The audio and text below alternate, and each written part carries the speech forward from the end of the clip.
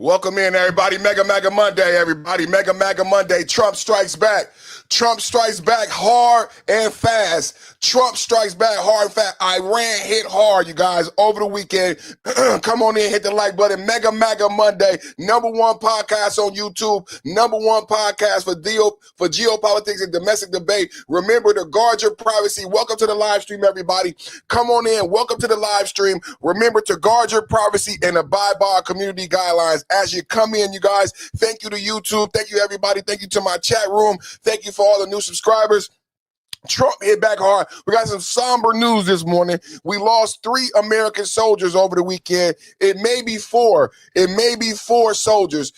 Three soldiers is what I'm confirming right now. Up to date right now in Iran. Numbers in Iran right now.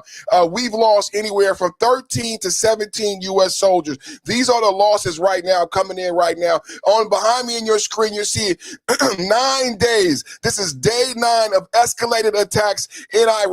Iran responded by bombing, sending missiles to Kuwait. So one of the soldiers that we lost over the weekend, he was detonating an Iranian drone, right? So Trump made a statement. I'm going to play a statement where Trump says they have a couple drones, they have a couple missiles. I am reporting day 9, and America takes casualties. 3 American soldiers, personal casualties, anywhere from 13 to 17 U.S. troops in its entirety from February 28th. Not over the weekend. Over the weekend, I am reporting three U.S. soldiers were unalive, potentially 4. Right now, all we can say is 3 is what's being reported at this time. Now, for an overall picture, 13 to 17 U.S. troops have been unalived in this conflict. Tens of personnel have been wounded at Gulf installations. As far as Iran casualties, how many losses? Because you may want to know as I report. The U.S. suffered 3 losses over the weekend in escalated attacks versus Iran. Going back 9 days, we're in day 9. What you look at behind me is the escalated attacks. Ever since the funeral for Ayatollah Khamenei, Iran broke the MOU. Iran broke the ceasefire. Iran started the conflict. We now have been in conflict and bombing for 9 days. I reported that the Ukraine has allegedly supplied the United States with high technical capability and drone technology that we haven't seen before. I have reported the U.S. Navy, for the first time, used a naval drone to destroy Iranian naval bases. Now, today, Mega MAGA Monday, double tap hit the like button, Perfect Time Podcast, #1 podcast on YouTube. Today, somber news, you guys. I want to say rest in peace to the soldiers. God bless those soldiers. God bless America, and God bless their families. God bless those soldiers, God bless America, and God bless those families. So we're reporting today, over the weekend, we have escalated events in Iran, 9 days of continued bombing, and over the weekend, we suffered our first casualties, 3 casualties over the weekend. I'm reporting that there's 13 to 17 troops lost since February 28th. Now, when we look at Iran, Iran has lost over 3,300 military and civilian unalive since February 28th. 3,000 lost, 26,000 injured. That's the numbers right now, ladies and gentlemen. The U.S. since February 28th has lost 13 to 17 U.S. troops. Iran, 3,300 unalive, 26,000 injured. That's what we're starting off today. Double tap hit the like button. Trump responds back. He is escalating. He said he's going to uptick after the events of the weekend, where 3 U.S. soldiers lost their lives. Donald Trump has said he's going to uptick. He's going to uptick the escalate even further with bridges, power plants, and possibly desalination. I don't want to do it. I don't want to do it. I said I didn't want to do it. I don't want to do it. I bombed Carg Island. Don't touch the pipes. Don't touch my pipe. Pause. And we're going to bomb the power plants, the bridges, and possibly desalination plants. I don't want to do it. They need the water. They need the water, but I don't want to do it. Donald Trump escalating in the region. 3 soldiers 3 soldiers over the weekend. God bless them and thank you for your service. This is Donald Trump responding to questions about the recent strikes on Iran were carried out in honor. The recent strikes in Iran were carried out in honor of the troops who were unalived in Jordan and Iraq. Double tap at the like button. Double tap at the like button. So unfortunately this morning, very somber news, but the U.S. is not backing down. I'm still reporting MAGA strong on Mega MAGA Monday. Trump responds. 9 days. People said we didn't have any missiles left. I beg to differ. 9 days of continued bombing. Now we hear Iran wants to make a deal. I said we don't make a deal. Till January. Double tap at the like button. Coming to you live from the region. Over the weekend, unfortunately, 3 soldiers unalived. Donald Trump, 9 days of bombing. Donald Trump responding to questions. Double tap at the like button as you come in. Welcome to YouTube's #1 podcast for political and geopolitical debate. I got a pinned comment. We got a poll. It's active out there right now. Double tap at the like button. We got a pinned comment. We got a poll. I'm going to get a goal up in a minute. Everybody do what you got to do. Share with a like-minded person. Everybody in the chat room right now, I know you hit the like button and subscribe. Double tap for everybody who didn't. Hit those 3 ellipses. Let's listen for Donald Trump. Let's get into day 9 Iran update. And we got Keir Starmer resigns. You know, I've been talking about Starmer, Macron. How long we been talking about Starmer, Macron, USAID, UN, NATO? I mean, what I said about NATO, I explained, I broke down to people about Brexit, about the EU versus the UK, about NATO, and about Spain being a free rider today. Starmer goes to go see King Charles. King Charles takes his resignation. They have a brand new prime minister. This is what I'm talking about. We got a brand new prime minister in Canada. It's not the guy, who was the guy, Cujo, Mudro, Hudro, I don't know. What was his name? He ain't the prime minister no more. Cujo, Hujo, Bujo, I don't know. He ain't the prime minister no more. Brand new prime minister in Canada. Brand new prime minister. Starmer's out. This is what I say when we talk about the UK, when we talk about NATO, when we talk about the allies, so-called allies that you hear a lot about in my chat, and how our interests are no longer aligned. They didn't question us. They didn't concern us about whether or not they should go with a new prime minister. I didn't hear Trump being consulted, but with these such close allies. Double tap at the like button. Donald Trump, day 9, 3 troops unalived. Starmer out. Starmer out. If you don't know about geopolitics, you're going to learn something today. Oh, you're going to learn today. Double tap at the like button. We feel very badly, but you know, those great people, those great patriots were out there fighting that. Trump says latest strikes on Iran were in honor of U.S. troops unalived in Jordan and Iraq over the weekend. We're starting our reporting with 3 U.S. troops unalived over the weekend, potentially 4. Double tap at the like button. We feel very badly, but you know, those great people, those great patriots were out there fighting that Iran cannot have a nuclear weapon. Iran has been very, very badly down.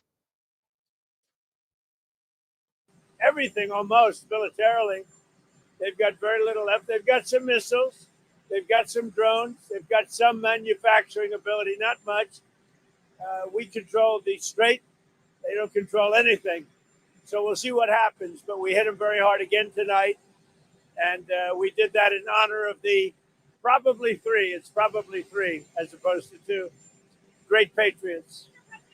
We feel very badly. God bless them, man. God bless America. God bless those troops. Donald Trump just said it's probably 3. That's what I'm reporting today. I've heard some reports that it may be 4. So what I'm willing to report is what the president just said. America lost 3 troops over the weekend in bases in Jordan, in bases in Iraq. Donald Trump is saying that he just is responding in kind. It's been 9 days, ladies and gentlemen, since the funeral of Ayatollah Khamenei, and Iran broke the MOU, broke the ceasefire. It's been consistent bombardment. We've bombed in Karg Island. We're bombed every naval port on the Iranian coast. Now, over the weekend, Iran, they say they want to negotiate, but they're still launching what were few remaining missiles they have and a couple soldiers. One of the things I want to report, one of the soldiers was trying to detonate an Iranian drone and lost his life. God bless his soul. And so all of these are not actual hits from Iran. Double tap at the like button, everybody. And what I'm also reporting, as we take a listen to Donald Trump give his regards to these 3 soldiers, is the actual casualty report. Double tap at the like button. I did a table for you guys. You know I like to do tables and do walk so people understand what's going on. Current casualties for the United States is 13 to 17 U.S. troops. Current casualties for Iran and its regional proxies. Who understands who the regional proxies? If you watch my channel and you subscribe to my channel, you know who the regional proxies are. Hezbollah, Hamas, and the Houthis. Over 3,000 casualties for Iran and its regional proxies since February 28th, and 26,000 injured. Double tap at the like button. 3,000 casualties. We're not keeping score this morning. We're not keeping score, but I want everybody watching, the viewing audience, to understand the research that we done. And if you're wondering what's going on, I want to be able to give you those numbers, because I don't know if you're going to get those numbers everywhere. You may hear a lot about the 3 soldiers that unfortunately lost their life, and we say God bless them, God rest their soul. But you may not know about the actual details on the ground. So that's why I do the research and bring you numbers like those. 13 to 17 U.S. lives, possibly 3,000 Iranian casualties, including the Iranian proxies. Double tap hit the like button. Donald Trump speaks to the casualties that we faced over the weekend. We feel very badly, but those great people, those great patriots are out there fighting that Iran cannot have a nuclear weapon. Iran has been very, very badly damaged. They've lost.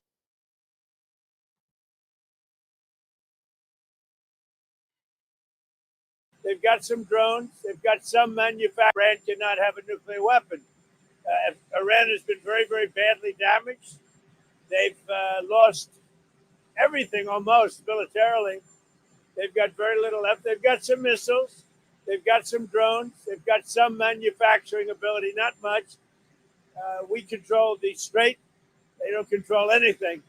So we'll see what happens. But we hit them very hard again tonight. And we did that in honor of the probably 3. It's probably 3 as opposed to 2 great patriots. Great patriots. Donald Trump reports. So maybe 3. We're still getting the numbers. I heard maybe 4. We're still getting numbers. 9 days. This is unclassified footage from sitcom. This is unclassified footage from sitcom. U.S. carries out 9th consecutive night of strikes on Iran. You may not know or be aware unless you're new to the channel. Double tap at the like button. Go ahead and subscribe. We do this every day, Monday through Friday at 1 p.m., giving you Trump news, giving Democrats the boo-hoo blues. Double tap at the like button, everybody watching right now. What you're watching right now is day 9 of escalated attacks on Iran. U.S. institutes higher escalated attacks on Iran in day 9. Ever since the funeral of Ayatollah Khamenei, where Iran started striking vessels after the funeral, where they asked permission. Keep in mind, Iran asked for permission from the United States to have the funeral for Ayatollah Khamenei. They said they wanted 9 days to mourn. The day after the funeral, they started bombing and they broke the MOU. These things are facts you cannot break, right? Iran waits 4 months to bury the Supreme Leader. We've not seen the new Supreme Leader, right? They say it's the son. We haven't seen or heard. We've only gotten letters, right? So they wait 4 months to have a funeral. They go to Trump. Now, everybody on CNN is saying that Iran is winning the war, but they got to ask for permission to have a funeral. I'm just giving you the facts. They say Iran is winning the war, but they got to ask for permission to have a funeral for the Supreme Leader. Trump agrees to give them permission in peace efforts to get a deal, right? So Trump says we will stop the bombing and give you the funeral and the 9 days you asked for mourning. Iran, this is what I say, there's no leadership in Iran, because a lot of people don't understand what's going on. I'm reporting to you 9 days of consecutive, look at the screen right now, 9 days of consecutive attacks. Now, why is this important? If there was a true leadership, a true direction for the IRGC and what is remaining in Iran, you would have had them take the full 9 days and regroup, right? They asked for permission to have a funeral and 9 days to have mourning. They didn't even take the 9 days. They didn't even take 1 day. I argue they are so emotional. They are so broken up without leadership, they couldn't control the sensitive emotional reaction that occurred hours after the funeral. They had 9 days to come up with a game plan. Nobody spoke on behalf of Iran at the funeral. No one spoke to the world. I would have wanted to see the sun. I would have wanted to see the new leadership say, we are winning. This is our future. None of that happened. Instead, you have this emotional, illogical response that denotes a lack of leadership and focus. You didn't take the 9 days. Instead, they bomb us directly after the funeral. So after they bomb us, now keep in mind, when they broke the MOU, Trump was still in Turkey at a NATO summit. Trump bombs Kark Island from Turkey in the NATO summit. Iran attempts to assassinate American President Donald Trump, in case you didn't know that. Donald Trump flew to Turkey on a Qatari Air Force One jet. He had to fly back on a different jet because there was an assassination attempt on his life. There has been 9 consecutive days of bombing ever since these events. Over the weekend, 3 American soldiers lost their life. God rest their soul. God rest their soul. Double tap at the like button.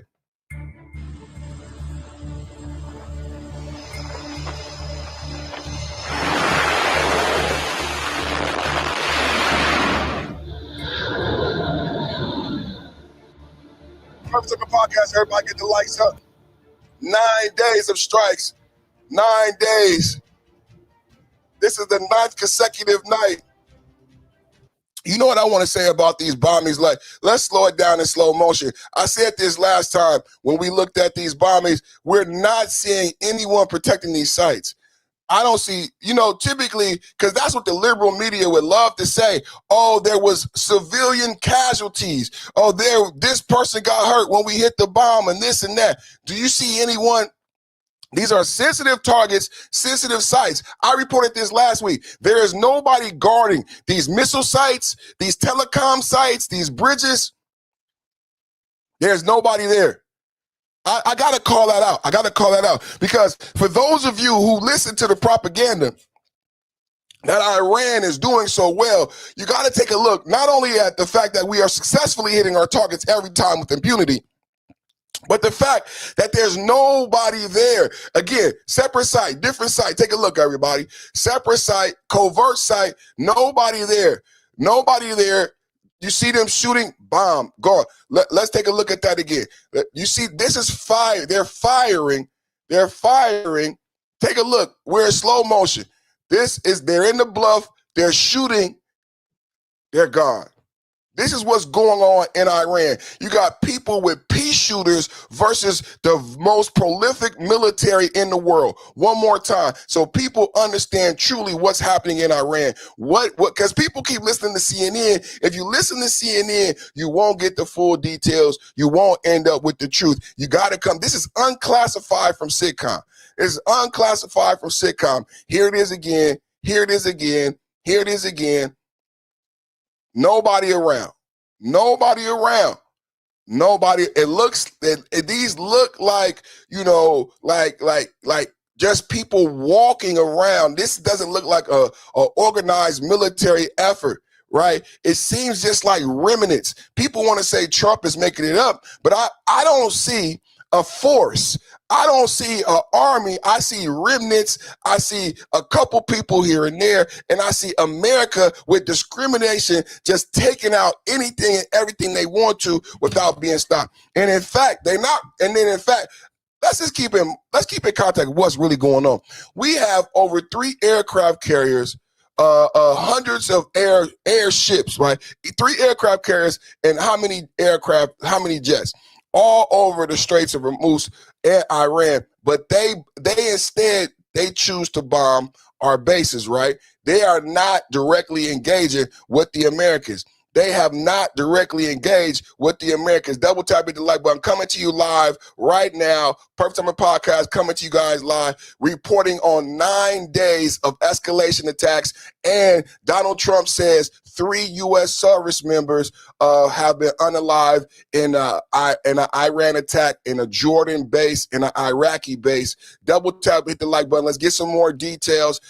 Prayers go out to the family of those soldiers. God bless America. God bless those soldiers. Double tap, hit the like button. Thank you for everybody coming in. Get the likes up. #1 podcast on YouTube. Thank you to YouTube, man, for the opportunity to have this discussion and share the news, man. Double tap, hit the like button. The Department of War just confirmed the identity of 2 active duty soldiers who were killed in Operation Inherent Resolve. It's 25-year-old First Lieutenant Tyler James Feehan and 19-year-old Private Isabella Gonzalez. Meanwhile, the United States retaliating with the 9th straight night of strikes on Iranian military sites. Alexandria Hoff is at the White House with the latest for us. Alex? Good morning to you. 19 and 25 years old. That is a hard pill to swallow this morning. But the current air campaign against Iran right now, this is really punishments for the specific IRGC factions that have targeted U.S. air bases, including that base in Jordan that proved to be so deadly. Now, circulating video of what is believed to be those strikes was released by the Associated Press, the Pentagon confirming this weekend that the 2 U.S. service members were killed, leaving a third missing, though unidentified remains have been found. That person is still unidentified at this time. The president, though, is expressing profound grief for this. Well, we feel very badly, but, you know, those great people, those great patriots are out there fighting that Iran cannot have a nuclear weapon. But we hit them very hard again tonight. And we did that in honor of the probably 3, it's probably 3 as opposed to 2 great patriots. The continuation of U.S. strikes focus on IRGC weapons hubs and command centers. The Secretary Rubio speaks to the losses as well. And it's heartbreaking, and our hearts go out to these families. These are heroes that pay the ultimate price. We also lost a service member in Iraq unrelated to combat. They were decommissioning ammunition, and an accident happened in that process, and they were harmed. That separate death took place in northern Iraq and occurred, according to the Pentagon, during controlled detonation of an Iranian drone. Now, President Trump is also looking to add more squeeze to Iran financially as well, pressing Republicans to add Iran to a pending Senate bill aimed at Russia. The president writing on Truth Social, Republicans should add Iran to the Russia sanctions bill. That's what Lindsey, he's referencing Lindsey Graham there, wanted to do, and it was going to happen. Important. Now, right now, they are hoping to bring up the Russian sanctions bill before August recess, so we'll see if there is any movement on that, guys. Send it back to you.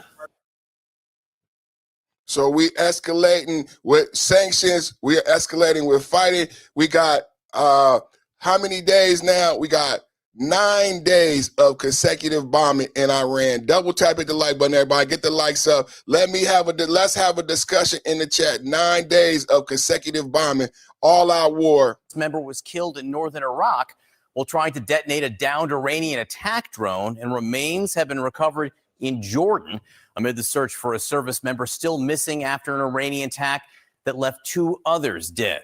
And just moments ago, the Pentagon identified those 2 soldiers who were killed in Jordan.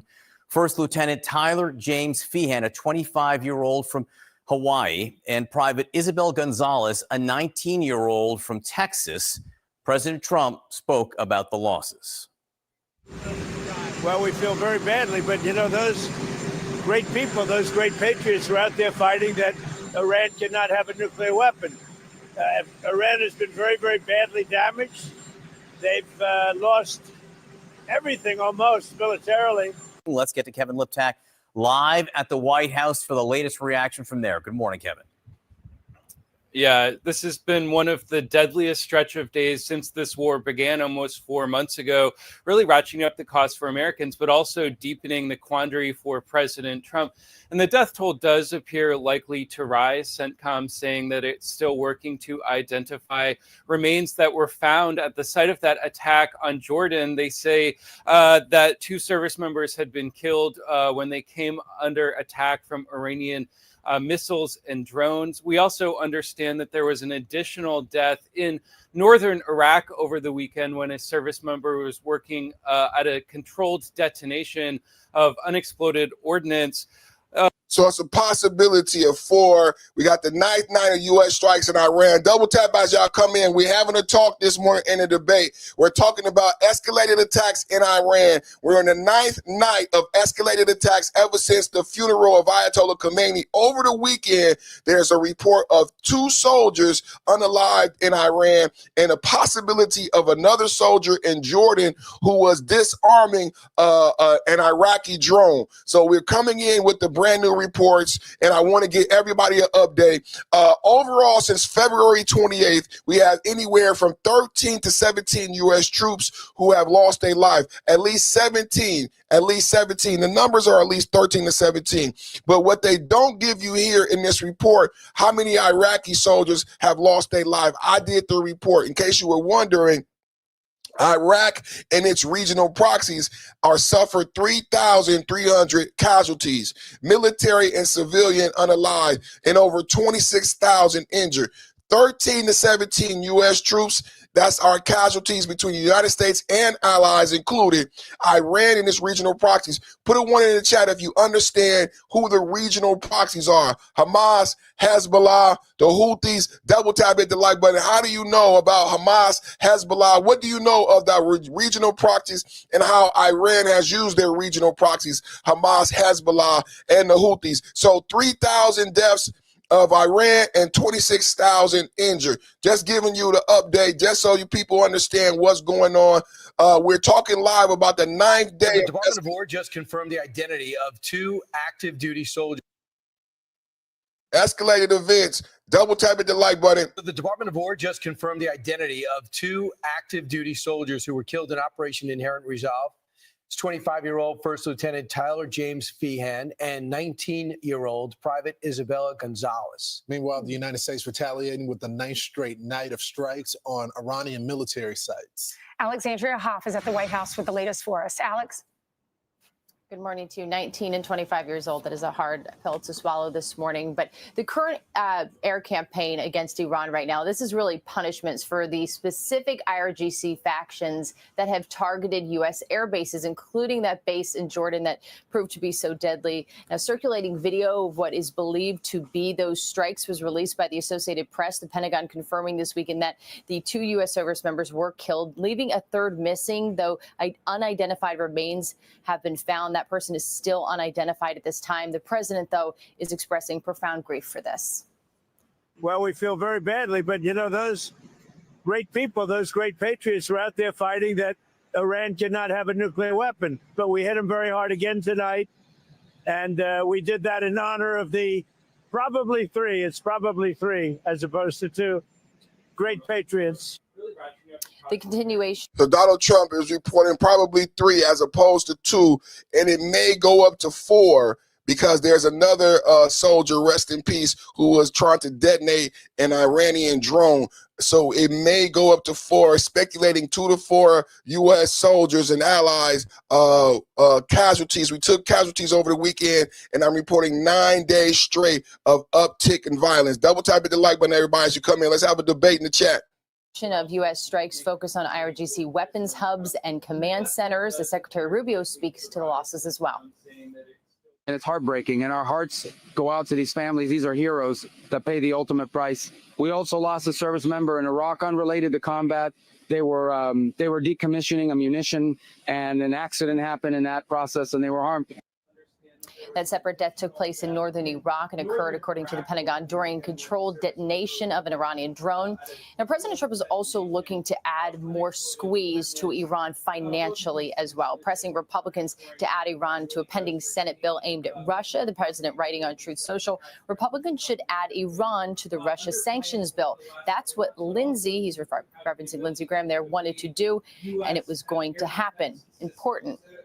Now, right now, they are hoping to bring up the Russian sanctions bill before August recess, so we'll see if there is any movement on that, guys. Send it back to you. Right back to you. Double tap, hit the like button. Double tap, hit the like button. Number one podcast on YouTube. Number one podcast on YouTube. Drop the hammer, baby. Go America. Fight, fight, fight in the chat. Fight, fight, fight in the chat. Go America. Trump news, Trump news, Trump news. This is Mega MAGA Monday, baby. Mega MAGA Monday, day 9 of strikes in Iran. Ever since Iran broke the MOU, broke the ceasefire, I'm coming to you live with updates right now. Iran broke the MOU. Iran came to America for permission. Iran came to America for permission for a funeral in 9 days. It's funny how when you listen to certain news reports, how they couch this news. What really happened was Iran took 4 months to bury the supreme leader. When they wanted to finally bury the supreme leader, they asked Trump for permission. And they asked Trump for permission to have a funeral in 9 days of mourning. What you just heard report is the truth. It was an IRGC fraction. This is what I'm understanding. If anybody understands how this is really breaking down, if you've been paying attention, that is the best way to put it. An IRGC fraction. What's up with your Eric Jordan? Double tap with the like button with the $5 super chat, man. Eric, man, did you get your membership back, man? Get your sign up with your membership, man. Shout out to my brother Eric Jordan. Trump standing on business, man. Fight, fight, fight, man. Fight, fight, fight in the chat, man.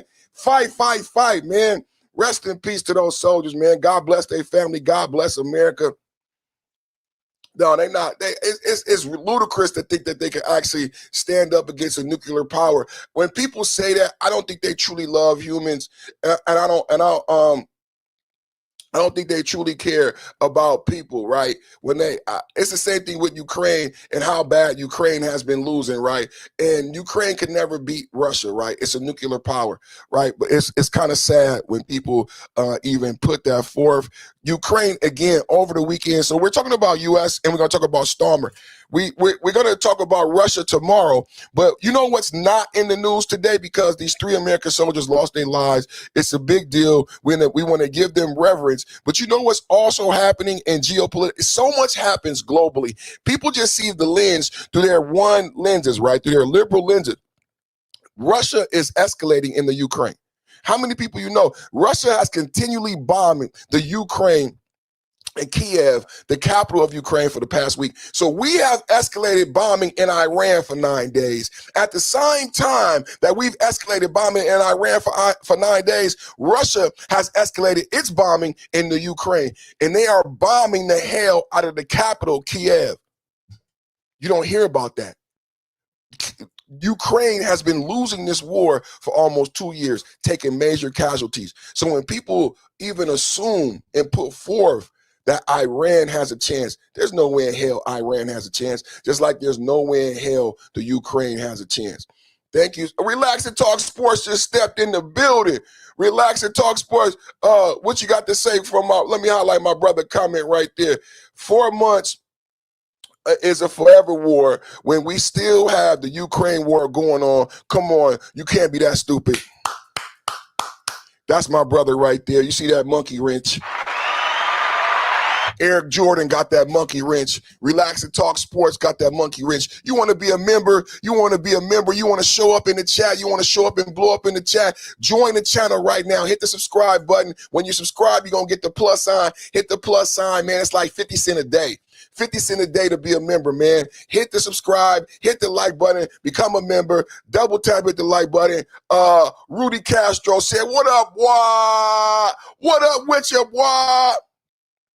What's up with your boy? What's up with my boy? Double tap hit the like button, man. Don't be greedy and don't be fooled. That guy that really liked Stetch, don't be greedy and don't be fooled. What up with you? So what do you mean by don't be greedy and don't be fooled? We want to hear from guys in the chat, man. I want to hear from all of you in the chat. Hit the super chat like Eric Jordan, man. Become a member like my brothers, Eric Jordan, Relax and Talk Sports. Hit the like button, man. Let's go, everybody. Let's go. Let's go. Let's go. 9 days of consecutive attacks in Iran. We coming with the update. Double tap hit the like button. Both of these incidents, I think, underscoring that Iran really does retain missile and drone capabilities that perhaps President Trump may have been underplaying over the last several months, but also seems to have the ability to evade U.S. Air defense systems really comes amid escalating exchanges between the two countries, both sides going after increasingly sensitive targets, including civilian infrastructure. Last night, CENTCOM saying that it carried out the 9th straight consecutive night of attacks on Iran. And I also understand from U.S. officials that additional American firepower is heading to the region, including F-16 jets, F-35 jets, as well as additional aerial refueling tankers, all now heading to the Middle East. It's all, I think, led to some anxieties as you see these increased attacks by the U.S. on southern Iran, that perhaps President Trump could be preparing for some sort of ground invasion. And certainly the president is at something of a strategic crossroads here as he determines which way to go amid. Ground troops is always on the table. You see how they try to scare the public? How many times has President Trump, as everybody admitted, in order to get the uranium, we got to have a ground force? This is war. We never thought that we would not have to go in on the ground, which is why we've been secretly amassing an armada outside of Iran. No one ever talks about how Trump, every time there was a ceasefire, every time Trump did an MOU, we put more and more tonnage, more and more metal, more and more missiles and bomb in the area. We never did a true ceasefire. Double tap at the like button. Everybody from MAGA who really been watching this, be honest, did we ever truly do a ceasefire? Is it truly a ceasefire if Trump says we're not going to do no missiles, but I'm going to continue to put more troops, more aircraft carriers, more plane, more missiles? Is that really a ceasefire? I don't think it's really a ceasefire. That's why us in MAGA call it 4D chess, because as far as you're concerned, we were on a ceasefire. But what Trump was doing and Pete Hegseth was doing was getting an armada in the region. Double tap at the like button. This escalating conflict with Iran. Of course, these deaths, I think. Escalating conflict in Iran over the weekend, 3 U.S. soldiers. Double tap at the like button. Rest in peace. Over the weekend, 3 U.S. soldiers, it's reported anywhere from 2 to 3 may have lost their lives in an Iraqi U.S. base and maybe a 4th soldier in a Jordan base. I'm coming to you live. This is after 9 days of consecutive strikes where Iran broke the ceasefire after the funeral of Ayatollah Khomeini. I'm coming to you live on a Monday morning, you guys. This is Mega Monday on a Monday morning. Over the weekend, 3 U.S. soldiers were hit. Donald Trump says we responded and we're going to hit Iran hard. Double tapping the like button. Let me know in the comments how you feel about the uptick in violence in Iran right now.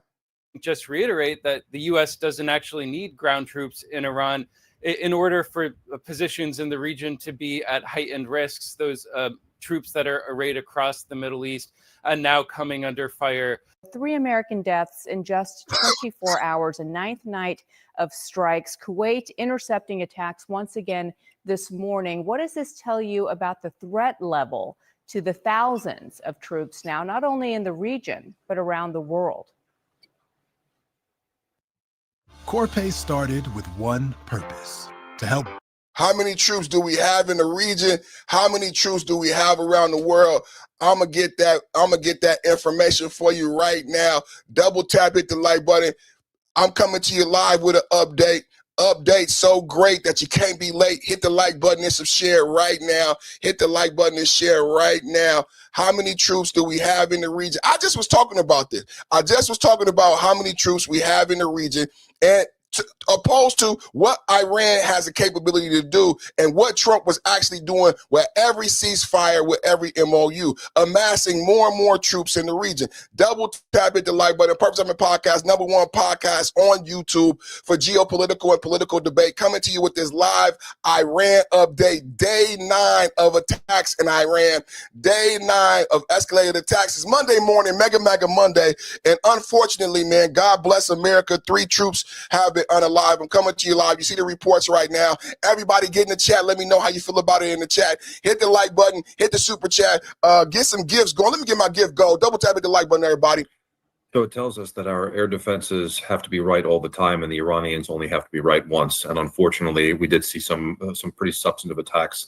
I'm hearing from multiple U.S. officials that the number of casualties actually in these attacks, particularly in Jordan, was much higher, that there could have been several dozen wounded in Jordan alone, and additional attacks in Saudi Arabia and that when they hit the base in Erbil in northern Iraq, it was actually it hit a weapons storage depot as well, and there were secondary explosions there. So quite a substantive attack. I'm told that the Iranians also look like they've adapted their tactics based on previous strikes, in which they have maneuverable warheads now coming off of the missiles that are coming in, and that's making it more difficult to shoot things down. So not a lot of information has been released, but that is so far what I'm being told by U.S. officials.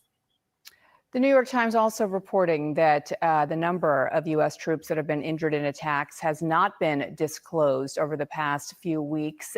Jordan, in particular, has been on the receiving end of a number of these strikes. What message is Iran sending by specifically targeting Jordan? So Iran, they've targeted Jordan, and this attack was successful, unfortunately, but they've also attacked many of our other bases in the region. So it's twofold. It's part of their overall strategy that they've launched in response to the U.S. Military action that was launched several months ago, and that is they want to maximize U.S. casualties. They want to ensure that the Gulf states and also Jordan, where we have basing that's being used to launch, put pressure on Washington to end the war, and they want to increase the cost of goods by choking off the Strait of Hormuz, by holding it at risk. And lastly, they want to cause division within the president's political base. I'm told by multiple sources in the region that those are the four courses of action Iran is pursuing as part of an asymmetric strategy to get the U.S. to end its military operations. Group chat is back, and we're adding retired Air Force Colonel and CNN military analyst Cedric Layton. Thank you so much for being here. I'm sorry it's under these circumstances, as the death toll of U.S. killed in action is now 17. I want to ask about one of those deaths. They were trying to detonate a drone, right? An Iranian drone lands. They're trying to get rid of it. Someone dies in the process. And it reminded me of the fact that the U.S. has had to have this whole system to intercept and deal with drones, an expensive system. How is it handling up under the onslaught from Iran? Yeah, well, this is one of the key questions that CENTCOM and really all military officials in the U.S. have to answer this morning, Audie. And, you know, one of the things to look at here is that the Iranians have some very cheap, very efficient drones in many respects. So, you know, when you look at one of the common ones, the Shahed 136, about $30,000 a pop. And if it's coupled with explosives, then you've got a whole different set of things to worry about. So when the explosive ordnance disposal technicians look at these weapon systems, they have to go in and they try to defuse them, basically diffusing bombs when they do this. And we know that many of the drones that the Iranians have fuses that go off after the bomb, or after the drone impacts a particular area. So after it impacts, then it goes off again? It can. Is this a sense, is this adaptation? Are we seeing an Iran that has not been obliterated militarily, but has found ways to adapt? Well, they've definitely found ways to adapt, and sometimes there are malfunctions of their equipment as well. So in this case, we're probably talking about a malfunction. But those are the kinds of things that do happen, and the explosive ordnance folks look at these things in an effort to try to determine what those weapons actually are, what they're capable of, and how they actually, how they explode, how they work, and whether or not there are other countermeasures that we can use.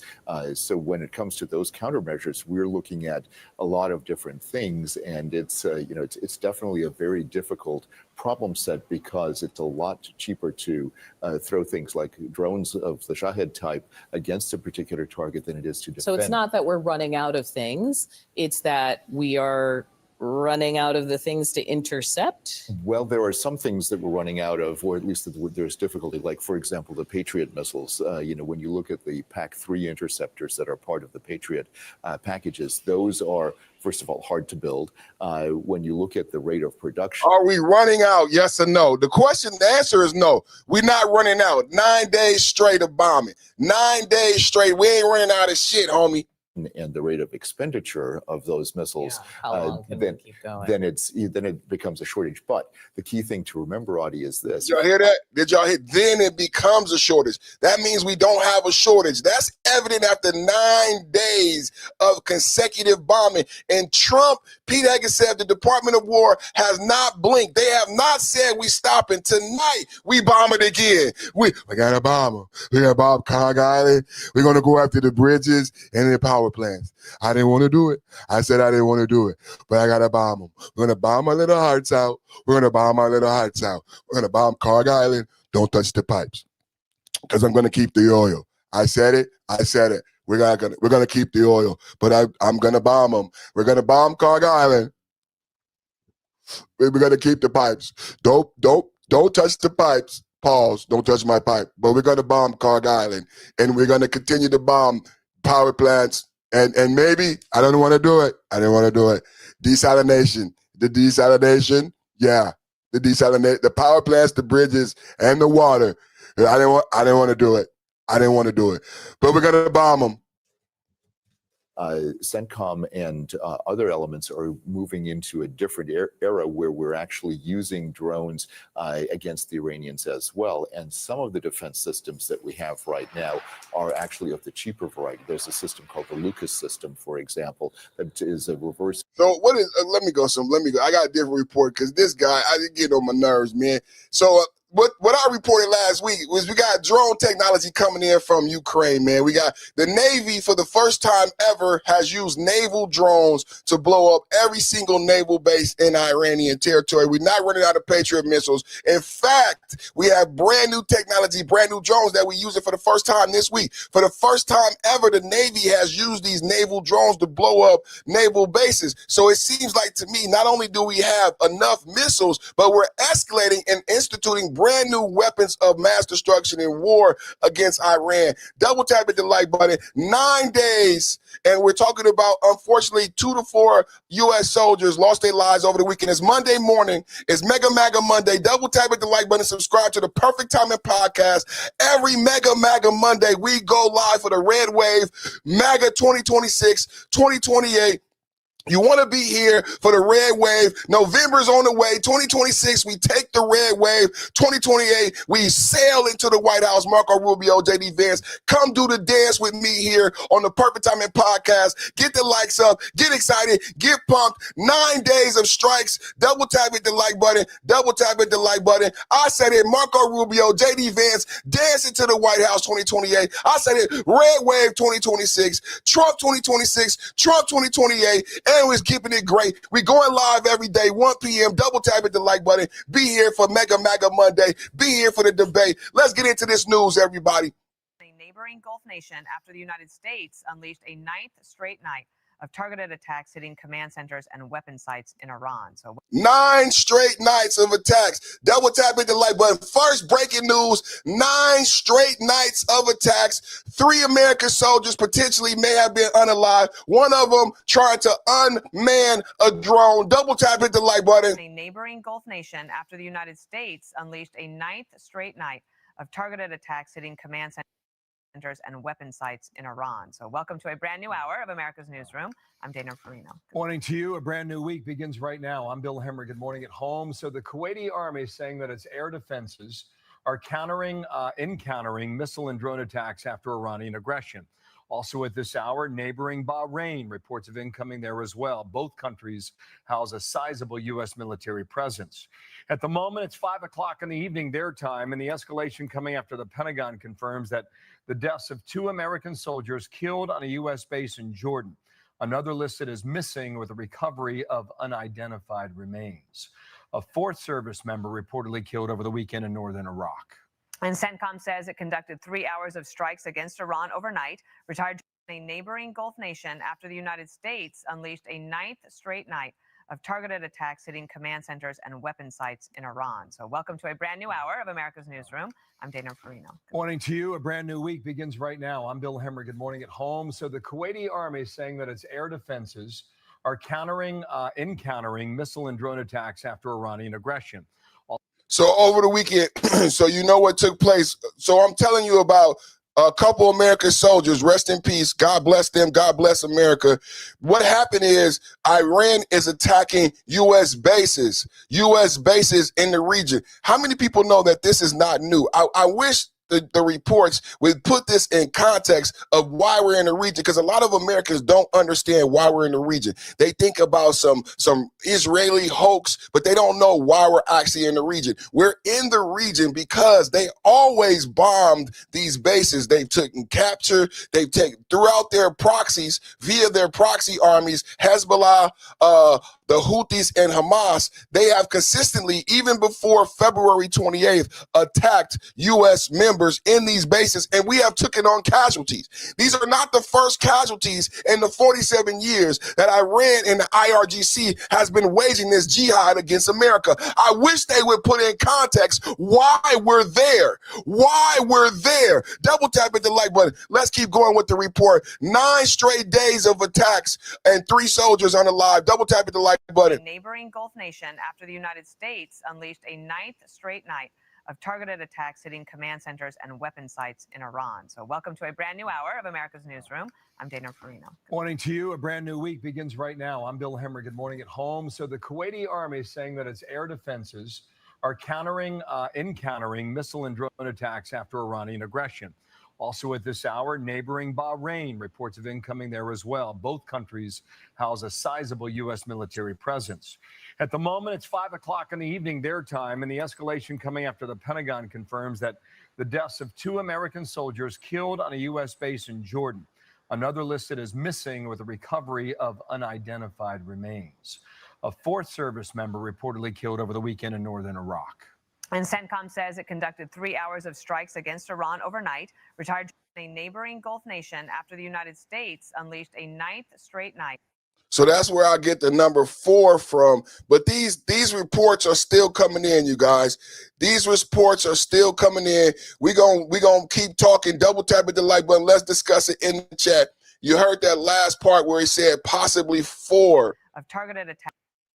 You heard that last part. Centers and You heard that last part where he said possibly 4, possibly 4. Let's listen to that last part. Possibly 4.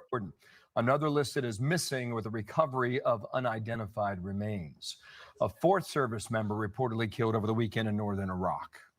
So Fox is reporting 4. We still learning about the situation. So what we understand is that 2 soldiers unfortunately were hit at the military base. It's possible that there's another remains. They're still looking for remains of a 3rd soldier. And a 4th soldier was trying to disarm an Iranian drone. So the reports may go to 4 and it may go to 17 in total. I'm reporting to you over the weekend, we've had losses. The U.S. has had 9 days of attacks on Iran, and over the weekend, first time we've had up to 3 to 4 losses. In total, since February 28th, the U.S. has lost 17 soldiers. In total, since February 28th, Iran and its proxies have lost 3,300, and 26,000 have been injured by America and the allied forces. Missile and drone attacks by Iran on a neighboring Gulf nation after the United States unleashed a 9th straight night of targeted attacks hitting command centers and weapon sites in Iran. So welcome to a brand new hour of America's Newsroom. I'm Dana Farino. Morning to you. A brand new week begins right now. I'm Bill Hemmer. Good morning at home. So the Kuwaiti army is saying that its air defenses are countering missile and drone attacks after Iranian aggression. Also at this hour, neighboring Bahrain, reports of incoming there as well. Both countries house a sizable U.S. military presence. At the moment, it's 5 o'clock in the evening their time, and the escalation coming after the Pentagon confirms that the deaths of 2 American soldiers killed on a U.S. base in Jordan. Another listed as missing with a recovery of unidentified remains. A 4th service member reportedly killed over the weekend in northern Iraq. And CENTCOM says it conducted 3 hours of strikes against Iran overnight. Retired General Jack Keane says the U.S. must continue to use military force since diplomacy did not work out. We have been retaliating against that violation of that deal ever since. And what are we doing? We're doing what we couldn't get done diplomatically. What is the fuss all about with the Straits of Hormuz? This is a strategic asset that exceeds the nuclear deal in terms of their enterprise. Why? Because their enterprise is largely under a mountain of rubble. But this is a means for them to have influence in the region and control the distribution of oil, something they have always wanted to have. And look, they're wanting to fight for it. Alexandria Hoff reporting live from the White House. Hi, Alex. Good morning. Hi, Dana. Good morning to you. Yeah, this morning, the War Department confirming the identities of 2 U.S. service members killed in an attack on Friday as an Iranian missile had made it through defense systems in Jordan on Friday. Now, the members killed, they were 25-year-old First Lieutenant James Feehan. He was from Hawaii. Also, Private Isabella Gonzalez of Texas. She was just 19 years old. As you mentioned, the remains of a third service member, they still are unidentified at this hour. A circulating video released by the Associated Press appears to show the deadly attack in Jordan carried out by an Iranian missile. It made it through protected airspace. President Trump yesterday expressed grief for the losses. Those great people, those great patriots were out there fighting that Iran cannot have a nuclear weapon. But we hit them very hard again tonight.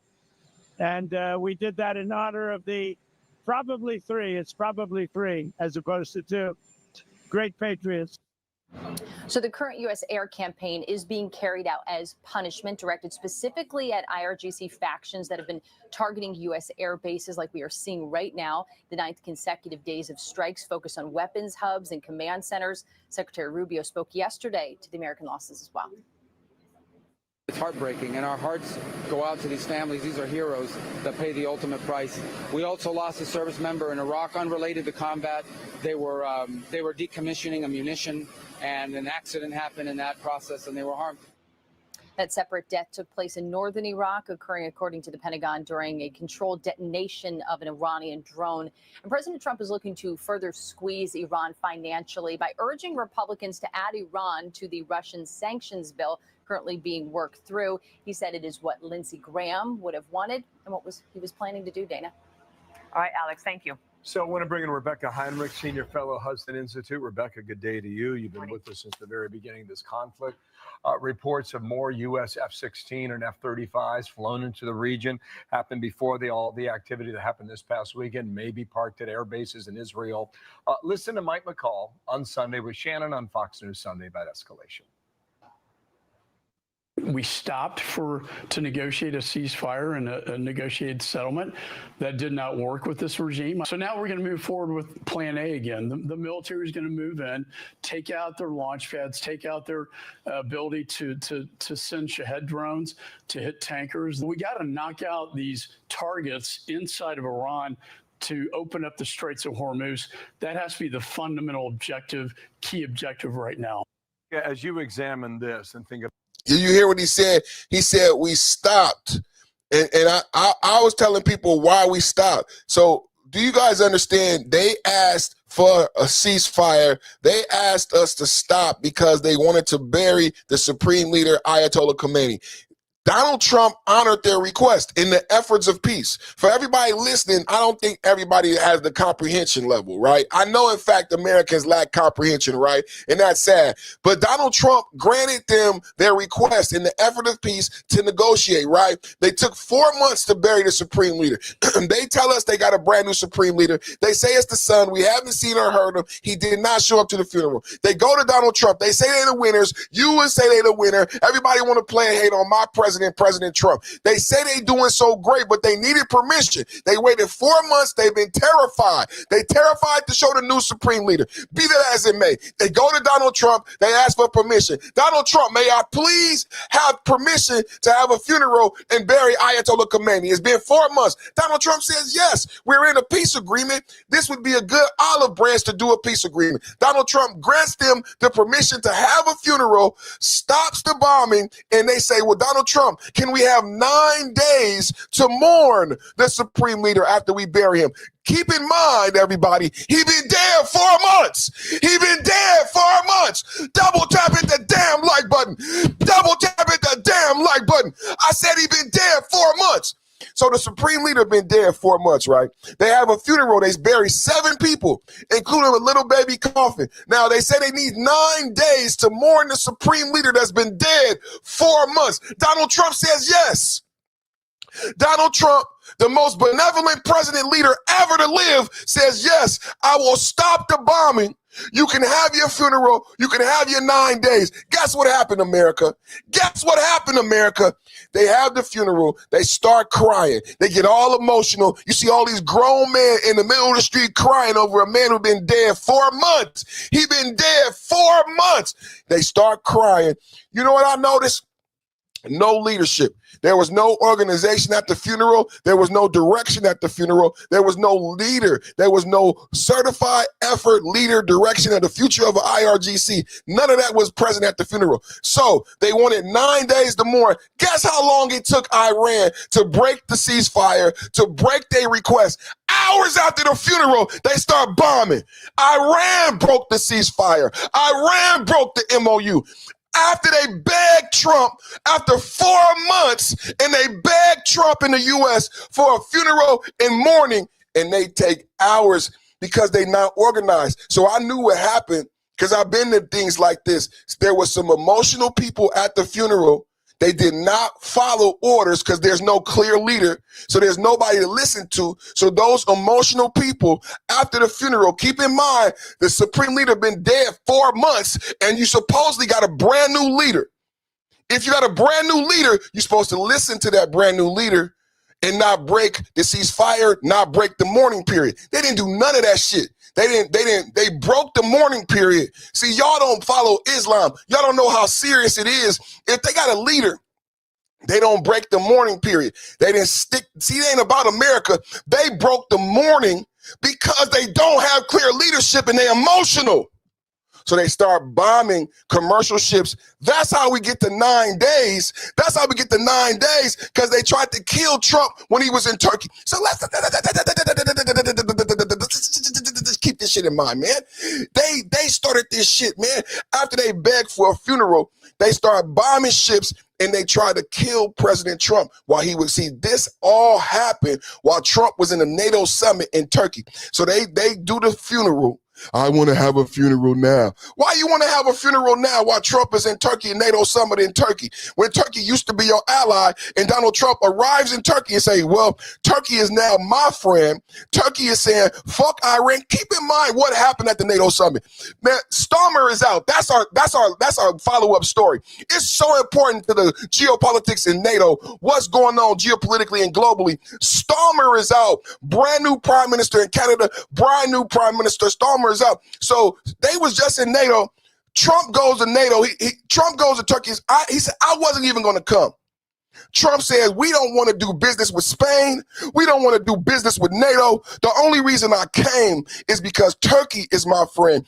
Basically saying Turkey is the power broker in the Middle East. Double tap at the like button. Did anybody see it? I saw it. I don't know if you know how to read geopolitics. Donald Trump went to Turkey. He said, I didn't want to come to the NATO summit because we don't fuck with NATO. We don't fuck with NATO. Say, what was the song? We don't talk about Bruno. We don't talk about NATO. We don't talk about NATO. We don't talk about NATO. He said, we don't want to do no business with Spain. Spain, we don't want to trade with you no more. But he said, the reason I came is because people haven't read the changes Trump made to the Abraham Accords. He wanted to pass the keys to Turkey. He wanted to let Iran know. He wanted to let Europe know. In front of Europe, in front of NATO, bitch ass, and I know Turkey is part. In front of Europe, in front of Iran, he wanted everybody to know Turkey is with America. Turkey is our friend. I'm lifting sanctions and I'm giving them F-35 jets. And man, that was the biggest news. He went to China while we had the Straits of Hormuz closed. Xi Jinping say America is our friends. I say, man, Trump is the greatest. He goes to China. China get all their oil from the Straits of Hormuz. He goes to China while shutting down the Straits of Hormuz. And China says, we friends. He go to Turkey. Turkey is an Islamic country who does not believe Israel has a right to exist.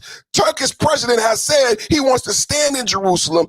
Bibi Netanyahu was highly upset with Trump and NATO for having the meetings in Turkey. Trump, be that as it may, goes to Turkey and says, Turkey is our friend. Bombs Iran while in Turkey because Iran breaks the ceasefire. Iran tries to assassinate Trump. This is how we get to 9 days. This is how we get to 9 days. Shannon on Fox News Sunday about escalation. We stopped to negotiate a ceasefire and a negotiated settlement. That did not work with this regime. So now we're going to move forward with Plan A again. The military is going to move in, take out their launch pads, take out their ability to send Shahed drones to hit tankers. We got to knock out these targets inside of Iran to open up the Straits of Hormuz. That has to be the fundamental objective, key objective right now. As you examine this and think about that plan, how long would that take before we could effectively knock out what he is describing there? It would probably be a matter of weeks. So That's a great question. Tell me in the chat, how long you think it will take for America to knock out those sites in Iran? I've asked the same question. Because it comes down to how long Iran can last. Because I said, how long do you think Americans stay in the region? Relax and Talk Sports said we only been there a matter of months. Donald Trump has only been president a year and a half. We still got over 2 years left in the Trump presidency. All these numbers are relative. When we talked about, a lot of people did say Trump didn't know what he was doing. I say Trump always knew what he was doing when he went to Venezuela and even strategically going to Iran before the midterms. Going to Iran before the midterms gives J.D. Vance and gives Marco Rubio cover, because the goal of all of this is to be wrapped up by 2027 so that J.D. Vance and Marco Rubio have the steam to run into the White House. Double tap at the like button. So for people who don't understand, this is why you don't go to Iran after the midterms. Because people would say Donald Trump is a lame duck. He could go to Iran after the midterms and then nobody could say anything to him because he wouldn't be able to run again. But the reason why he goes to Iran before the midterms is because he's setting up J.D. Vance and Marco Rubio with victories in Cuba, victories in Venezuela, and victories in Iran. Double tap, hit the like button, and look how the rest of the world is following it like dominoes. Look how the rest of the world is falling like dominoes. Somebody said this loon is off his meds. Double tap at the like button. Please explain to me how I'm off my meds. Please explain to me how I'm off my meds. Okay. I would like you to tell me that, please. Do you understand? Quit lying. They did no such thing. Loudmouth fool. Please tell me, explain to me, before you just give insults and ad hominem attacks, how about you explain the reasoning and logic behind your statement, right? Eat your potatoes, Randy, this guy spitting facts. Thank you, sir. Double tap, hit the like button. Double tap. Somebody said full of crap so far. Can you please tell me, sir, why you say I'm full of crap? Double tap at the like button.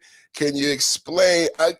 Everybody can do who got the best insult. You know what I'm saying? We can do who got the best insult. Trump Stein is an absolute failure. United States is inherently weaker. Read a history book. That's not enough information.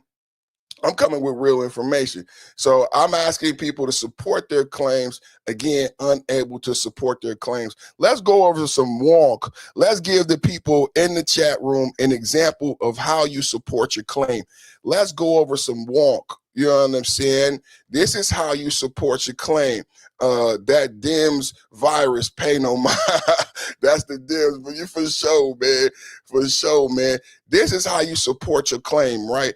This is the type of comprehension, reading, research you should do if you want to make an argument in my chat. So personal casualties in Iran. Let's go over it. Personal casualties. This is the type of research I do for my followers, for my subscribers. This is what I do for you guys. Personal casualties. United States and allies have suffered 13 to 17 U.S. troops.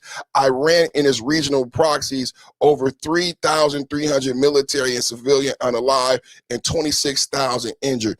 Like I've been saying all day, double tap at the like button. This is the Perfect Timing Podcast, #1 podcast for geopolitical debate. Every day we live at 1 p.m. Shout out to everybody watching right now. You are the #1 viewers on YouTube because you're watching the #1 podcast. I'm giving you the research in the background to the podcast and why you like, share, and subscribe. Double tap everybody right now. How many people know who the Iranian regional proxies are? How many people have been doing their research? Who are the Iranian regional proxies? Do you know who Hezbollah is? Do you know who Hamas is? Do you know who the Houthis are? And do you know how Iran had influenced the region via their regional proxies? You need to know this You need to know this. Let's keep going. Major equipment and losses, right? Air assets, 3 F-15 Strike Eagles, friendly fire, 1 KC-135 tanker, 1 E-3 AWAC E-7 radar aircraft, estimated cost $700 million.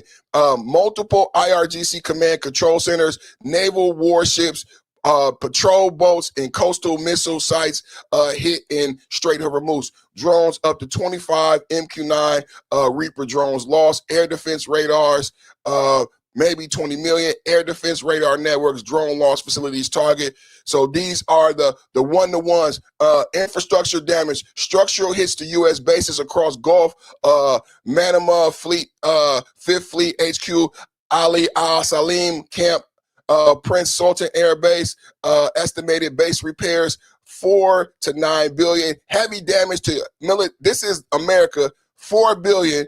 And this is not local or domestic. This is our partners in the region. This is how much they've lost, our partners in the region. Potentially 4 billion. Iran encounter heavy damage to military infrastructure, nuclear sites, and logistical transit networks. Estimated reconstruction needs $300 billion. These are the differences. This is what you need to come with. $300 billion, and it's only been 4 months, ladies and gentlemen. It's only been 4 months, and we are not looking like we're about to leave. Direct war costs. Official OMB Pentagon estimate $30 billion to $32 billion. This is for the United States direct war costs. Keep in mind how much Joe Biden spent in the Ukraine. I put out the $300 billion number. The actual bill that Joe Biden signed, I think it was like $175 billion, but there was additional monies. Remember, it was $80 billion in the beginning. That's how conservatives get to that $300 billion, that famous $300 billion number in the Ukraine. And we're still in the Ukraine. How long has Zelensky been president? And we're still in the Ukraine. So here it is, $30 billion for Iran, right? And I juxtapose that to the $300 billion in the White House supplemental request, $86 billion dedicated to Iran war, $72 billion replenishment. Severe domestic economic paralysis. Iran has suffered severe domestic economic paralysis, crippled oil energy export revenue due to naval blockade, severe currency devaluation. That can't be fixed. You know, and that was happening before the February 28th invasion. Broader economic impact, $68 billion in added fuel gasoline costs paid by U.S. customers. Total economic cost of the U.S. household borrowing groceries, $132 billion, $150 billion. That's still under Ukraine. And keep in mind, we still in the Ukraine. Severe inflation, loss of energy trade, localized resource strains. Remember, I said this is Iran. Severe inflation. I talked to you about 135% inflation in Iran, 400% inflation, to where Iran had to create a state loaf. I told you that Iran gets majority of its wheat from Russia, and they mill it into halal flour to create halal bread, which they can no longer do because trade lines have been interrupted, resulting in severe inflation, loss of energy trade, localized resource strain. Localized resource strains, meaning the ability to make bread. People are starving in bread lines in Iran. Double tap at the like button. People are starving and in bread lines in Iran. I'm coming to you live. We coming to you live, reporting to you. Drone attacks by We coming to you live, reporting. The Department of War just confirmed the identity of two. Day nine. We feel very badly, but you know those. Donald Trump responds. Day 9, Donald Trump responds to, over the weekend, today is Mega MAGA Monday. Donald Trump responds to 3 soldiers, potentially they saying there was 2 to 3. Now we're hearing speculating reports where it may be 3 to 4 in Kuwaiti and Jordan, U.S. bases. Iran strikes after 9 days of American strikes. Double tap at the like button. Donald Trump responds to the news about these soldiers. God rest their soul. God bless America. We feel very badly, but you know those. Trump says the latest strikes on Iran were in honor of U.S. troops unalived in Jordan and Iraq over the weekend. Double tap at the like button. We feel very badly, but you know those great people, those great patriots were out there fighting that Iran cannot have a nuclear weapon. Iran has been very, very badly damaged.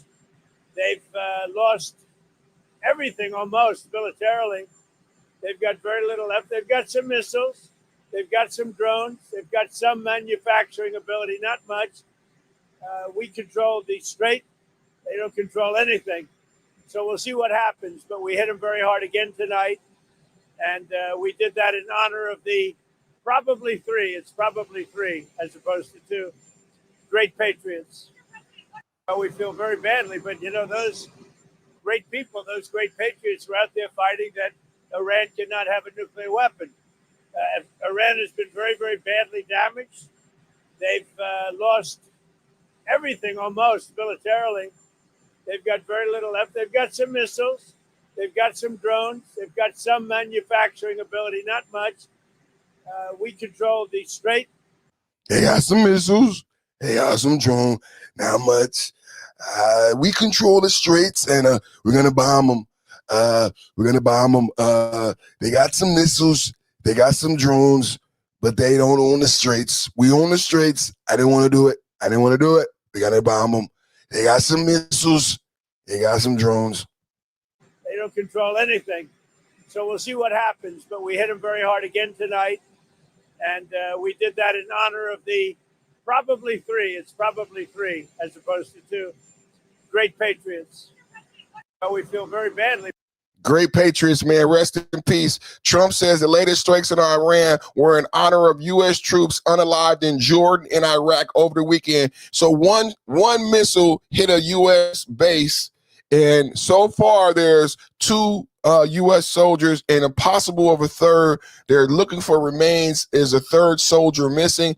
And then there's a possible fourth soldier in Jordan who may have been unalive trying to disarm an Iranian drone. So this is after 9 days of consecutive strikes. You're looking at Trump responding to over brand new news. This is brand new Monday morning. This just happened over the weekend. We've been hitting Iran for 9 days consecutively ever since Iran broke the MOU and broke the ceasefire after the funeral of Ayatollah Khamenei. Brand new breaking news Monday morning over the weekend, a possibility to 3 to 4 American soldiers were unalive in Iranian strikes on Kuwait and Iraqi bases. Double tap at the like button. We feel very badly, but those great people, those great patriots were out there fighting that Iran cannot have a nuclear weapon. Iran has been very, very badly damaged. They've lost everything almost militarily. They've got very little left. They've got some missiles. They've got some drones. They've got some manufacturing ability, not much. We control the Strait. They don't control anything. So we'll see what happens. But we hit them very hard again tonight. And we did that in honor of the probably three as opposed to two great patriots. But we feel very. So I'm reporting anywhere from 3 to 4 casualties over the weekend, bringing us to a total of 17 casualties in the Iranian conflict on the American ally side. And like I reported earlier, 3,300 casualties on the Iranian side, 26,000 injured on the Iranian side. Double tap at the like button. Perfect Timing Podcast, Mega MAGA Monday. Hit the like, share, and subscribe. #1 podcast on YouTube for geopolitical debate. Let's have a debate in the chat. Engineered Shahed drone, and it is about $30,000 to $40,000 as well in terms of its expense. So we're getting to the point where we're getting better at that fiscal equation. But we're going to need money. You said fiscal equation. I know Hegseth is asking for, I think, $80 billion Iran war supplement, 1.5 trillion for the fiscal year, and then a 30 billion estimated current cost of the war at this point. What's the political appetite right now? I mean, once you have service members dying, I have a hard time picturing any lawmaker I've ever met saying, we're not going to give money to this. Sorry, guys. The political appetite is such that Republican leaders are using a maneuver that only needs Republican votes to try to push through this. I think in any other circumstance, you would have found some Democrats who are willing to say, well, we may not love this war, but the Pentagon does need the money and the resources. But because of what we talked about earlier, how the president has not made a case for this war, how they have sought essentially no authorization from Congress to authorize these strikes, strikes, the Democrats are saying we're not going to help. With yeah, and I just want to say, when we we look at the YouGov polling, this is for mid-July, was Iran war. What do you guys think? What she initially said is, and this is very true with American history, you guys saw this at 9/11, you saw this in Iraq. She said, when you have American soldiers lose their lives, it's going to be very difficult for Democrats or Republicans to not fund this war effort. When you start taking casualties, it's very different conversation on the Senate floor and the House floor. So I agree. In past American history, when efforts like Iran start bombing America and we take on casualties, it's a different conversation in the House. It's a different conversation in the Senate. Now you're going to force Democrats to defend the loss of American life. And I'm going to tell you right now, the Democrats cannot afford to back down to that call. So that was a great question. Let me know in the chat, what do you think? Can Democrats refuse to fund this war effort now, given the loss and casualties over the weekend? $1,000 as well in terms of its expense. So we're getting to the point where we're getting better at that fiscal equation. But we're going to need money. You said fiscal equation. I know Hegseth is asking for, I think, 80 billion Iran war supplement, 1.5 trillion for the fiscal year, and then a 30 billion estimated current cost of the war at this point. What's the political appetite right now? I mean, once you have service members dying, I have a hard time picturing any lawmaker I've ever met saying, we're not going to give money to this. That's the question to the chat right now. Once you have service members passing away, she said, there's a hard time. These are the numbers right here. She said there's going to be a hard time. Any politician saying no. 80 billion in Iran war supplement. We know about the 80 billion. We know about the 1.5 trillion. Hegseth was on Capitol Hill testifying about this money. 30 billion estimated current cost of war. We already got funded. ICE got already funded. ICE got funded more than FBI. Double tap at the like button. ICE already got funded through the end of Trump's administration. So this is the next right here. And now she is saying, we're going to listen to it again. I want to hear from you in the chat. And this is historically, Democrat or Republican. She says, I've been in Washington. And you're going to be hard-pressed to find a politician who will be able to say no to these budget requests. Keep in mind, these budget requests are less than what we did in the Ukraine. Keep in mind. What's the political appetite right now? I mean, once you have service members dying, I have a hard time picturing any lawmaker I've ever met saying, we're not going to give money to this. I agree. What you guys say in the chat? Let's check the chat right now. What you guys think in the chat? She says she thinks it's hard. How many did the Dems spend on over 300 billion spent in the Ukraine? And we're still in the Ukraine. We're still in the Ukraine. We need reparations for January 6th patriots. They tried to take away the reparations fund. They tried to take away the reparations fund. And somebody said victory to Iran. This is a very ignorant statement, but I like to highlight the ignorance of this statement. When you say victory to Iran, it's almost like saying victory to Africa, knowing that there's 40 countries inside of Africa. So when you say victory to Iran, do you mean you want IRGC to be victorious in Iran? Because that's who we're fighting. We're fighting the IRGC. Do you know the difference between a Shia and a Sunni Muslim? Do you know what a jihad is? We're fighting against the IRGC, who are Islamic terrorists who believe death to anybody who doesn't believe in Allah. They believe in beating up the Kurds. Do you know about the Iranian Kurds? They are native to Iran. So are you wanting the Kurds? When you say Iran, are you talking about the Kurds? Are you talking about the Christian, Catholic, and Jewish Iranians who have been oppressed by the IRGC, beaten and drove out over 2 to 3 million Jews and Christians who used to live in Iran, who were born? See, there used to be somebody called the Shah.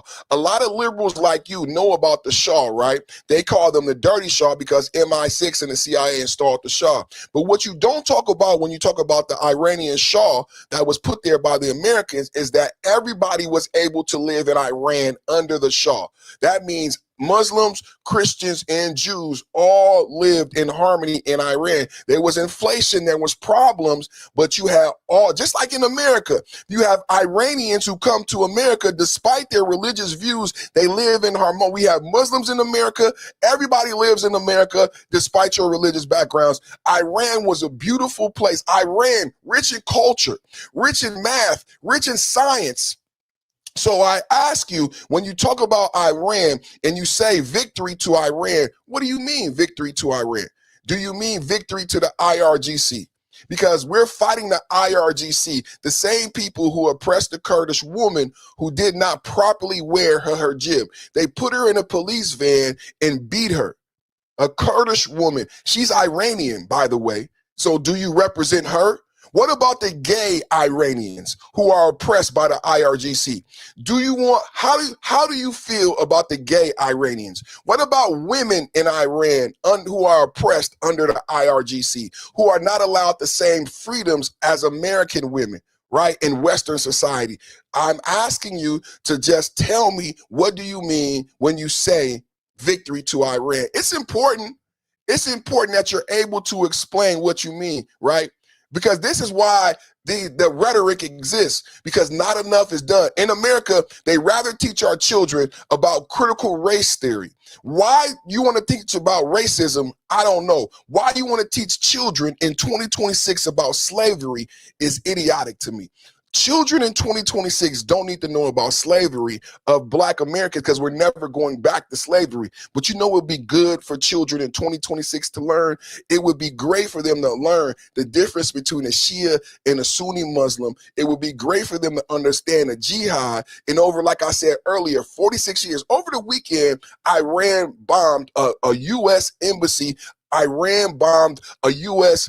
Base in Kuwait. What I told my audience is, this is the first time that Iran and its proxies have attacked over the past 47 years. Iran has consistently attacked U.S. bases and U.S. proxies. So it would be better served for American children, rather than learn about DEI, rather than learn about critical race theory and fucking slavery that's never coming back. It would be better, like Americans like you, to understand what you mean when you say free Iran. This is why you say dumb shit like Iran victorious, because you've been forced to learn about slavery in 2026. Why would children need to learn about slavery when we have global issues like this? Why do our children need to learn? This is why our children are protesting ICE and protesting Trump, because they're learning about slavery instead of learning about geopolitics and learning about jihadist Muslims and terrorists. Going back to 9/11, you think they would put that in schools going back to 9/11, that American children need to learn about what's going on in the Middle East, about why they would attack Israel on October 7th, knowing that America would respond, knowing that Israel will respond. Why would they still attack? Why would they still attack Israel? But you don't understand the jihad. You don't understand the Ayatollah Khomeini. You don't understand the supreme leader. You don't understand how he came to power in 1970s. You don't understand the IRGC. See, they don't talk enough about the difference between Iran and the IRGC. When the Ayatollah Khomeini came to power, he didn't install the IRGC. He came to power by saying the Shah is dirty. The Shah was installed by the Americans and the Europeans. And it was true. MI6 and the CIA installed the Shah, right? What took place in Iran is Russia was in charge of Iran before the Shah was installed. After World War II, Russia was still our ally. See, there was no Red Scare. There was no KGB. If you guys go back to the 1940s, you can go back to 600 when Muhammad passed away, when we had this divide in Islam. But we're not going to go back to the 600s when we had Muhammad pass away and we had the divide in Islam, right? When we had the fight in Islam between Shia and Sunni. We're not going to go back that far. We're going to go back to World War II, when Russia were the first people to have control over Iran.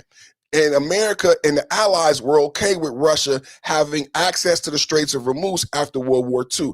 But then America and the Allies became opposed to Russia, right? And so we worked with secret police that didn't exist after World War II. So you have KGB developed, you have the CIA, you have the MI6 developed. And so we work with secret police, MI6, CIA, to work to install a dirty Shah and get the Russians out of Iran. That's what happened. If you want to know how we get the Shah, the reason why we got the Shah in Iran is because we weren't friends with Russia anymore, and we wanted control of the Straits of Hormuz. We wanted control of the oil. A lot of people argue it's the same thing today. I won't even dispute that. But let's keep going down history lane. We installed the Shah in the 50s. The Shah is friendly to Europe and America. We get oil, but it causes inflation. Ayatollah Khomeini comes to power in the 70s with a campaign saying the Shah is complicit to the European and to the American, and if you elect me, I will free up our resources and give them back to the Iranian people. It sounds great, right? They elect the Ayatollah, but 30 days later, they install the IRGC, these Muslim hardliners that make the Ayatollah no longer a presidential figure and more of a what? Ladies and gentlemen, double tap and hit the like button and drum roll, please. A supreme leader. A supreme leader. A supreme motherfucking leader. I'm telling you right now, the Iranian people, who were a mixture of Christian, Jews, Muslim, and Kurds, did not elect a supreme leader. They did not know that the Ayatollah Khomeini would install the IRGC, Muslim hardliners, 30 days later, and start oppressing the Kurds, start oppressing the Jews, start oppressing the Christian Iranians that lived in Iran free under the Shah. 2 to 3 million Christians and Jews fled Iran under the IRGC. They persecute gays, they persecute women, they persecute the Kurds, and they attack Americans. As soon as the Ayatollah Khomeini came into power, they swore a jihad against America, and then they took soldiers. I think it was 1979. And then they took soldiers and they took hostages in 1980, and they held those hostages for over a year. So as soon as they elect, this is why I say it would be better for American children to learn about what a difference between a Shia and a Sunni Muslim. It would be better for American children to learn about what's going on in Muslim countries instead of learning about racism, instead of learning about slavery that's never going to come around. You are mad at Donald Trump because the Democrats say you need to learn about slavery. Critical race theory. Think about the name, critical race theory. This is why children are protesting Donald Trump. This is why children are leaving high schools, and they think it's more important to go after Donald Trump because Democrats have said the most important thing that you can teach a child in America in 2026, when we have dirty data centers, semiconductor chips, quantum computers, cryptocurrency, a motherfucking trillionaire. A motherfucking trillionaire. We have a motherfucking trillionaire. We have dirty data centers. We have Web 3.0, quantum computing, AI, semiconductor chips, and the Democrats want your children to learn about critical race theory. And you wonder why it's so many idiots in the chat, because they're focused on race. And that's why they don't like Trump, because they only see race. And then you wonder, I know why they only see race, because they were taught critical race theory. They think race is critical, and they don't understand the theory that it doesn't exist. But the hate that the jihadist Muslim have for you is not a theory. It's not a theory. The hate that the jihadist Muslim has for you is not a theory. 9/11 is not a theory. The Hamas is not a theory. Hezbollah is not the Houthis. These people really hate America and want the death of America. And if you did not see the funeral, it's what, it used to be Americans would say this. It used to be Americans would say this, but now It was just a funeral. It was just a funeral days ago. They just buried the Ayatollah Khomeini. So a lot of you who don't know these facts, you saw the funeral of the Ayatollah Khomeini. And at the funeral, you saw them. For the first time, it may have been the first time. They could have said a lot of things to the world. But you know what they said at the funeral? Death to America and death to Trump. So that's why those are my arguments. I think American children should learn about why at the funeral they chanted death to America and death to Trump. I think that's more important than critical race theory. And this is where Democrats and Republicans are going to butt heads. I don't see why critical race theory and children learning about slavery is more important than understanding why these people are chanting death to America and understanding the difference between the Shia and the Sunni Muslim and the jihadists. It doesn't mean that you agree with me. I'm not saying that you agree with me. I just want the American people to understand these differences. You could agree with them. You could disagree with me. But damn it, why would you want children to learn more about slavery that's that slavery 400 years ago, never gonna come back again? And it would be better for them to learn about their geopolitical climate right now and why in 2026 at a funeral, the Iranians are chanting death to America. I would want the children, because they say all these things. They say F ICE, they say F Trump. And I know these children don't understand why they're saying it. They're listening to their Democratic liberal teachers and their Democratic liberal principals and parents. So they say F Trump and F ICE without truly understanding what they're saying and without understanding why the Iranians are saying death to Americans. How can you say such derogatory things about your president without understanding why these people want to unalive you? They just tried to unalive our president in Turkey. I'm talking about just days ago. Just days ago, the Iranians tried to unalive our president. It's not enough news about it. It's not enough anger about it because they've been focused on race. Critical race theory, just the way it was, the language is sinister. What's so critical about slavery 400? It's they call it critical and they call it DEI. They call it right.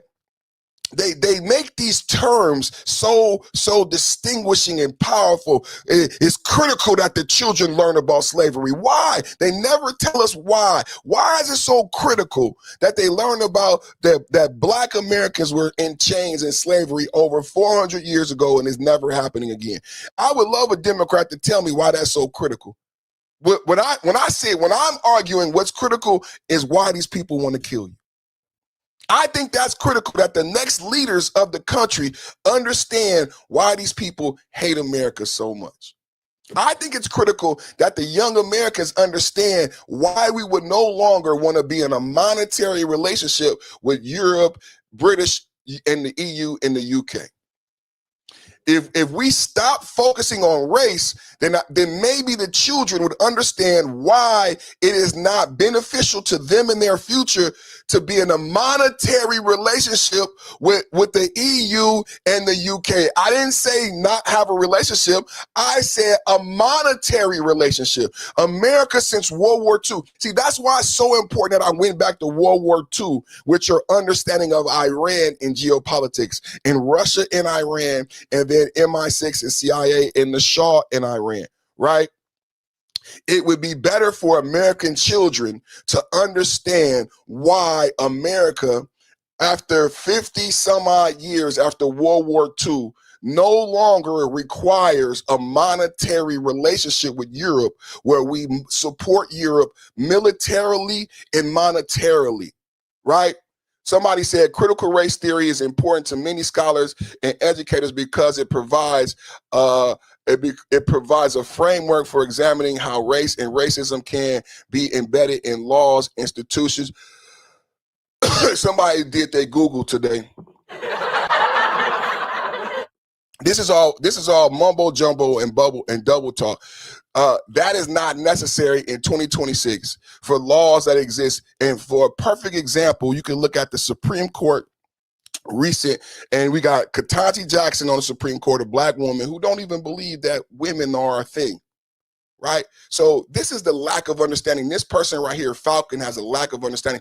This is why Roe versus Wade was sent back to the states, because people have a lack of understanding how laws are created in the branches of government, right? This is why budgets take so long to get approved in America, because people don't understand how and why and laws, because the Democrats don't truly, when the last time the Democrats passed and made a new law like Donald Trump does, and how the Republicans pass brand new laws and procedures? The Democrats don't do that. See, they think laws come out of a emotional racial sphincter of the DNC. That's not how laws and policy are created. You have to argue and build constituency. This is why Jasmine Crockett is no longer a politician, because the Democrats' lack of understanding and your short and quick Google search. Your short and quick Google search and your lack of understanding how laws are created in American politics, right? Right? Iranian peoples are sick of IRG. I agree. But see, this is the thing. They don't understand how laws are created, right? They don't understand the branches of government. That's why the Supreme Court sent Roe versus Wade back to the states, because the Supreme Court doesn't create laws, and your race should not interpret and affect law. If you really being honest, this is the problem. Race should not affect laws. And this is what Clarence Thomas and the Supreme Court keep saying. And Democrats and liberals like you want to interject race, which is actually racism, into the legal process. That's so simple to me, and I'm a black person. It's so simple to me, and I'm a black person. Race should not be included in the law. You guys understand? And when you Democrat and liberals insist that you include race in the law, that is actually racism. It's so simple. It's so simple. It's so simple. When you force race into the law, that is racism. There should be no race in any law, because all the laws apply to all Americans. It's not even complicated. You guys, it's not even complicated, but this is why critical race theory is such a mind fuck. All the laws should apply to everybody. So you never should interpret race when creating a law. Did you hear what he said? He Googled it. He said critical race theory is important because you want to have race in mind when you're creating laws so they don't be. No, you don't. No, you don't. That's the problem with the Southern Law Poverty Center. That's the problem with Kamala Harris. And you're not black if you don't vote for me, because everything is about race with the Democrats. I don't care if you think I'm black or not. I care about my taxes. I said, Joe Biden, I don't care if you think I'm black or not, because I don't give a fuck about race. See, this is the problem with the Democrats. Joe Biden said, you're not black if you don't vote for me. But the problem with Charlemagne is he gives a fuck if you think he's black or not. I don't. I don't care about race. And I don't care if you think I'm black or not. I care about my taxes, my homeowner, my mortgage, and real shit. Real shit. Man. And this is like elementary, dear Watson. It's elementary. I'm not saying nothing magical. I'm not saying nothing just over. I said I don't care if you care if I'm black. This ain't nothing too magical here. This is real simple stuff. Real simple stuff. I don't care if you think I'm black, bro. That don't affect my bills. And you an old 80-year-old white man, why would Charlemagne care?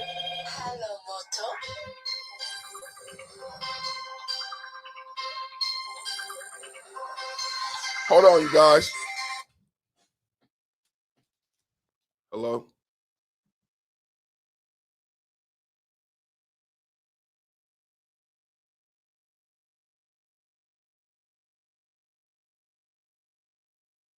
Service member was killed in northern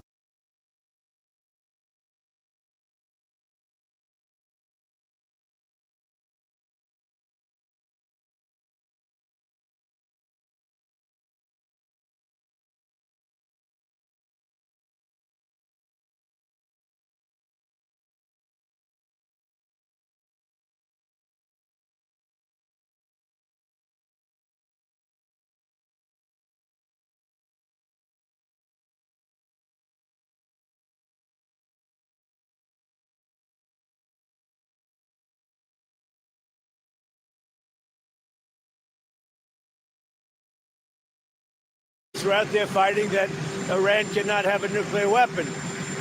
Iran has been very, very badly damaged. They've lost everything almost militarily.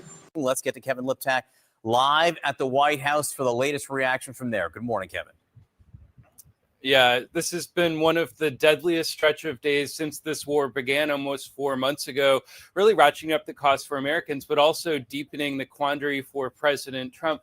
And the death toll does appear likely to rise. CENTCOM saying that it's still working to identify remains that were found at the site of that attack on Jordan. They say that 2 service members had been killed when they came under attack from Iranian missiles and drones. We also understand that there was an additional death in northern Iraq over the weekend when a service member was working at a controlled detonation of unexploded ordnance. Both of these incidents, I think, underscoring that Iran really does retain missile and drone capabilities that perhaps President Trump may have been underplaying over the last several months, but also seems to have the ability to evade U.S. Air defense systems. Really comes amid escalating exchanges between the two countries, both sides going after increasingly sensitive targets, including civilian infrastructure. Last night, CENTCOM saying that it carried out the 9th straight consecutive night of attacks on Iran. And I also understand from U.S. officials that additional American firepower is heading to the region, including F-16 jets, F-35 jets, as well as additional aerial refueling tankers, all now heading to the Middle East. It's all, I think, led to some anxieties as you see these increased attacks by the U.S. on southern Iran, that perhaps President Trump could be preparing for some sort of ground invasion. And certainly the president is at something of a strategic crossroads here as he determines which way to go amid this escalating conflict with Iran. Of course, these deaths, I think, just reiterate that the U.S. doesn't actually need ground troops in Iran in order for positions in the region to be at heightened risks. Those troops that are arrayed across the Middle East are now coming under fire. 3 American deaths in just 24 hours, a 9th night of strikes. Kuwait intercepting attacks once again this morning. What does this tell you about the threat level to the thousands of troops now, not only in the region, but around the world? So it tells us that our air defenses have to be right all the time, and the Iranians only have to be right once. And unfortunately, we did see some pretty substantive attacks. I'm hearing from multiple U.S. officials that the number of casualties actually in these attacks, particularly in Jordan, was much higher. That there could have been several dozen wounded in Jordan alone, and additional attacks in Saudi Arabia. And that when they hit the base in Erbil in northern Iraq, it was actually it hit a weapons storage depot as well, and there were secondary explosions there. So. Quite a substantive attack. I'm told that the Iranians also look like they've adapted their tactics based on previous strikes, in which they have maneuverable warheads now coming off of the missiles that are coming in, and that's making it more difficult to shoot things down. So not a lot of information has been released, but that is so far what I'm being told by U.S. officials. The New York Times also reporting that the number of U.S. troops that have been injured in attacks has not been disclosed over the past few weeks. Jordan, in particular, has been on the receiving end of a number of these strikes. What message is Iran sending by specifically targeting Jordan? So Iran, they've targeted Jordan, and this attack was successful, unfortunately, but they've also attacked many of our other bases in the region. So it's twofold. It's part of their overall strategy that they've launched in response to the U.S. Military action that was launched several months ago. And that is they want to maximize U.S. casualties. They want to ensure that the Gulf states and also Jordan, where we have basing that's being used to launch, put pressure on Washington to end the war, and they want to increase the cost of goods by choking off the Strait of Hormuz, by holding it at risk. And lastly, they want to cause division within the president's political base. I'm told by multiple sources in the region that those are the 4 courses of action Iran is pursuing as part of an asymmetric strategy to get the U.S. to end its military operations. Group chat is back, and we're adding retired Air Force Colonel and CNN military analyst Cedric Leighton. Thank you so much for being here. I'm sorry it's under these circumstances, as the death toll of U.S. killed in action is now 17. I want to ask about one of those deaths. They were trying to detonate a drone right? A Iranian drone lands, they're trying to get rid of it, someone dies in the process. And it reminded me of the fact that the US has had to have this whole system to intercept and deal with drones, an expensive system. How is it handling up under the onslaught from Iran? Yeah, well, this is one of the key questions that CENTCOM and really all military officials in the U.S. have to answer this morning, Audie. And, you know, one of the things to look at here is that the Iranians have some very cheap, very efficient drones in many respects. So, you know, when you look at one of the common ones, the Shahed 136, about $30,000 a pop. And if it's coupled with explosives, then you've got a whole different set of things to worry about. So when the explosive ordnance disposal technicians look at these weapon systems, they have to go in and they try to defuse them, basically diffusing bombs when they do this. And we know that many of the drones that the Iranians have fuses that go off after the bomb, or after the drone impacts a particular area. So after it impacts, then it goes off again? It can. Is this a sense, is this adaptation? Are we seeing an Iran that has not been obliterated militarily, but has found ways to adapt? Well, they've definitely found ways to adapt, and sometimes there are malfunctions of their equipment as well. So in this case, we're probably talking about a malfunction. But those are the kinds of things that do happen, and the explosive ordnance folks look at these things in an effort to try to determine what those weapons actually are, what they're capable of, and how they actually, how they explode, how they work, and whether or not there are other countermeasures that we can use. So when it comes to those countermeasures, we're looking at a lot of different things, and it's definitely a very difficult problem set because it's a lot cheaper to throw things like drones of the Shahed type against a particular target than it is to defend. So it's not that we're running out of things, it's that we are running out of the things to intercept? Well, there are some things that we're running out of, or at least there's difficulty, like, for example, the Patriot missiles. When you look at the PAC-3 interceptors that are part of the Patriot packages, those are, first of all, hard to build. When you look at the rate of production and the rate of expenditure of those missiles, then it becomes a shortage. But the key thing to remember, Audie, is this. CENTCOM and other elements are moving into a different era where we're actually using drones against the Iranians as well. And some of the defense systems that we have right now are actually of the cheaper variety. There's a system called the Lucas system, for example, that is a reverse engineered Shahed drone, and it is about $30,000 to $40,000 as well in terms of its expense. So we're getting to the point where we're getting better at that fiscal equation. But we're going to need money. You said fiscal equation. I know Hegseth is asking for, I think, 80 billion Iran war supplement, 1.5 trillion for the fiscal year, and then a 30 billion estimated current cost of the war at this point. What's the political appetite right now? I mean, once you have service members dying, I have a hard time picturing any lawmaker I've ever met saying, we're not going to give money to this.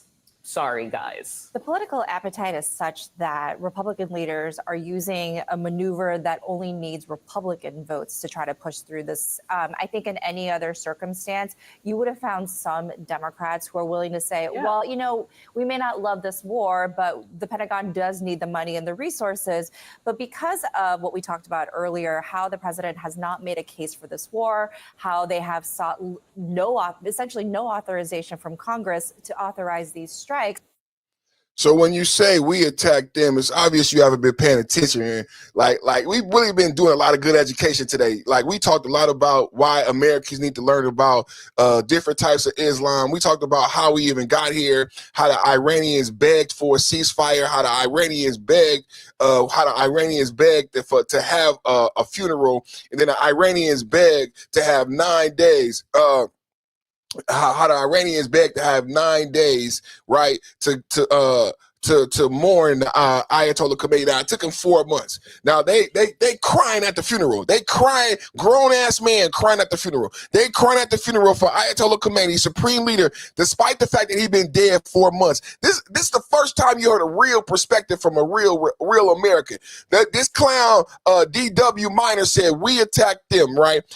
He obviously don't know anything about recent history and events, right? But this is a perfect segue into some some of my research. I want to say thank you to, what's his name, D.W. Minor, the micro penis. That's why Minor is in his name. Let me give you a segue into some of my research, D.W. Minor. This is a great segue because he said we attack them, right? He said we attack them. Let's give them some education. What are we looking at on the screen, ladies and gentlemen? Who wants to read it to the micro penis? I'm sorry, D.W. Minor.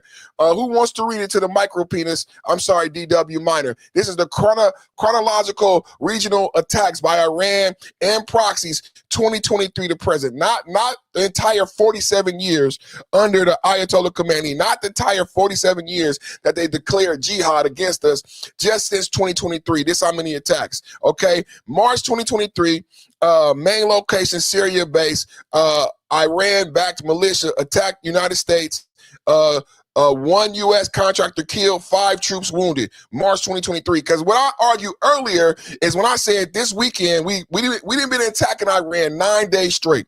And Monday morning, Mega MAGA Monday, I'm reporting to you that we took on 3 casualties this weekend by attacks that we occurred at a Kuwait base and a base in Jordan. And what I said to my audience is this is not the first time that they have attacked us like this. And I said that it would be better served for American children, instead of learning about critical race theory, to learn about jihadists, to learn about Shia and Sunni Muslims, to learn about why they hate Americans and why they've attacked us so many. Double tap hit the like button. That's what my argument was. And then now this micro penis idiot makes a perfect comment that segues into my research. And this is my research right here. How many times have they attacked us? This is just since 2023.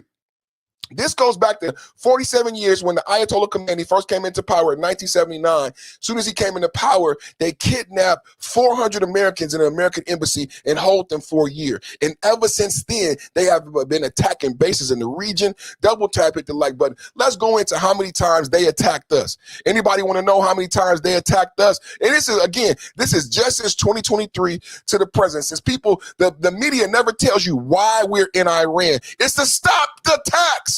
October 7th, they attacked Israel, right? Hamas killed 1,200 people, 240 taken hostage, sparks war. Hamas, Iran-funded army. Proxy, I asked you earlier, what do you know about the Iranian proxies? Southern Israel border. And come to find out, when I started doing my research for the American people, what did I teach you? I said that Iran, thanks to Barack Obama and the billions of dollars Barack Obama gave them and all of the money, Iran was able to fund Hamas to the tune of $300 million, fund Hezbollah to the tune of $700 million, and give Hezbollah 100,000 missiles. Double tap, hit the like button, everybody. Double tap, hit the like button.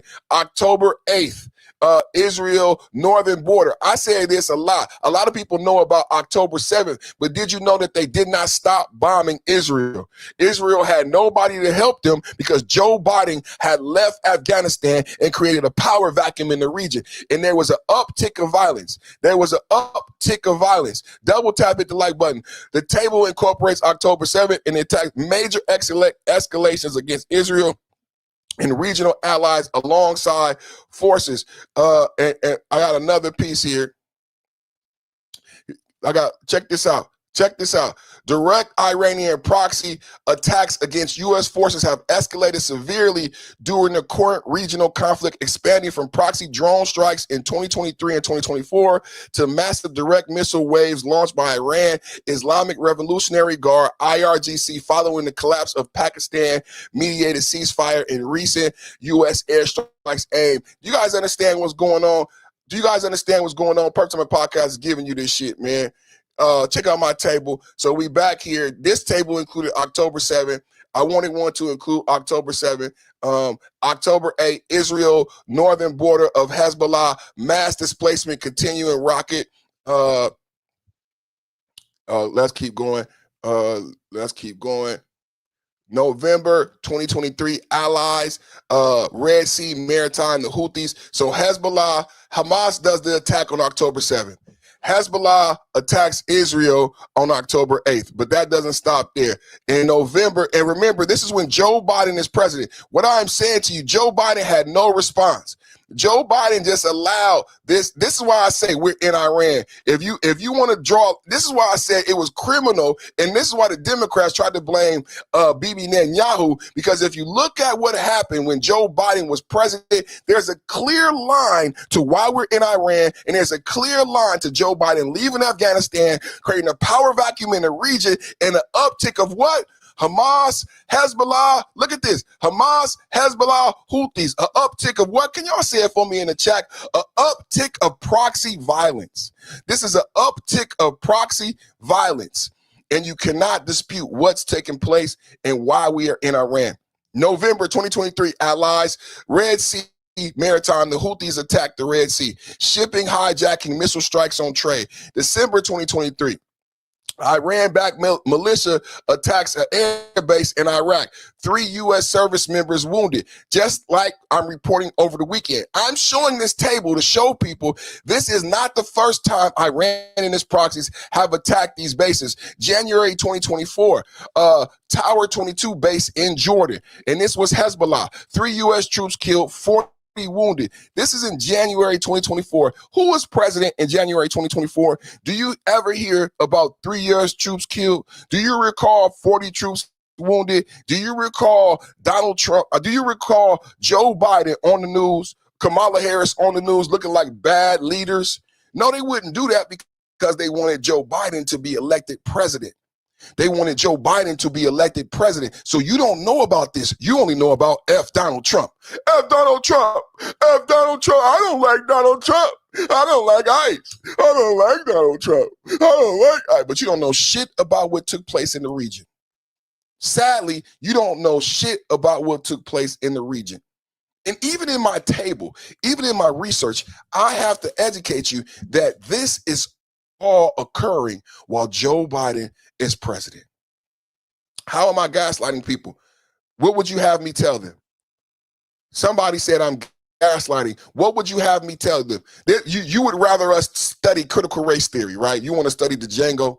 You want to study Clarence Thomas. You want to study slavery, right? That's what you rather discuss, right? KAW says I'm gaslighting by educating the American people on what a jihad is and how Iran and its proxies have carried out their jihad since 2023. Their attacks on American bases and American soldiers, including unaliving Americans. That is not worth educating the American people. You want them to learn about the Django and slavery. So go ahead, teach them about what's the bitch name? Shit. Y'all teach them about Black Lives Matter, defunding the police, and then buying a $5 million house. Teach them about Kamala Harris, who was Indian, not being black, claiming to be black, and then buying an $8 million house in Malibu. But I thought she was black. She married to a white man. Ilhan Omar hates white people, but she's married to a white man. AOC hates white people, but she's married to a white man. I am waiting, because to me, that's gaslighting. Because I know the definition of gaslighting. If you want to know the true definition of gaslighting, it's all of these brown-skinned women who happen to be very beautiful telling you to hate white people while they ride white penis. That's gaslighting to me. That's gaslighting to me. How do you hate white people? Furthermore, why do you want all Americans to dislike white people? Furthermore, let's get specific. Let's get specific. Why do you want Americans to dislike rich white men when all of you are fucking rich white men? Because the Democratic Socialists say, fuck the rich white men. Fuck the billionaires. Right? That's what they're all about. It's not that they just hate white people. Can I get specific? Can I get specific? Can I get specific? They hate rich white men, but they're all fucking them. That's gaslighting. Holy shit. That's gaslighting. If it ever was a perfect example of gaslighting, that is fucking gaslighting. Shit. If it ever was an example of gaslighting, that is gaslighting. You tell me, it's like your parents say, do what I say, but not as I do. You gonna tell me, Mom, Mom, you're going to tell me white men are evil, Mom, but you fuck a white man every night, Mom? That's gaslighting. That's gaslighting. Mom, white men are evil, but you fuck one every night, Mom. Make that make sense.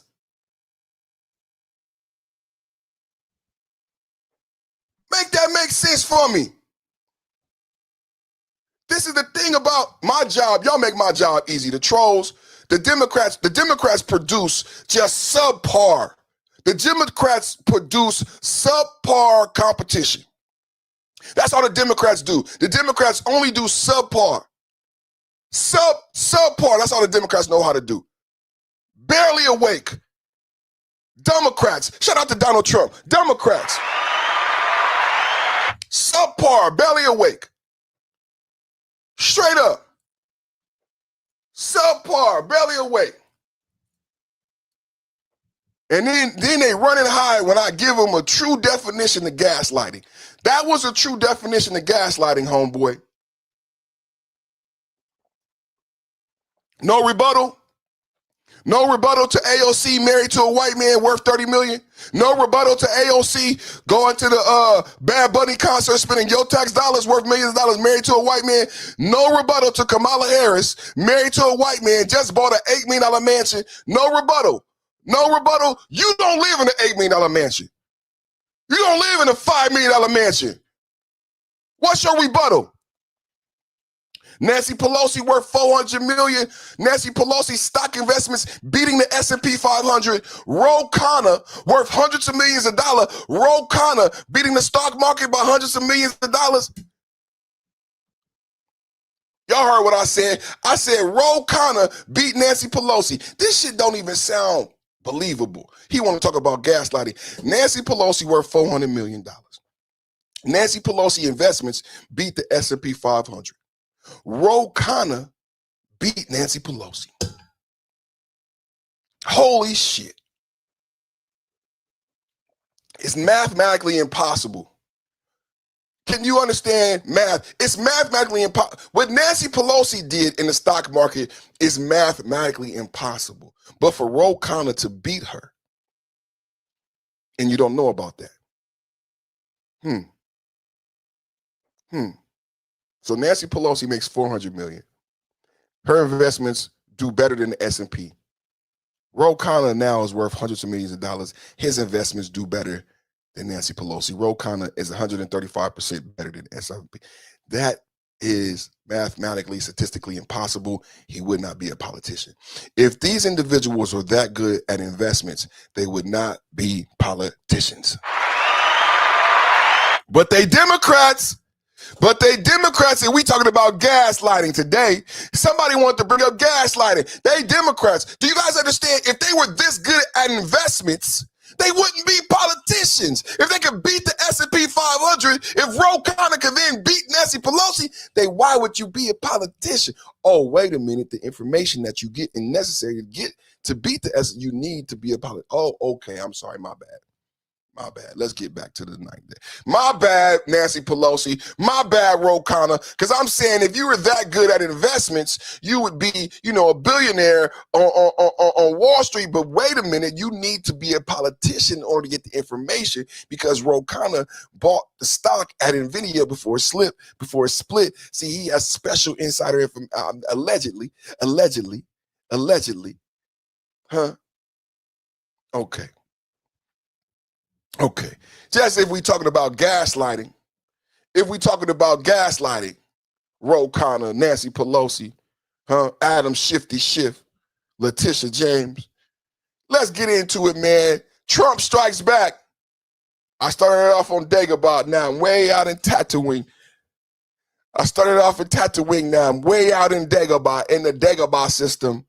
Coming to you live from Iraq. Coming to you live from Iran. Over the weekend, 3 soldiers unalived. Perfect Time podcast coming live. Over the weekend, 3 soldiers.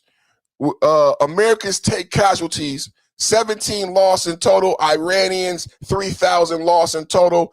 I'm coming to you live with the news. Monday morning breaking news. Americans take casualties in Iran. Double tap at the like button. Americans take casualties in Iran. 9 straight nights. 9 straight nights of strikes. You see it on the channel. 9 straight nights of attacks against Iran. Double tap at the like button. According to CENTCOM, military command centers, surveillance sites, and maritime positions were among the targets that were hit in those strikes. This is taking place after 3 U.S. service members were killed by an Iranian ballistic missile attack in Jordan on Friday. A 4th soldier was killed in northern Iraq during a controlled detonation of an unexploded Iranian drone. President Trump reacted to the deaths of these soldiers on Sunday. Well, we feel very badly, but you know, those great people, those great patriots were out there fighting that Iran cannot have a nuclear weapon. But we hit them very hard again tonight. And we did that in honor of the probably 3, it's probably 3 as opposed to 2 great patriots. President Trump told Fox News last week that if Iran doesn't reach a deal, strikes will escalate this week to hit power plants and bridges. Iranian officials, including some of the negotiators, remain defiant. You can neither threaten us nor bribe us. In the negotiations before the 12-day war, they had come to bribe. Not to bribe me, to bribe the Islamic Republic, saying we will do this and that. We will build this and that.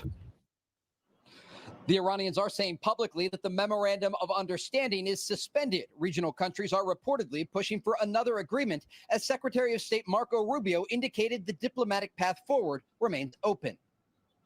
I think we're always open to diplomacy. It has to be real. It has to be a deal that they're willing to live by. Look, Iran a week ago was supposed to put out a statement saying that the Straits of Hormuz would be open, that they would no longer attack shipping. And instead of doing that, they attacked 3 ships. I think that was last Friday or Saturday. So, I mean, their behavior has to change in order for ours to change. Uncertain days ahead. Here in Israel, the military remains on high alert. Just yesterday, Israeli air defense systems near the city of Eilat were activated as Iranian missiles targeted the southern Jordanian city of Aqaba. Some of the debris from those missiles raining down on southern Israel. Guys? Wow. All right, Trey, we're going to get to you a little bit more in detail next.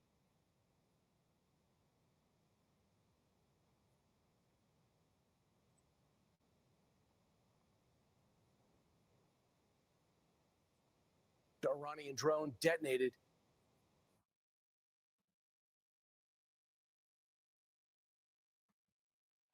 Brand new update for you coming in right now. Stitch coming in right now. Brand new update.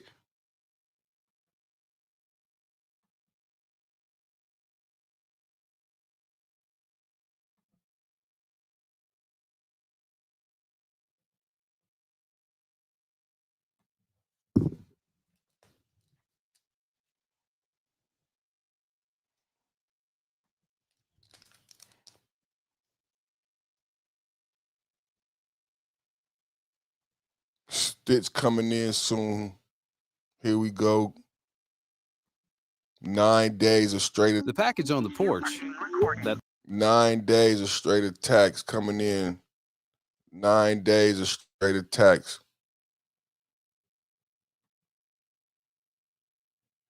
I just wish you would just do what just do it. Just do the commercial, man, so we can go on with our shit, man. The internet does not respect you, bro. I'm telling you, the internet does not respect you at all. Just do your commercial, man.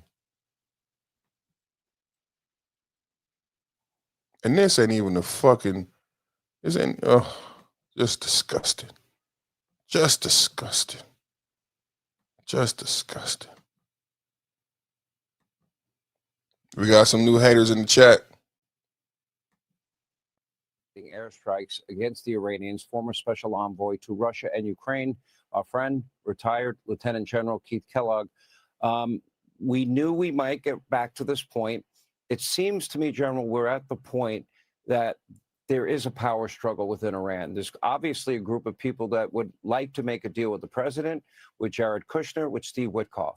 But then you have hardliners, old loyalists of the former regime that is now dead, that want to create as much chaos, havoc in the region as possible, do not want that to happen.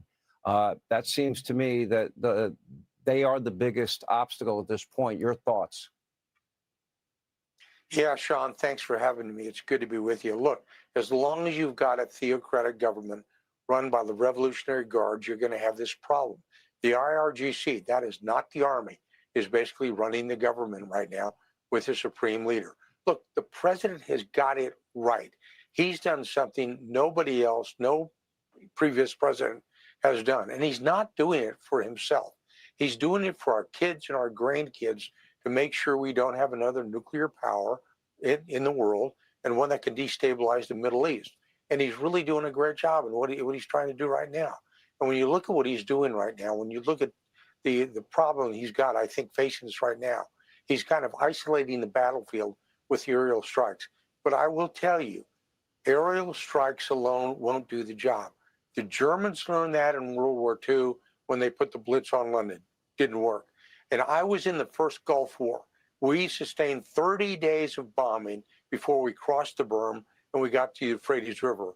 And within 100 hours, they broke. The Iranians believe, and I think they're fundamentally wrong on this because they're facing the wrong president right now, meaning Donald Trump is willing to do something. They've got 2 points of leverage they have. One is Kharg Island, which basically runs 90% of their oil. The vast majority of that, by the way, goes to China. And the other one is the control of the Strait. And the islands in the Strait as well. And if you can neutralize both of those as strategic targets, either by occupation or whatever it's going to take, you basically control their economy. If you control their economy, I think they start to break. You're looking at strategic targets. You're not talking about a ground invasion of Iran. You can't get there. It's too hard to do. The country is too large. I've seen war games on that. You just can't get to it. So if he does something strategically and he takes these targets out, being Kharg Island, the Straits of Hormuz, opens up the Strait, they lose all of their leverage. Correct. Now, one thing he should do when he does something like that, or if he does something like that, you bring the American people with you. They elected him president, not any of us. And in Article 2, Section 2 of our Constitution, he is the commander-in-chief. He gets to make those calls.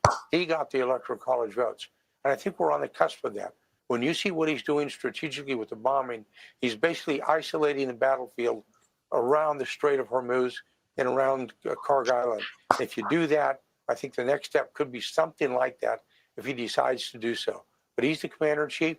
He's going to make the call. And I think the American people, once they hear it, not the people here in Washington, D.C., they'll follow him as well. I agree with everything that was just said. I agree with everything he just said.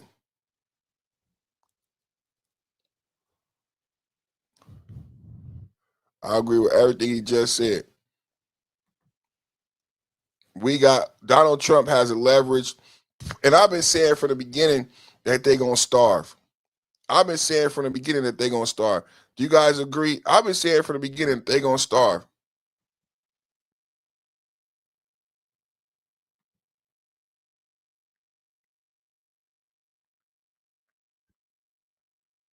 Escalating airstrikes against the Iranians, former special envoy to Russia and Ukraine, our friend, retired Lieutenant General Keith Kellogg. We knew we might get back to this point. It seems to me, General, we're at the point that there is a power struggle within Iran. There's obviously a group of people that would like to make a deal with the president, with Jared Kushner, with Steve Witkoff. But then you have hardliners, old loyalists of the former regime that is now dead. What makes you think Iran has control of the Straits? What makes you think that Iran has control of the Straits? What makes you think Iran has control of the Straits? Iran will never lose control of Hormuz. America has broken 3 peace treaties. Iran broke the peace agreement after they begged Trump for a ceasefire in 9 days. The more Ayatollah who been dead. I don't know why they needed 9 days. Can you explain to me why they needed 9 days? Can you explain to me why they needed 9 days? If he been dead 4 months, why did they need 9 days? Be that as it may, Iran asked for a funeral. They said, Trump, can you please stop bombing us? You've been kicking our ass so bad. Can you please stop bombing us? Trump said, okay, I'll stop bombing you. And I'll give you permission to have a funeral. It took you 4 months to bury Ayatollah Khomeini. But anyway, I'll let you have a funeral. And they said, okay, not only do we want a funeral, we need 9 days. They begging for permission to have a funeral. If they winning, if they got control of the Straits of Hormuz, why did they need permission to have the Ayatollah Khomeini, the supreme leader, funeral? Can you just answer some questions, man? Why did they need permission to have the supreme leader funeral? Why did they need permission to have the supreme leader funeral? You can't answer that question. So we give them permission to have the funeral, and they say we need 9 days to mourn. So they have the funeral. At the funeral, what do? They get emotional. They start crying. They start chanting, "Death to America, death to Donald Trump." Hours after the funeral, we don't get to see the new supreme leader. They say the son is the new supreme leader. We haven't seen him for 4 months. It took 4 months to bury the current supreme leader. We don't get to see or hear from him. And then directly after the funeral, they start bombing. They break the MOU. They break the ceasefire. Not only do they break the MOU, they break the ceasefire. They attempt to assassinate Trump while in Turkey. How much about this do you really know? So if any of the things you say is true, then what's really going on in the streets? They broke the ceasefire. They broke the MOU. They begged for a peace agreement. They begged for 9 days. Get it right. Want to create as much chaos, havoc in the region as possible. Do not want that to happen. That seems to me that they are the biggest obstacle at this point. Your thoughts? Yeah, Sean, thanks for having me. It's good to be with you. Look, as long as you've got a theocratic government run by the Revolutionary Guard, you're going to have this problem. The IRGC, that is not the army, is basically running the government right now. Correct. With the supreme leader. Correct. Look, the president has got it right. He's done something nobody else, no previous president has done. And he's not doing it for himself. He's doing it for our kids and our grandkids to make sure we don't have another nuclear power Correct. in the world, and one that can destabilize the Middle East. And he's really doing a great job in what he's trying to do right now. And when you look at what he's doing right now, when you look at the problem he's got, I think, facing us right now, he's kind of isolating the battlefield with the aerial strikes. But I will tell you, aerial strikes alone won't do the job. The Germans learned that in World War II when they put the Blitz on London. Didn't work. And I was in the first Gulf War. We sustained 30 days of bombing before we crossed the berm and we got to the Euphrates River. And within 100 hours, they broke. The Iranians believe, and I think they're fundamentally wrong on this because they're facing the wrong president right now, meaning Donald Trump is willing to do something. They've got 2 points of leverage they have. One is Karg Island, which basically runs 90% of their oil. The vast majority of that, by the way, goes to China. And the other one is control of the Strait. And the island's in the Strait as well. And if you can neutralize both of those as strategic targets, either by occupation or whatever it's going to take, you basically control their economy.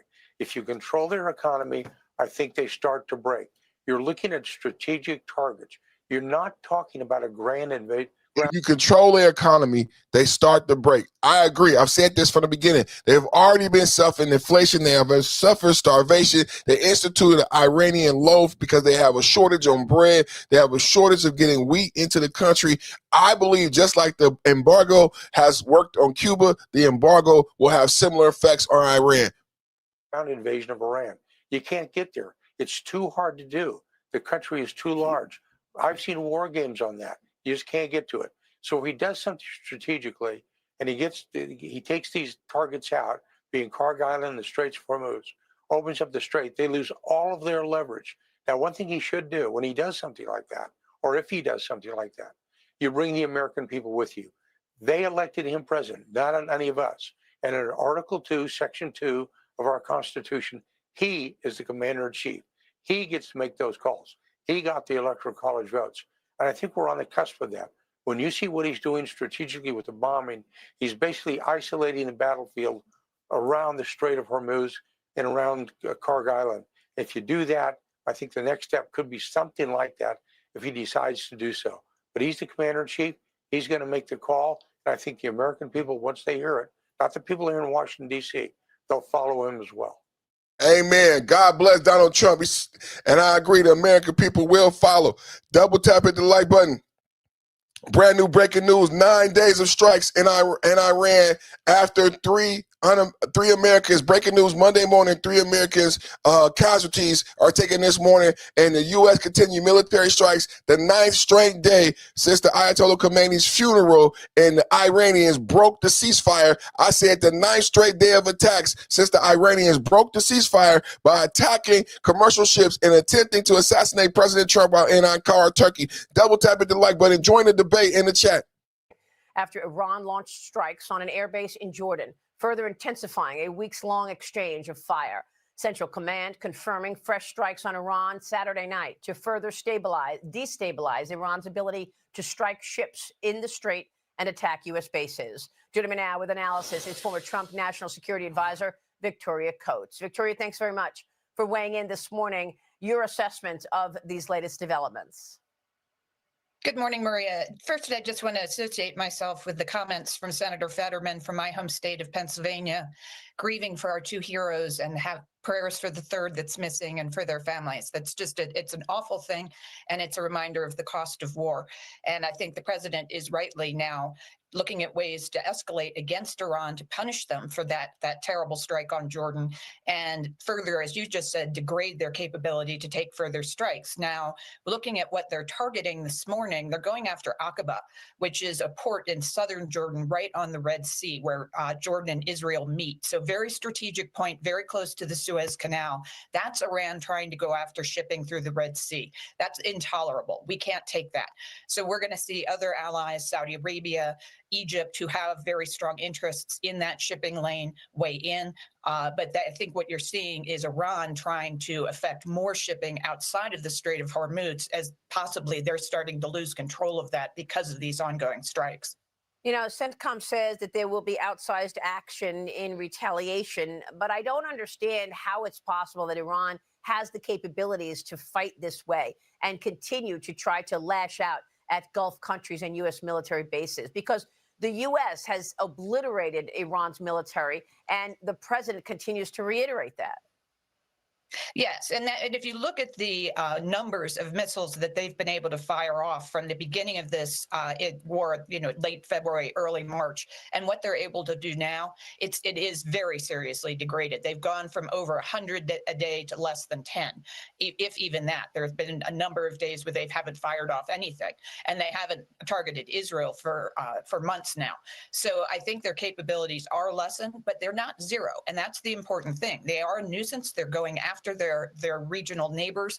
And that, in a way, though, can also, in the long term, be a benefit for us, Maria, because this unites the entire region behind the United States and with Israel. That would have been impossible 10 years ago. Now it's actually happening in real time. Well, it's also quite extraordinary that the Prime Minister of Iraq visited President Trump, and I know that the Prime Minister of Lebanon is going to Washington and going to meet with President Trump as well. You will also be meeting with the Prime Minister of Lebanon on Monday. Is that right? Tomorrow morning? Indeed. And these are 2 amazing visits, which are getting no coverage because they're good news stories. And we'll start with Prime Minister al-Zaidi of Iraq, a new kind of politician for Iraq. He comes out of the business world. I really hope you get to interview him at some point, because he's treating Iraq like a business. And that's why his first visit was to Washington. And he inked deals with Exxon and Chevron.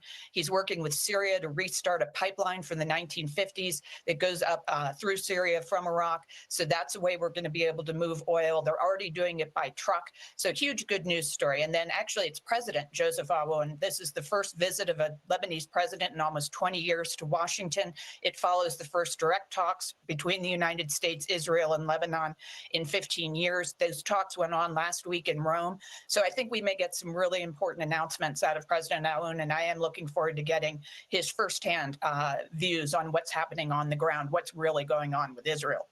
And what about Hezbollah in Lebanon? Well, that's the big thing, is if Israel and the government of Lebanon unite against Hezbollah, they're not going to be able to do very much. And very importantly, Syria interdicted a big shipment of arms that Iran was trying to get through Syria to Hezbollah. It shows you the situation is not what it was 5 years ago, when Iran could act with impunity in Syria. Now they're getting stopped and blocked. And so it is a huge opportunity to finally defang Hezbollah and remove that awful, awful blight that's been on the beautiful country of Lebanon. I mean, these are all such serious issues, and yet in Congress, you've got a divide in terms of support for Israel and a divide in terms of support for the president's leadership on this war.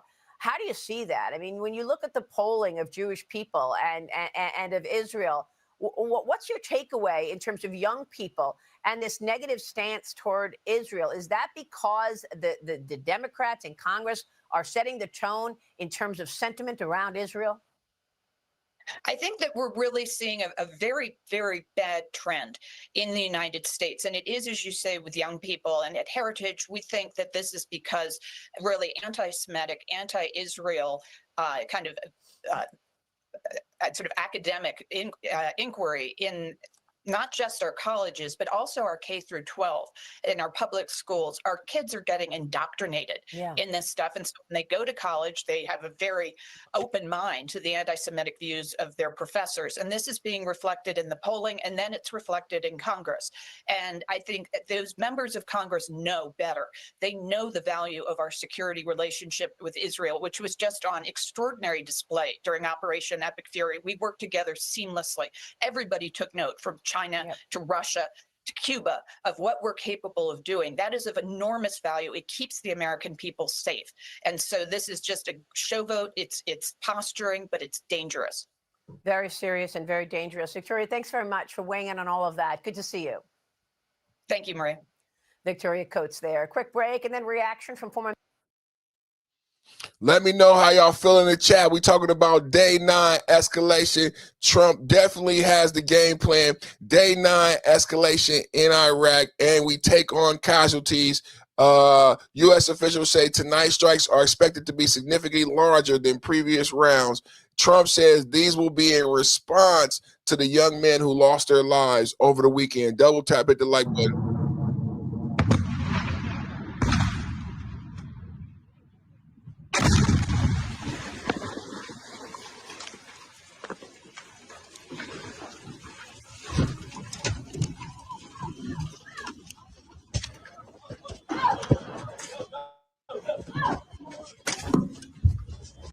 9 days.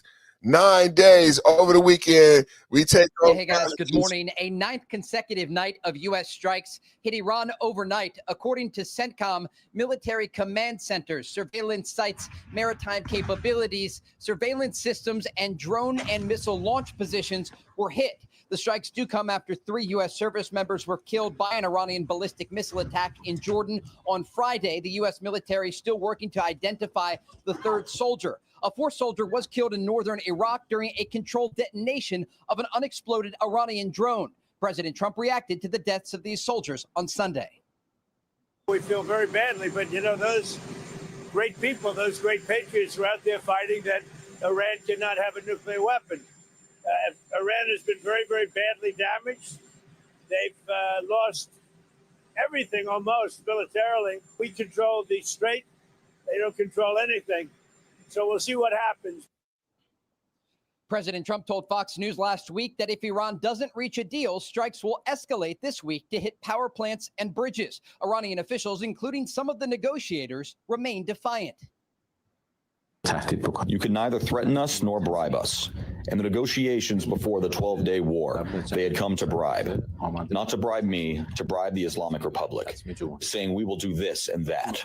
We will build this and that. The Iranians are saying publicly the memorandum of understanding is suspended. They ain't trying to bribe nothing. You asked for a ceasefire to have a funeral. Regional countries are reportedly pushing for another agreement, as Secretary of State Marco Rubio indicated the diplomatic path forward remains open. I think we're always open to diplomacy. It has to be real. It has to be a deal that they're willing to live by. Look, Iran a week ago was supposed to put out a statement saying that the Straits of Hormuz would be open, that they would no longer attack shipping. And instead of doing that, they attacked 3 ships. I think that was last Friday or Saturday. Correct. So, I mean, their behavior has to change in order for ours to change. Here in Israel, the military remains on high alert. Just yesterday, Israeli air defense systems worked to shoot down debris from Iranian missiles that were fired at the southern Jordanian city of Aqaba. Guys? So, Trey, it doesn't seem like the Strait is ours yet. I think the number was 4 ships got through there yesterday or over the weekend. I'm just wondering, militarily, is there a chance that we're getting closer to controlling it by kinetic action against the forces that are keeping Iran in control of that strait? Militarily, it's relatively far off, but the economic warfare that is unfolding is quite significant. The U.S. naval blockade of Iranian ports is back in place, and the Iranian economy is once again suffering, losing hundreds of millions of dollars each day. We know the inflation is rapidly rising inside of Iran. The Iranian rial is almost 2 million to $1 US, one of the highest levels that it's ever been as a result of the economic conditions that the Iranians are currently facing. On the ground inside of Iran, domestic pressure is growing on the regime. There are power cuts and reports that people are being told to turn off air conditioning units. Remember, even when there isn't a state of war inside of Iran, the Iranians have trouble getting water to their own people. And so each and every day that this U.S. naval blockade remains in effect, it puts new pressure on the Iranian regime. So, Trey, real quick question to follow up on Brian's point. I saw, to Brian's point, it was being discussed yesterday about the 4 ships going by. Chris Wright was doing the Sunday circuit yesterday, and he said that the public reporting on the ships is not accurate because they're going through 2 different trade routes. What do you know about that, though? They're going through 2 different routes, and this is actually quite important because there's a northern route and a southern route. That northern route is still controlled by the Iranian regime, and they're not currently tolling it, but they are controlling it in effect. And so when 20 vessels go through, on average over the past several days, half of those vessels are actually going through the Iranian side. And remember, these shipping lanes are just about 2 miles wide in each direction. It's a very narrow waterway and a critical piece for international shipping. And that is why not only the U.S. naval blockade is back in effect to put pressure on the Iranian regime, but also you have the U.S. Navy there close to Oman, and they are actually turning vessels around if they violate the blockade. As for the possibility of getting more vessels out of the Persian Gulf, this remains a focus for the Trump administration, and it's critical to look at the international shipping data when it comes to vessels passing through this critical waterway. Anywhere from 10 to 20% of what is actually supposed to be passing through is actually making its way through the Strait of Hormuz. And so this battle for the Strait will continue. There are regional reports that indicate a 10-day ceasefire is being discussed to try to get things back on track on the diplomatic front. But the bottom line here is the Trump administration is increasing both economic and military pressure against the Iranian regime. And the Iranians now have 2 choices. They can either suffer these military defeats when it comes to all of these coastal areas, including that critical city of Bandar Abbas next to the Strait of Hormuz, or they can ultimately make an agreement. And so these days are going to be very tense. And again, both the U.S. and Israeli militaries remain on alert should things escalate in the Middle East. Okay. Wow, a lot of moving parts. Trey, thanks so much. Trey. Thank you, Trey. What they told us over the weekend, too, is they look out. The Houthis are going to be told by the Iranians to shut off the Red Sea. They're reluctant to do that because they took so much damage a year ago, and they don't really respond like Hezbollah and Hamas. They have a little bit more autonomy. Update. This is brand new updates today. Breaking news. 9 days. Hey, guys. Good morning. Good morning to everybody. 9 days of consecutive strikes, and we are reporting that the U.S. takes casualties over the weekend. Monday morning, we are reporting the U.S. takes casualties over the weekend, and Trump has promised retaliation. They've been trying to kill America. Trump has promised retaliation to service members over the weekend. The United States takes casualties. We have a total of 17 casualties since February 28th. The Iranians and its proxies over 3,000 casualties.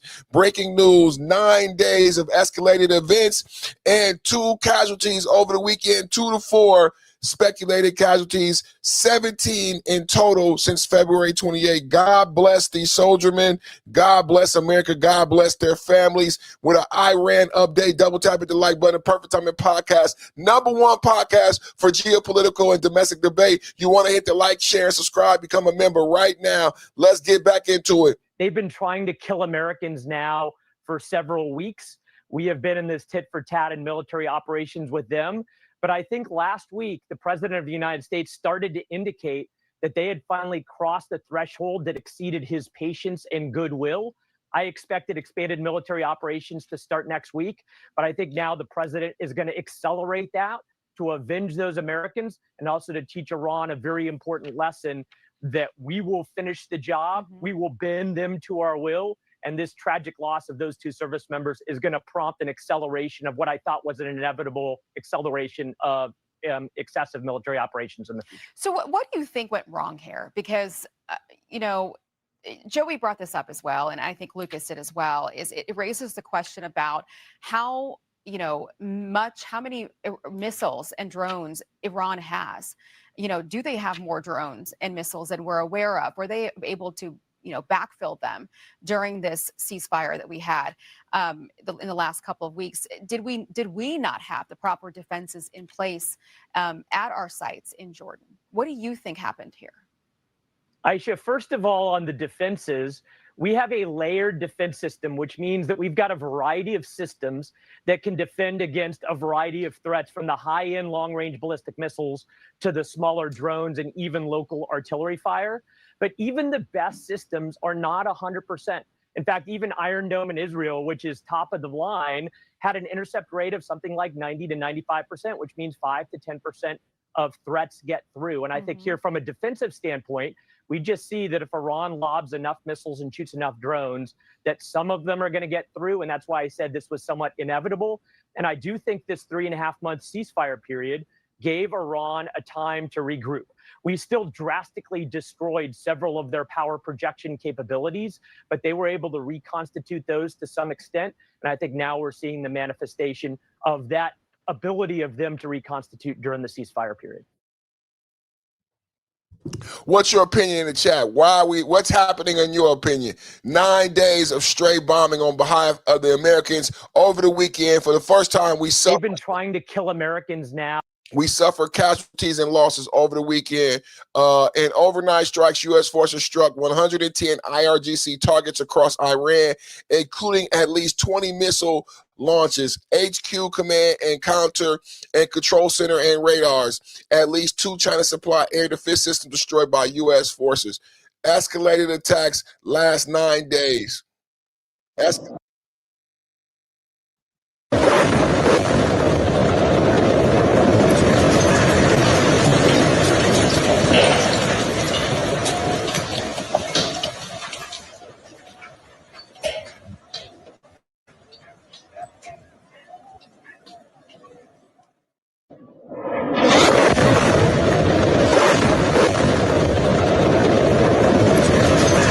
Attacks on Iran escalate 9 days. Trump strikes back. 9 days. Trump strikes back. 9 days of straight bombing.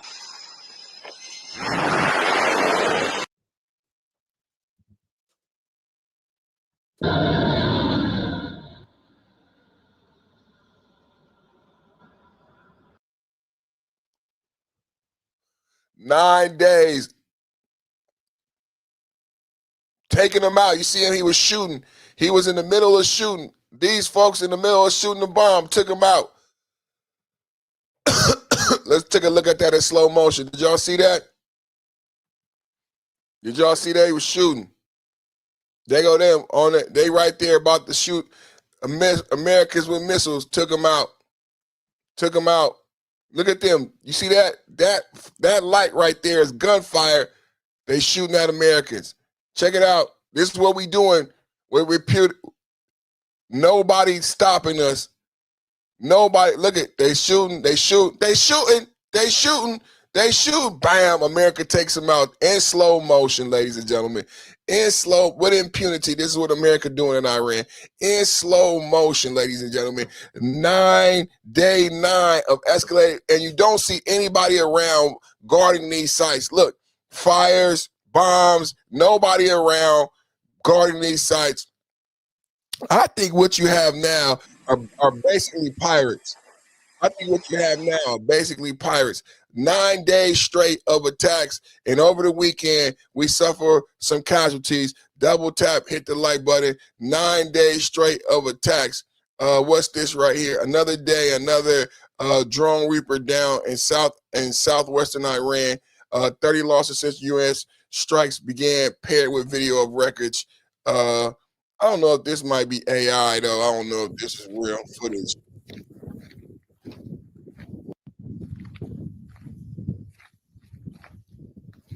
I don't know if this real footage of the down drone. Violence, but the violence is uptick 9 days ever since. This is the Fox News Alert. I'm Chanley Painter. The war between the U.S. Ever since Iran uptick and started the violence after the funeral of Ayatollah Khamenei, it's been 9 days, and over the weekend we have 2 casualties being reported. This is the Fox News Alert. I'm Chanley Painter. The war between the U.S. and Iran is entering a dangerous new phase. Right now, the U.S. is launching an 8th straight night of attacks against Iran. U.S. CENTCOM says it's to swiftly punish the Revolutionary Guard for killing 2 service members in missile and drone strikes in Jordan Friday. Another U.S. soldier remains missing. These mark the first American military deaths since March. 4 others were evacuated to hospitals but have since been released. The escalation in U.S. action is in response to continued Iranian attacks on ships in the Strait of Hormuz. Iran has been striking back by targeting Jordan, Iraq, and Arab Gulf states. Tehran also now claims it's suspending last month's ceasefire agreement with Washington. In a statement, Iran's supreme leader mocked President Trump's signature as, quote, worthless. I'm Chanley Painter. Life, Liberty, and Levin starts now. This is the Fox News Alert. I'm Chanley. Giving you more updates. Tell me how y'all feel about the uptick in violence. This is public about where it deploys its force. Double tap hit the like button. Breaking news: military bomb in Iran. President Trump directions swiftly punish Iran following the unaliving of 2 U.S. service members. President Trump directs the army to swiftly punish Iran following the unaliving of 2 U.S. service members over the weekend. Violence back upticked in the Middle East. Double tap at the like button. Let's get the update. The Air Force isn't as public about where it deploys its forces, but Jordan is a major hub, along with bases here in Israel, also Qatar, UAE, and of course in Saudi Arabia. But Jordan has been a major hub. So once again, Aisha, 2 American service members have been killed. 1 is still missing, and 4 were wounded in an Iranian ballistic missile attack on a base in Jordan last evening. It is the first American casualties in months since those 6 U.S. Army personnel were killed in the early days of the war in the attack on Kuwait. Yeah, Aisha. terrible news this afternoon, Lucas. And we were anticipating, we'd heard some things about it and just wanted to make sure and confirmed it before we went on air with it, Lucas. So thank you for that report. As far as the 4 American service members that were injured and have now been medically evacuated, do you know anything more about how bad those injuries are and how they were injured?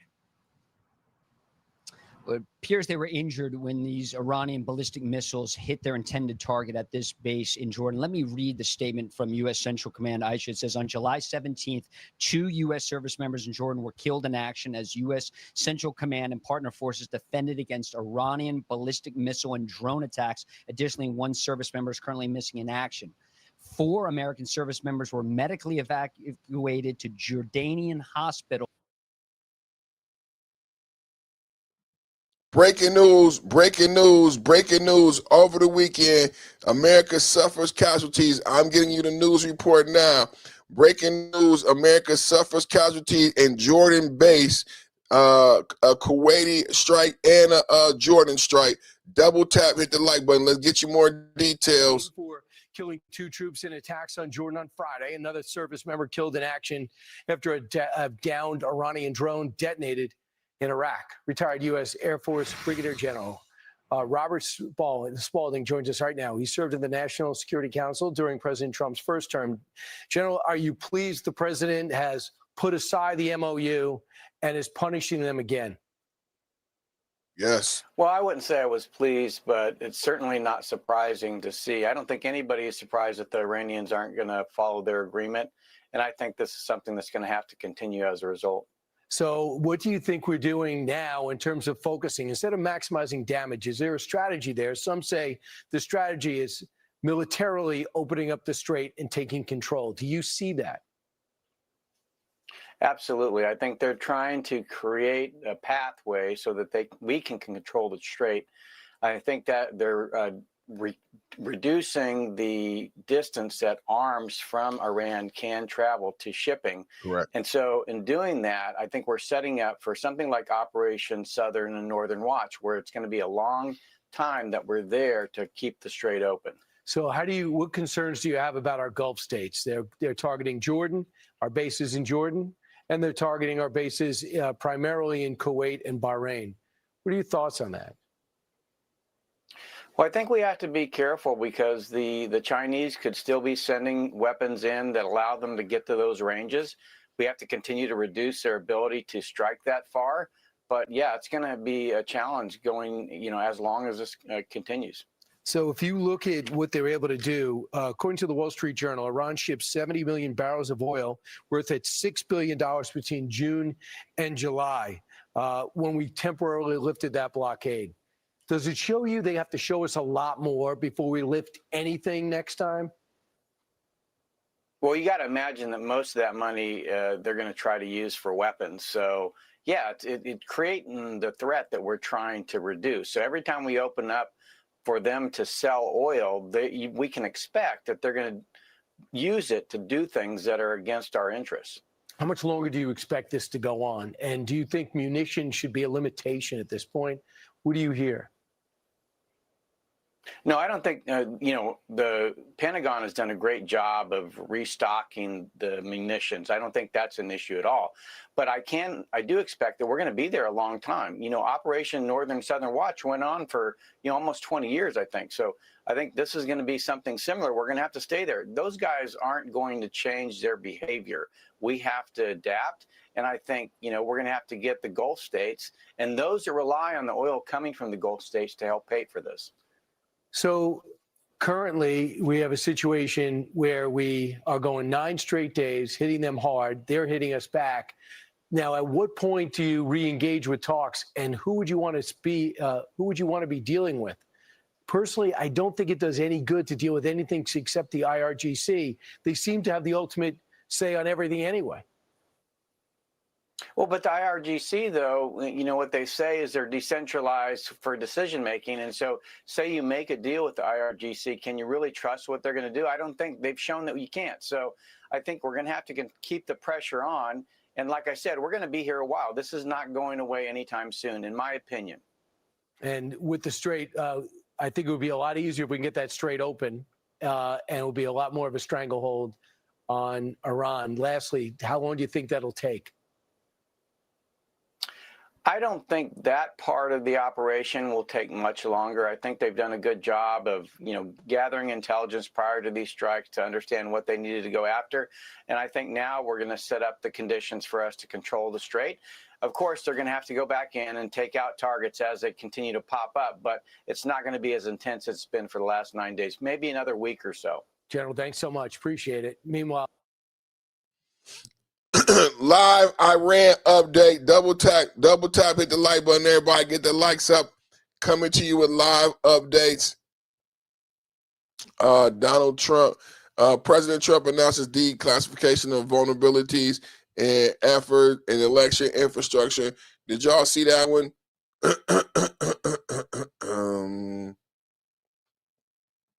What's next?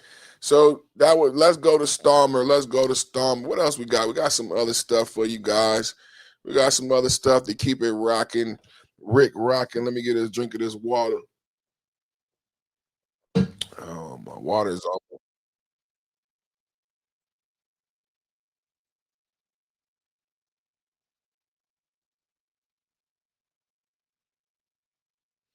Let's see what else. I got something for us right here.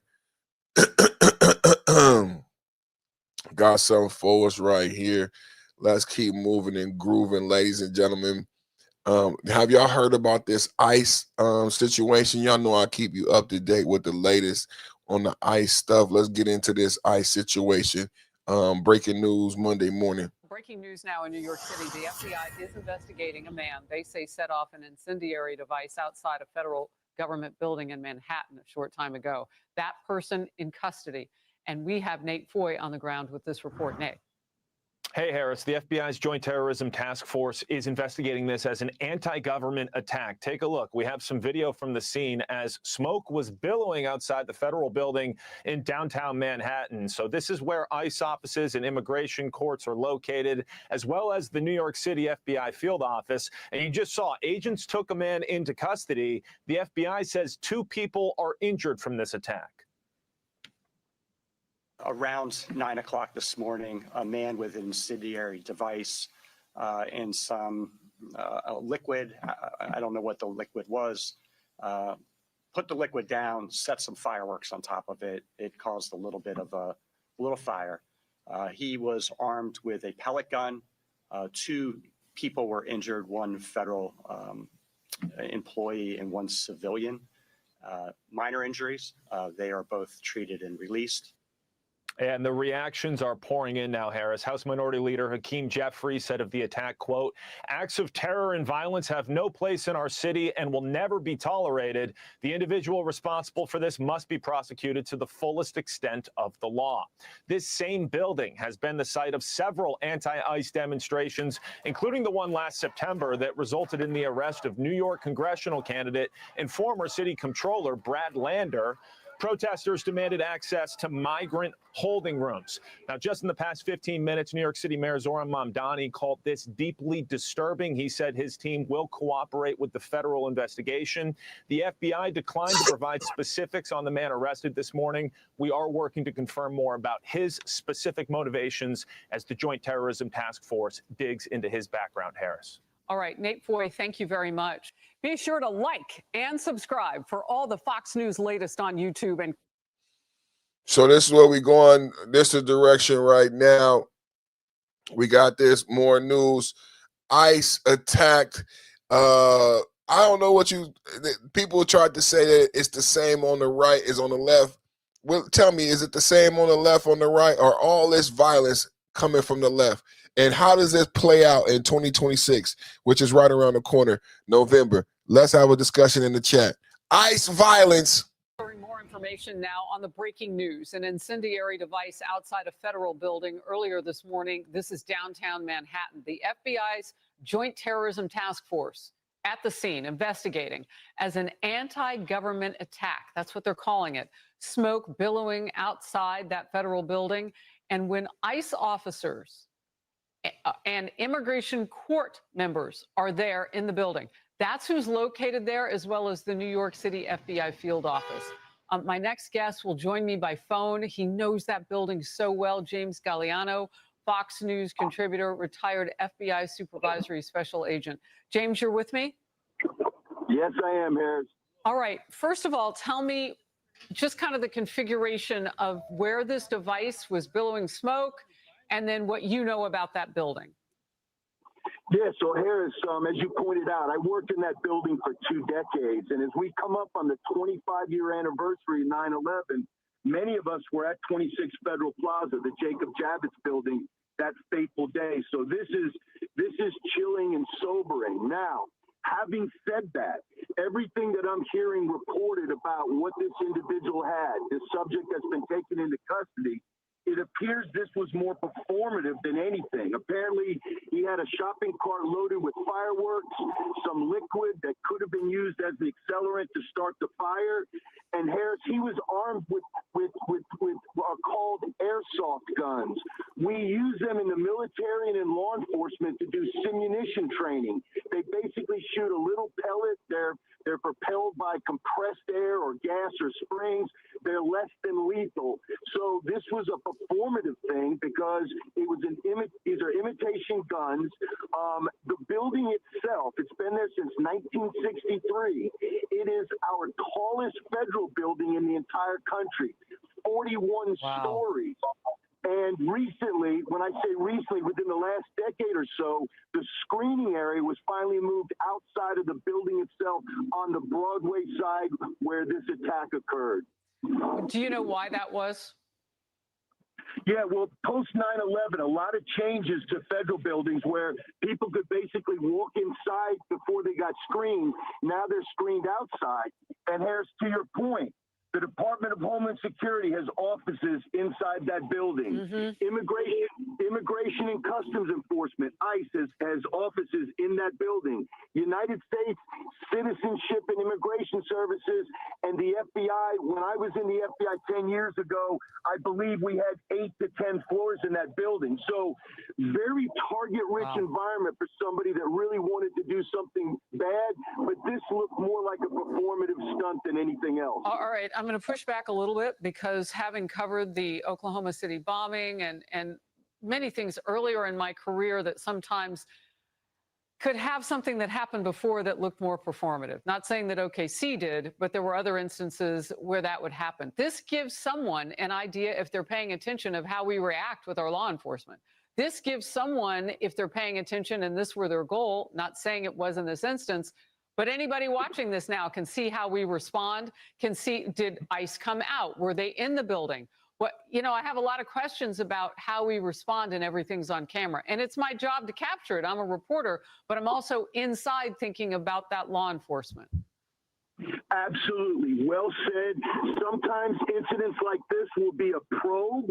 This will be somebody testing it out or doing it on behalf of an organization. Now, we don't know that yet. We don't know if this was someone, either inspired or directed to do this, or this was somebody with psychiatric morbidities. We don't know that yet. But lastly, I'll say this.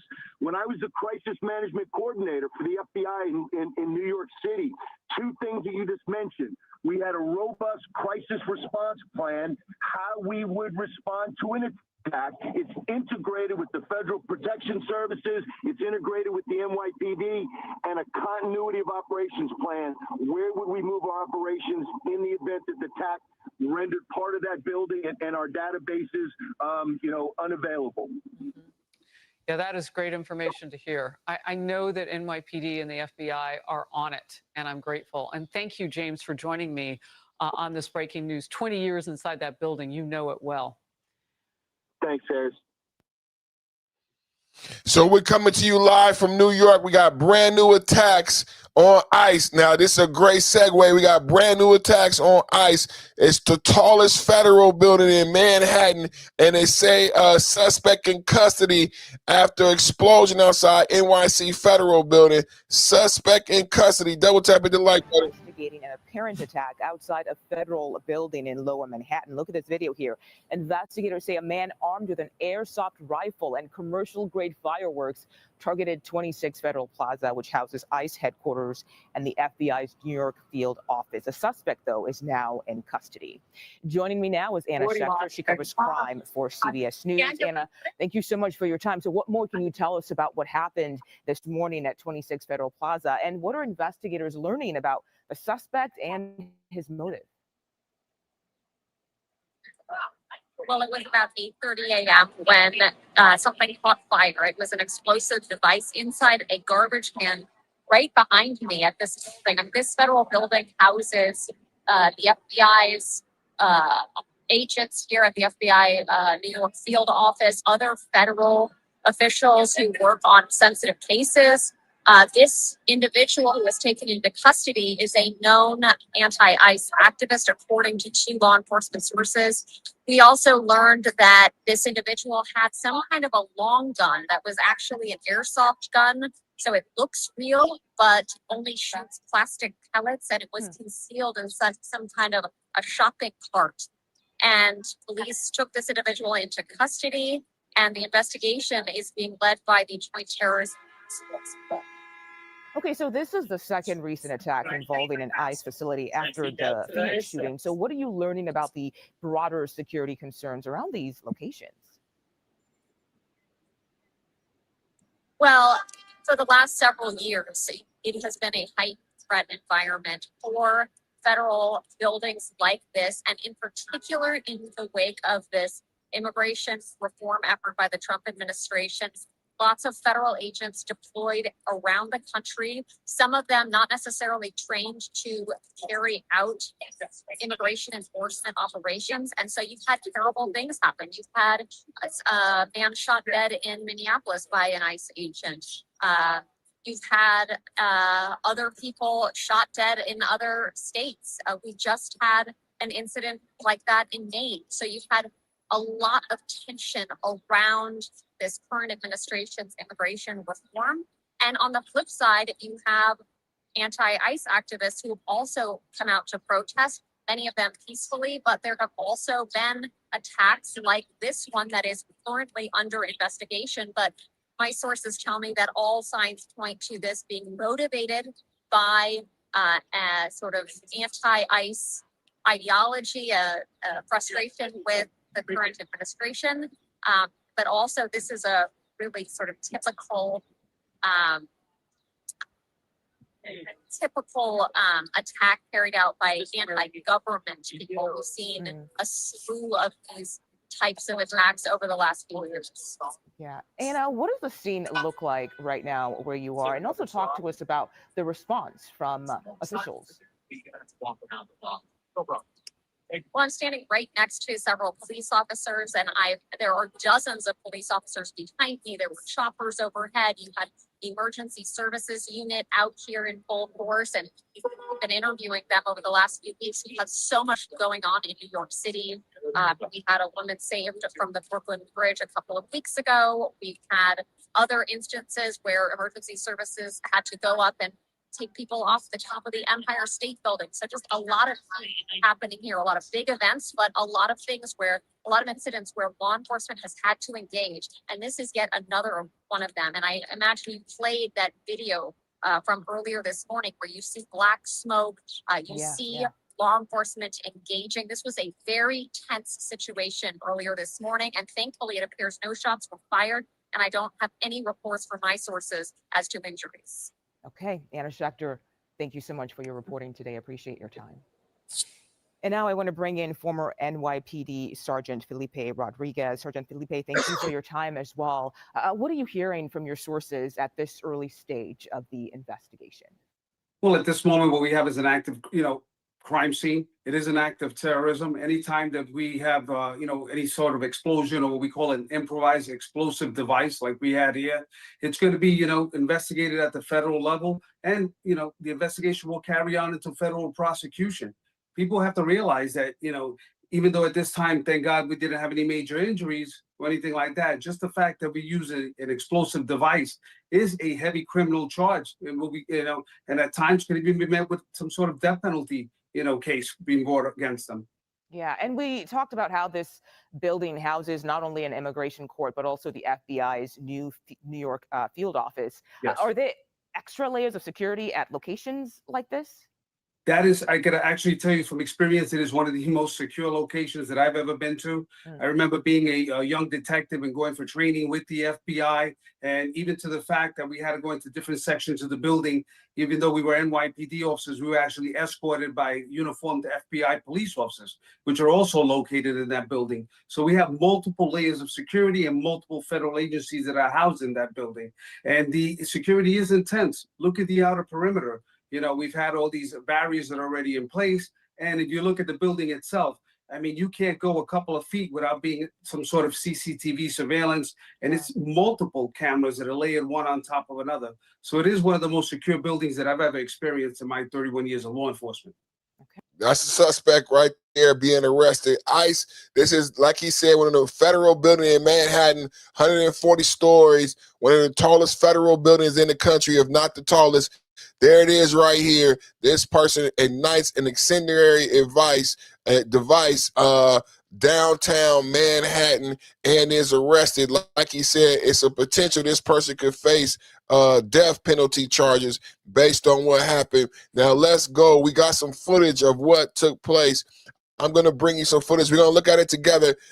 We can go slow motion. Let's go look. It's a couple different angles. We got a couple different angles. We're coming to you live from Manhattan, federal building that houses ICE, the Department of Homeland Security, 140 stories, incendiary device set off, and the person has been arrested. Double tap at the like button.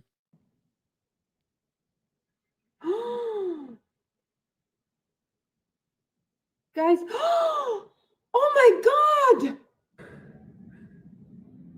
and then they're arrested. That's the person being arrested. Get away. Oh my God.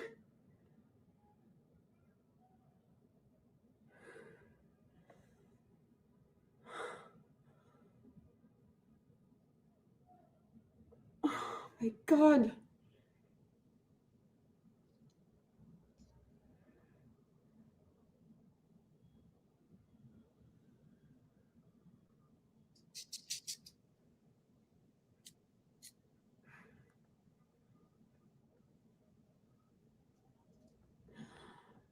This is insane.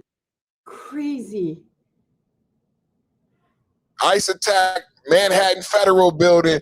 This is live footage of the attacker being arrested and the actual device being lit. ICE attack on Federal Building in Manhattan.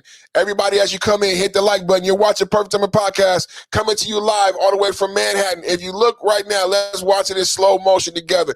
Coming to you live from Manhattan right now. This is an ICE protester in Manhattan coming in with a liquid that's flammable and some type of incendiary devices. This is live.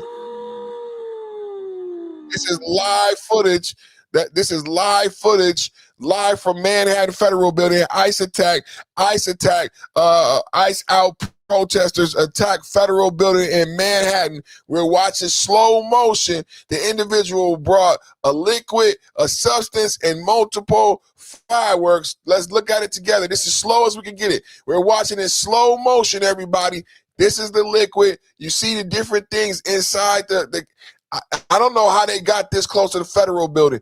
This is at the entrance of the Federal Building for ICE. This is the tallest Federal Building in the country. This is in Manhattan.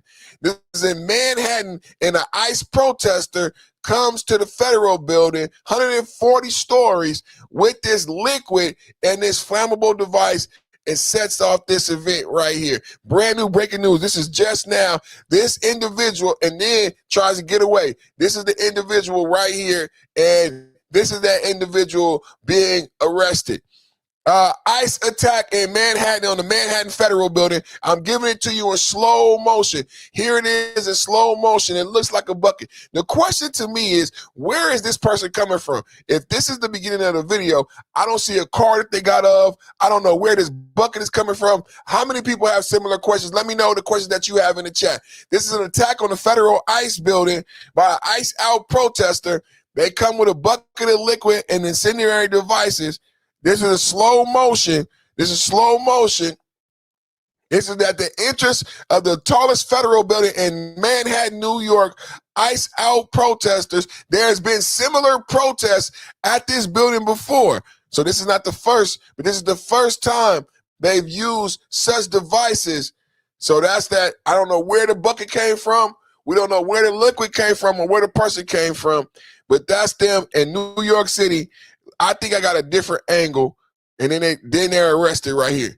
Then let's watch it. Y'all want to watch it in full speed? Let's watch it in full speed. That was in slow motion. We're gonna watch it in full speed, and then I got a different angle.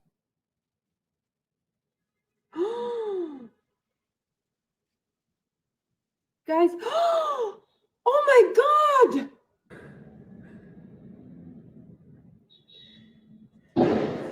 Get away. Oh my God. This is police apprehending the guy or the individual. I'm sorry. This is police and federal agents apprehending the individual who set off the incendiary device. He's trying to get away. They're trying to outdo him. They're trying to outdo him. He's trying to get away. I got another angle. We're coming to you live from Manhattan. I don't know how much of this you heard. Let's listen. I'm going to give you another report. Listen to the report, and I'm going to give you another angle. Listen to the report, and then I'm going to give you another angle. Live footage. ICE out protest in Manhattan, New York. Double tap the like button as you come in. More information now on the breaking news. An incendiary device This is that person that we just saw being arrested. This is the young lady who was assisting. This is a different angle to what you just saw. Pay attention. I'm going to give you some more couple angles. You can make up your mind in the chat. Let me know in the chat. What's your opinion? More information now on the breaking news. An incendiary device outside a federal building earlier this morning. This is downtown Manhattan. The FBI's Joint Terrorism Task Force at the scene investigating as an anti-government attack. That's what they're calling it. Smoke billowing outside that federal building. And when ICE officers and immigration court members are there in the building, that's who's located there, as well as the New York City FBI field office. My next guest will join me by phone. He knows that building so well. James Galliano, Fox News contributor, retired FBI supervisory special agent. James, you're with me? Yes, I am, Harris. All right. First of all, tell me just kind of the configuration of where this device was billowing smoke, and then what you know about that building. Yeah, so Harris, as you pointed out, I worked in that building for 2 decades. And as we come up on the 25-year anniversary of 9/11, many of us were at 26 Federal Plaza, the Jacob Javits building, that fateful day. So this is chilling and sobering. Now, having said that, everything that I'm hearing reported about what this individual had, this subject that's been taken into custody, it appears this was more performative than anything. Apparently, he had a shopping cart loaded with fireworks, some liquid that could have been used as the accelerant to start the fire. And Harris, he was armed with called airsoft guns. We use them in the military and in law enforcement to do simunition training. They basically shoot a little pellet. They're propelled by compressed air or gas or springs. They're less than lethal. So this was a performative thing because it was these are imitation guns. The building itself, it's been there since 1963. It is our tallest federal building in the entire country, 41 stories. And recently, when I say recently, within the last decade or so, the screening area was finally moved outside of the building itself on the Broadway side where this attack occurred. Do you know why that was? Yeah, well, post 9/11, a lot of changes to federal buildings where people could basically walk inside before they got screened. Now they're screened outside. And Harris, to your point, the Department of Homeland Security has offices inside that building. Immigration and Customs Enforcement, ICE, has offices in that building. United States Citizenship and Immigration Services and the FBI, when I was in the FBI 10 years ago, I believe we had 8 to 10 floors in that building. So very target-rich environment for somebody that really wanted to do something bad, but this looked more like a performative stunt than anything. So 26 Federal Plaza, you heard the list of all of the different agencies in the building, over 140 stories. Let's go to the different, I got different angles on this. So I just showed you in slow motion. We got different angles in this. Now you just heard the report. Now you know what we're watching. So that was the context. Now let's look at it again. That was the context of what we're watching. This is an ICE out protest at 144, 26 Federal building in Manhattan. Let's take a look. Just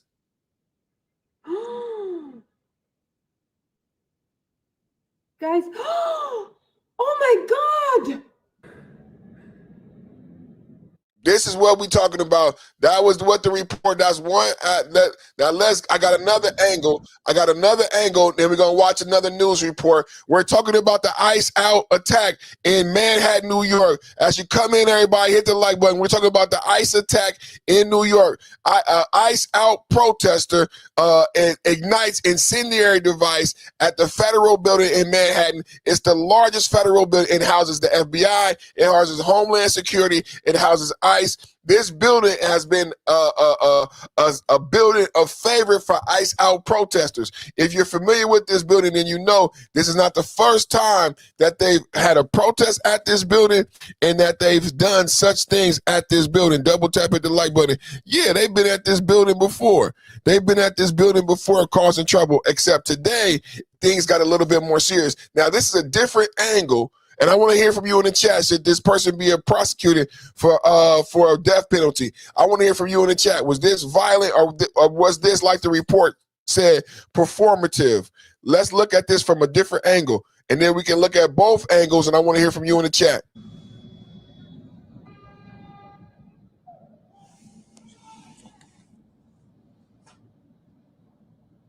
Oh, wow.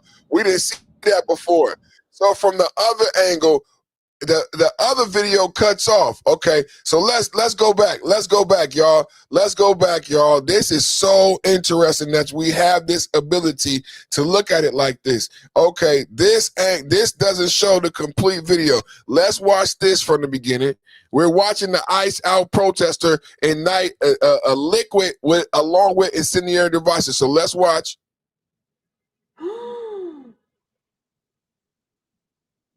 Guys, oh my God! So we assume it ends right there, but it didn't. This is not the end. This person does more damage. Now look. Guys, oh my God! That video cuts to him getting arrested or the person getting. Now let's go to my other angle. Let's go to my other angle, and I'm extremely surprised to see the person tried to do more damage. This is from the opposite window, the opposite angle. So we just saw the fire being started, and then the video cuts to the police arrested. So it seems like the person is running away from, but no, they don't just run. They throw more devices. Take a look at this.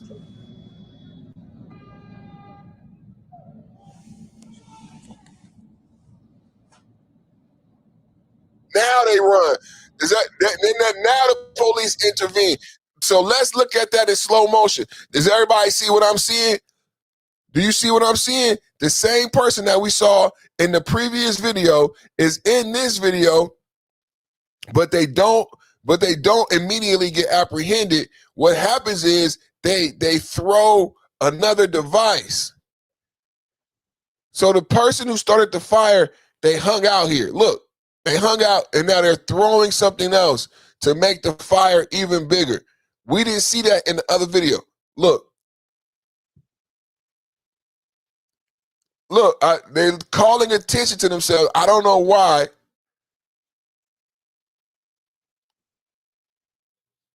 You see it? You see it being thrown after the wound up.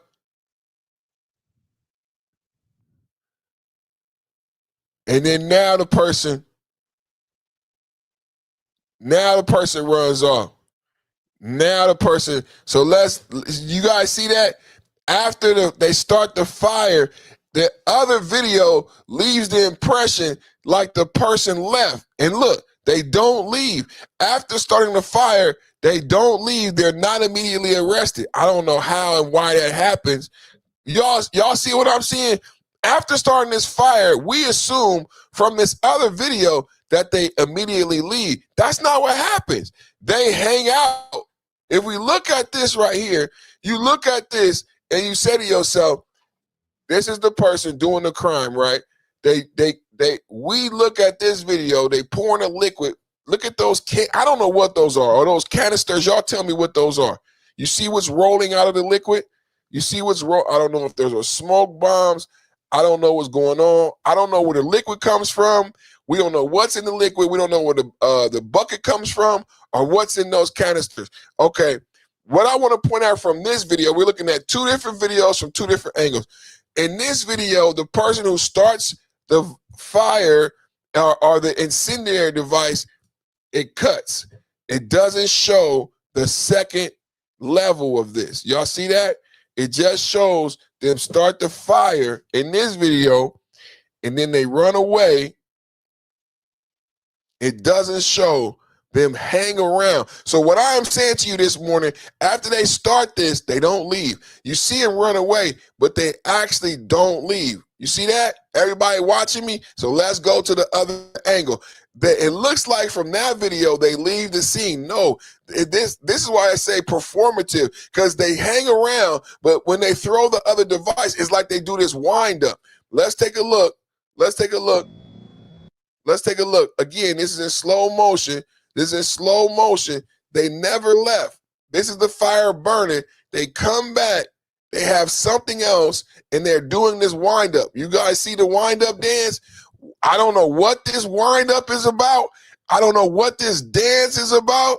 I don't know what this performance is about, but they do it. Then now they throw another device on another Barbie throw another shrimp on the Barbie, mate. Throw another shrimp on the Barbie, mate. Then they throw another shrimp on the Barbie. Now they're arrested. You see police coming from both angles. But a question we have right now, I don't know how you guys feel about this in the chat. What took the police so long? Now that we looked at both videos, and now that we understand that this person started this fire and then hung out and did this performative dance before trying to escalate the fire. Let's take a look. Come back. Look. Perform. Now I throw it. What's going on with this right here? Y'all help me out in the chat. Is this performative? What should be the charge? We're coming to you live from Manhattan. This is the country's largest federal building, 140 stories. It houses ICE, FBI, ICE out protesters have protested at this building numerous times. Today they start an incendiary device, and the person is arrested. We're watching video from multiple angles. After they start this fire, they hang out like a mental health patient, and they like perform like they want to get caught. Y'all let me know in the chat.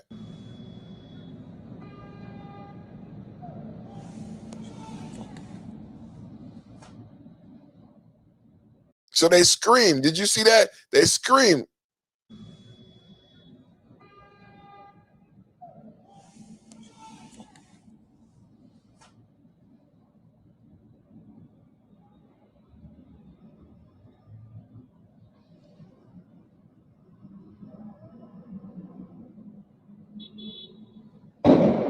Oh shit. No, you getting charged, man. I don't give a fuck if that's a firework. Fuck that. No, this person, you getting charged with terrorists because they trying to say it's a firework or it's because that federal agent, when they ran by and that shit went off, they could have got hurt. Y'all see that? Oh, no. Coming to you live from Manhattan. Let me know how you feel about it in the chat. Coming to you live from Manhattan. We have an attack. Coming to you live from Manhattan. We got ICE out protesters attack the federal building in Manhattan. Over 140 stories. Double tap hit the like button as you guys come in. This is crazy. Ice, baby. Too cold. It's like ice, baby. Just go back home. It's like ice, baby. Too cold. It's like ice, baby. Just go back home.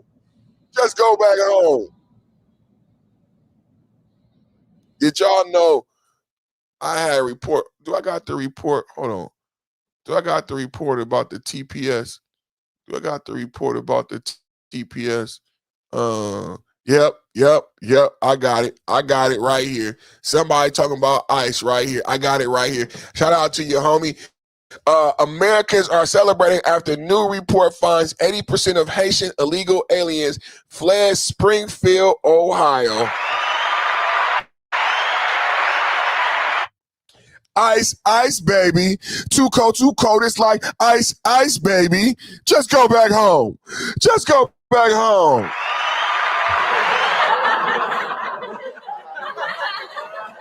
Double tap hit the like button, man. And that was another Supreme Court victory. By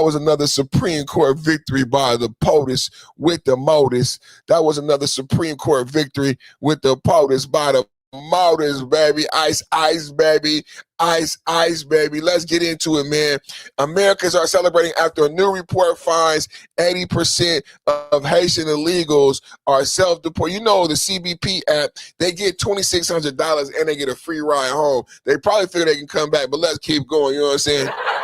Local Haitians are panicking, say businesses plummeted, restaurants, stores empty. Got what I voted for. Can I get I got what I voted for in the chat?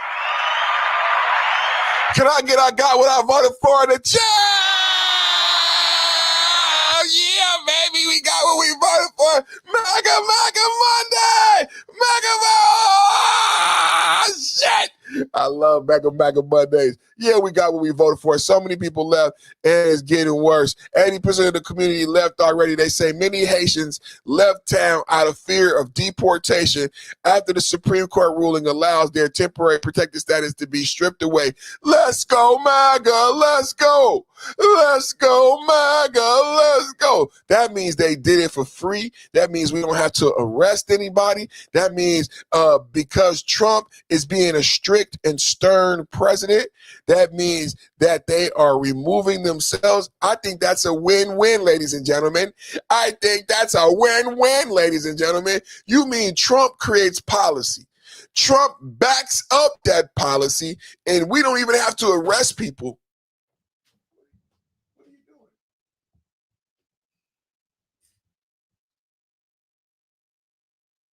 We don't even have to arrest people. They are voluntarily leaving because Trump is such a badass. Can I get Trump is a badass in the chat? Let's go. TPS being lifted results in Haitians deserting community in Ohio. Double tap at the like button. Breaking news, everybody. Haitian business owners in Springfield have been telling us they're losing business. So many people left. And it's getting worse. 80% of the community, they already left. They say many Haitians left town out of fear of deportation after a Supreme Court ruling that allows their temporary protected status to be stripped away. And community leaders are watching another possible consequence. I do think that it's going to be something that is going to impact our community. Kara Van Zandt is a longtime Springfield resident and the assistant executive director for the Clark County Land Bank. She says they've been working to renovate or remove abandoned properties already made worse by the housing crisis. With vacant lots, I know that we have tax foreclosed properties, which is a number that we use quite often. That means that they are officially been left, so that abandoned category is checked. We have about 500 parcels in Clark County, primarily in the city of Springfield. Now there's concern that if more Haitian families leave in a short period of time, even more houses can sit empty, adding to the neighborhoods they've already been helping to recover from blight. And that recovery comes at a cost. Just a basic site of this nature is going to be a couple $1 million, from beginning to end. In that recent presentation to City Council, the group says they're getting money from the state, have finished several projects, and will focus on the city's west side next. If we didn't have those funds coming down from the state, we would be stuck with all of these brownfields and blight. Leaders say you can expect to see more renovation work happening over the next year, but they say there's still more work to do as many Haitians move out. Oh, it's very bad for us. Sheena Elzy joins me now from Springfield, Ohio. And Sheena, great reporting. It sounds like Springfield's been wrestling with this for a while, though. This didn't happen overnight. Were Haitian immigrants originally seen as part of the solution to this vacancy problem? Well, the evidence certainly suggests that. After talking with some Haitian families, I found out many of them were living in rental houses that were once vacant before. And a lot of the Haitian business owners are also in strip malls that used to be abandoned or vacant before. But now that situation has definitely changed here. So now walking through the streets of Springfield, how visible are the changes? And do we know where these Haitian families are going to? Yeah, absolutely. So what you can see on the streets here is sometimes we've seen a lot of people, more people actually walking around because a lot of the Haitian immigrants, they don't have their driver's license and can't get one at this point. So we've seen more people walking around with nowhere to go. Some of the Haitian families tell me that they can't go back to Haiti because of the violence and the gangs there. They're worried about their families being killed or kidnapped. So they're going to other states or staying in town with nowhere to go and ending up homeless. And another problem that comes with that is the example right here. I want to walk you over here. And I want you to look up right at that sign there. That sign is a sign of a former homeless shelter. So this vacant building used to be a homeless shelter, but now there's even fewer options for the people of Haitian community, in the Haitian community or anywhere in town to go if they are left homeless. Now, the mayor, in a recent meeting, the mayor did say they are working with other nonprofits to try and open up more places for people to go, but it's still a big issue here in town. How are daily services being impacted if 80% of the population is gone? What happens to local businesses and schools and public transit? Yeah, well, a lot of the Haitian immigrants were working manufacturing jobs. Some of them I talked to were working at warehouses, like Amazon warehouses and things of that nature. And as far as the businesses go, a lot of the Haitian-owned businesses, at least, say they're seeing less of it and they're struggling trying to keep up, but they tell me they're going to stay in town until they're forced out. Okay, we'll leave it there for now. Thank you so much. Great reporting, Sheena. TPS results, temporary protection status has been lifted on Haitian Americans. Double tap, hit the like button. Somebody brought up ICE. I don't know how many of y'all been following. I follow stories, so I just want to bring y'all the latest. Because the Supreme Court, and this is going to be the same thing there for Somalians, true. It was like 3,500 Somalians. It was like 400,000 Haitians, and it was more people at TPS. I had a whole nother table set up about. It was over like 1 million people affected by Trump's TPS victory with the Supreme Court. A lot of people don't know that. So just bringing to you guys. Haitian business. Following up on the Supreme Court's decision to remove TPS. Just once and for all. Supreme Court to remove TPS. Haitians are self-deporting. I repeat, Haitians are self-deporting. Republican VP nominee J.D. Vance on claim of Haitian migrants eating pets in Springfield. We're not going to revisit that, the whole eating dogs comment. But I did want to point out to you that Senator Mike Lee. The chamber would be in an uproar. We'd hear of little else if China stole the banking information of 220 million Americans. That's about it. At this hour, we're getting new immigration enforcement numbers, and here are some of the highlights. ICE deportations and removals for the current fiscal year, which began last October, stand now at more than 356,000. That's an average of roughly 1,260 deportations per day. The total number of people in ICE custody now is just under 66,000. Almost 40,000 of those have criminal convictions or pending criminal charges. Great Britain has a new prime minister. At this hour, we're getting new immigration enforcement numbers, and here's. So TPS has resulted in Haitians self-deporting. I don't know how many of y'all know. Haitian business owners in Springfield have been telling us they're losing business. So many people left. And it's getting worse. 80% of the community, they already left. They say many Haitians left town out of fear of deportation after a Supreme Court ruling that allows their temporary protected status to be stripped away. And community leaders are watching another possible consequence. I do think that it's going to be something that is going to impact our community. Kara Van Zandt is a longtime Springfield resident and the assistant executive director for the Clark County Land Bank. She says they've been working to renovate or remove abandoned properties already made worse by the housing crisis. With vacant lots, I know that we have tax foreclosed properties, which is a number that we use quite often. That means that they are officially been left, so that abandoned category is checked. We have about 500 parcels in Clark County, primarily in the city of Springfield. Now there's concern that if more Haitian families leave in a short period of time, even more houses can sit empty, adding to the neighborhoods they've already been helping to recover from blight. And that recovery comes at a cost. Just a basic site of this nature is going to be a couple $1 million, you know, from beginning to end. In that recent presentation to City Council, the group says they're getting money from the state, have finished several projects, and will focus on the city's west side next. If we didn't have those funds coming down from the state, we would be stuck with all of these brownfields and blight. Leaders say you can expect to see more renovation work happening over the next year, but they say there's still more work to do as many Haitians move out. Well, it's very bad for us. Sheena Elzy joins me now from Springfield, Ohio. And Sheena, great reporting. It sounds like Springfield's been wrestling with this for a while, though. This didn't happen overnight. Were Haitian immigrants originally seen as part of the solution to this vacancy problem? Well, the evidence certainly suggests that. After talking with some Haitian families, I found out many of them were living in rental houses that were once vacant before. And a lot of the Haitian business owners are also in strip malls that used to be abandoned or vacant before. But now that situation has definitely changed here. So now walking through the streets of Springfield, how visible are the changes? And do we know where these Haitian families are going to?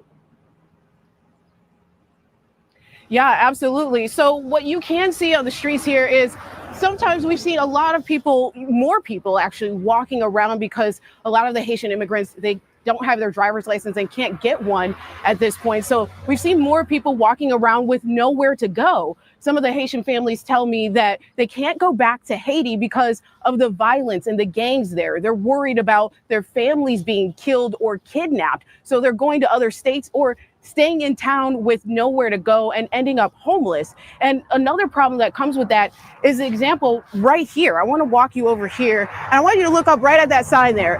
That sign is a sign of a former homeless shelter. So this vacant building used to be a homeless shelter, but now there's even fewer options for the people of Haitian community, in the Haitian community or anywhere in town to go if they are left homeless. Now, the mayor, in a recent meeting, the mayor did say they are working with other nonprofits to try and open up more places for people to go, but it's still a big issue here in town. How are daily services being impacted if 80% of the population is gone? What happens to local businesses and schools and public transit? Yeah, well, a lot of the Haitian immigrants were working manufacturing jobs. Some of them I talked to were working at warehouses, like Amazon warehouses and things of that nature. And as far as the businesses go, a lot of the Haitian-owned businesses, at least, say they're seeing less of it and they're struggling trying to keep up. But they tell me they're going to stay in town until they're forced out. Okay, we'll leave it there for now. Thank you so much. Great reporting, Sheena. What y'all think in the chat? Is this what you voted for? I need to know from you in the chat. Is this what you voted for? Trump created policy. He revokes TPS. Now, this is after you got the $19 billion fraud and everything that took place. Joe Biden and Kamala Harris opened and then could not control the borders. So this is a result of Democratic programs. I want to know from you how you feel about it. This actually went to the Supreme Court. Donald Trump removes TPS for Somalians and the Haitians. It goes to the Supreme Court. Donald Trump wins in the Supreme Court. Now, as a result of Donald Trump winning and removing the TPS, Haitians are self-deporting using the CBP app. You get $2,600 and you get a free plane ride back home. You get $2,600 and you get a free plane ride back home. So Donald Trump creates his policy, enforces his administration, enforces the policy, and without one soldier, without one arrest, we have 80% of illegals, 80%. Think about this. Think about this when we talk about money spent and money saved. A penny cent is a dollar saved, right? So Donald Trump's policy leads to the Haitian community self-deporting.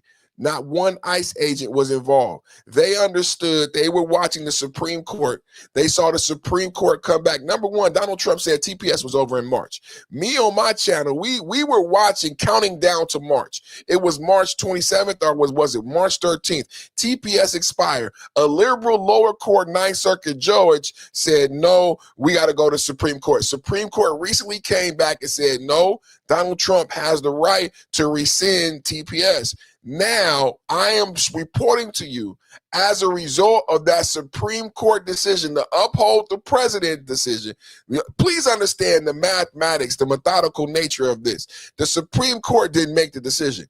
Donald Trump made the decision. The Supreme Court let the American people and the liberals know that the president, double tap at the like button. Come on, do y'all understand what I'm saying? Double tap at the like button. I said the Supreme Court didn't make the decision. Donald Trump, President Trump, removed TPS. A liberal judge tried to question the power of the president. The Supreme Court upheld the president's power. The Supreme Court upheld Donald Trump's power and right to remove TPS. Now we have Haitians self-deporting. Republican Governor Mike DeWine. Governor, you just heard Secretary Mullen defend the decision. You say it's a mistake. What's your take? Well, I think it's a mistake for a number of reasons.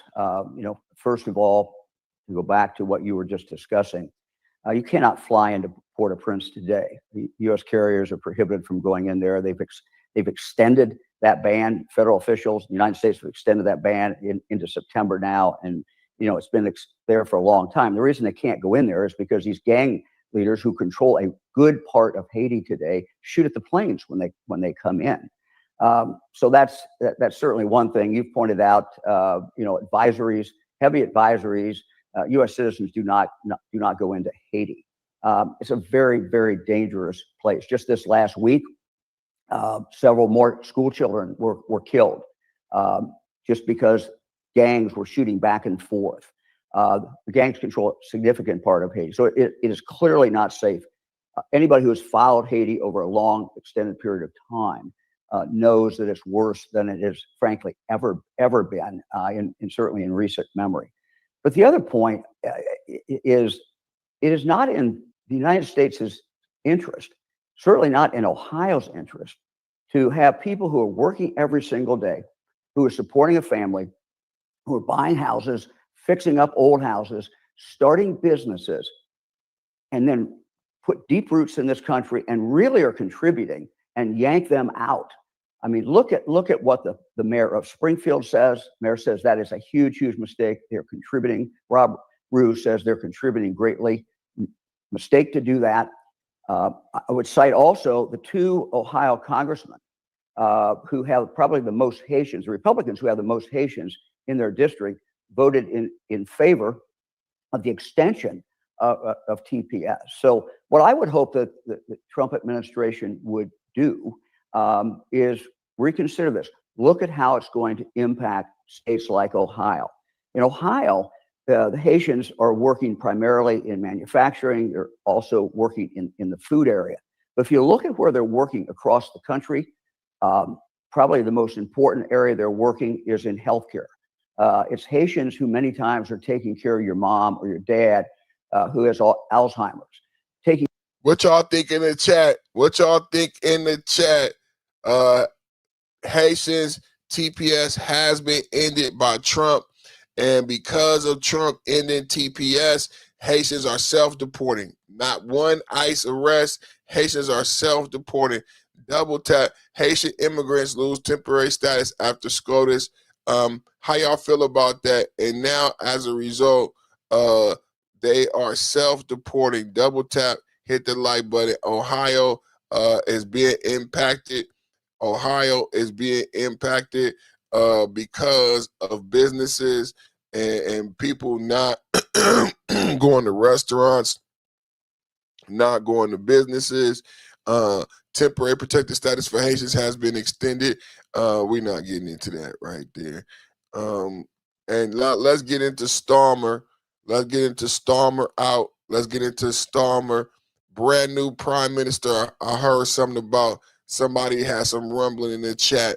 Brand new prime minister Starmer is out. This is what I've been talking about when conservatives and MAGA been talking about NATO and Trump. I said Trump was right. Trump was right. This is why we don't need to be in NATO. This is why we don't need to do business with Spain. Double tap hit the like button, man. Starmer is out. I'm about to visit His Majesty the King to offer my resignation and close the book on my time as Prime Minister.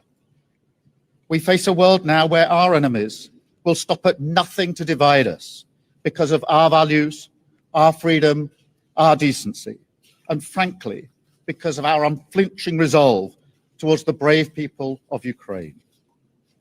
And so under this attack, it is vital that we remember the greatness of the Britain all around us, that while we debate how to fix our problems, there is something we inherit from our country and our character that can give us confidence, that we can change our country for the better, that we can create a Britain where every child can go as far as their talent will take them, and we can unite different people under our common flag if we don't succumb to that division. So as I now pass the baton to Andy Burnham, I wish him every success. He has my full support. I go with good grace, I go with a smile, and I go proud of everything that we have achieved. Thank you very much. Starmer out, Starmer out, and we out, UK. We out of NATO. We out of the business of the UK. Double tap, hit the like button. Starmer out. Starmer goes to the King Charles to tender his resignation. Double tap, hit the like button. Starmer out.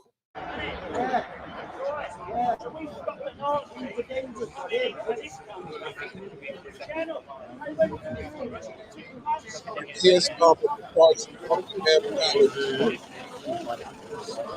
this is Keir Starmer leaving Buckingham Palace. So he had to go to the king. He had to go to the king and give his resignation.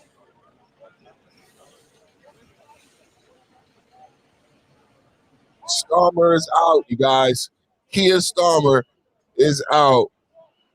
British Prime Minister Keir Starmer is out. He's going to see King Charles to tender his resignation. Brand new Prime Minister in Canada, brand new Prime Minister. This is why I say I back Trump, Rubio, and the administration in no longer being in a monetary relationship with Europe. No longer. I do not support. I'm not saying we don't have to be friends with Europe, but it is no longer viable. And I can't see an intelligent reason for us to be in a monetary, military relationship with Europe. Keir Starmer out, brand new leadership in Canada. And the reason I say that when they have these new leaders, they don't take into account how this will affect American geopolitics, right? They don't bring that up, right? They just do whatever they want to do, right? That's what that's about. That's why I say our interests are not aligned, man. America and the UK, Britain, our interests are not aligned. Starmer out, man. It's not even quite 6 o'clock and I've already arrived at a really rather busy Downing Street. You can see hordes of media descending because they are here to see Andy Burnham become Prime Minister later today. Our 5th Prime Minister in just 4 years, our 7th Prime Minister in little over 10 years. He, I think, will acknowledge that in his speech when he walks up Downing Street and gives his first speech as Prime Minister, but will still set out a programme for years of change, what he described on Friday as the biggest shift in British politics in 40 years. That is a clear sign that he wants to break not just with what has come in the last few years, not just with the 14 years of Conservative government, but also with some of the policies of the new Labour governments in which he served. It is going to be fascinating to see what the former Mayor of Greater Manchester says. There's still lots that we don't know about his government. Once he's given his first speech as Prime Minister, he will then begin the task of appointing his cabinet, who will be his Chancellor. That's a fascinating question. It appears Shabana Mahmood likely now to take that job over Ed Miliband, who for some time had been seen as the favourite. Lots of unanswered questions will be answered today, and you can follow along on BBC News. Well, it's not even quite 6 o'clock and I've already arrived at a really rather busy Downing Street. You can see hordes of media descending because they are here to see Andy Burnham become Prime Minister later today. Our 5th Prime Minister in just 4 years, our 7th Prime Minister in little over 10 years. He, I think, will acknowledge that in his speech when he walks up Downing Street and gives his first speech as Prime Minister, but will still set out a programme. So let me list. Like, have you guys heard about the socialists? Why this is important? Because this guy is socialist, like Mondani and the Democratic Socialist left, and they're going along with this socialist trend geopolitically. Some of the things that the new Prime Minister holds dear. Public ownership. He supports placing life essentials such as water and energy sectors under public and state control. Socialism. housing. He wants to expand affordable housing and build more council houses. That means more projects, public housing, decentralization. He wants to shift political and financial power away from London, Whitehall, and toward local regional governments.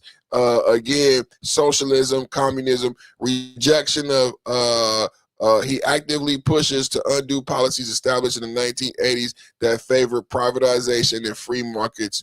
So this is the more in the socialist trend that we see, not just in New York, but I've argued globally. So it's not just that Starmer is out. It's not just, this is where I say, when I say our interests don't align with these people, man, that's why we shouldn't do NATO. That's why we shouldn't be in the UN.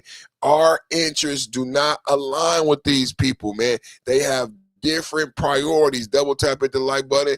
They have different priorities. Starmer out, brand new socialist prime minister coming into the UK, and we out of NATO. We out of USAID. We out of the UN, and this is why. Double tap at the like button.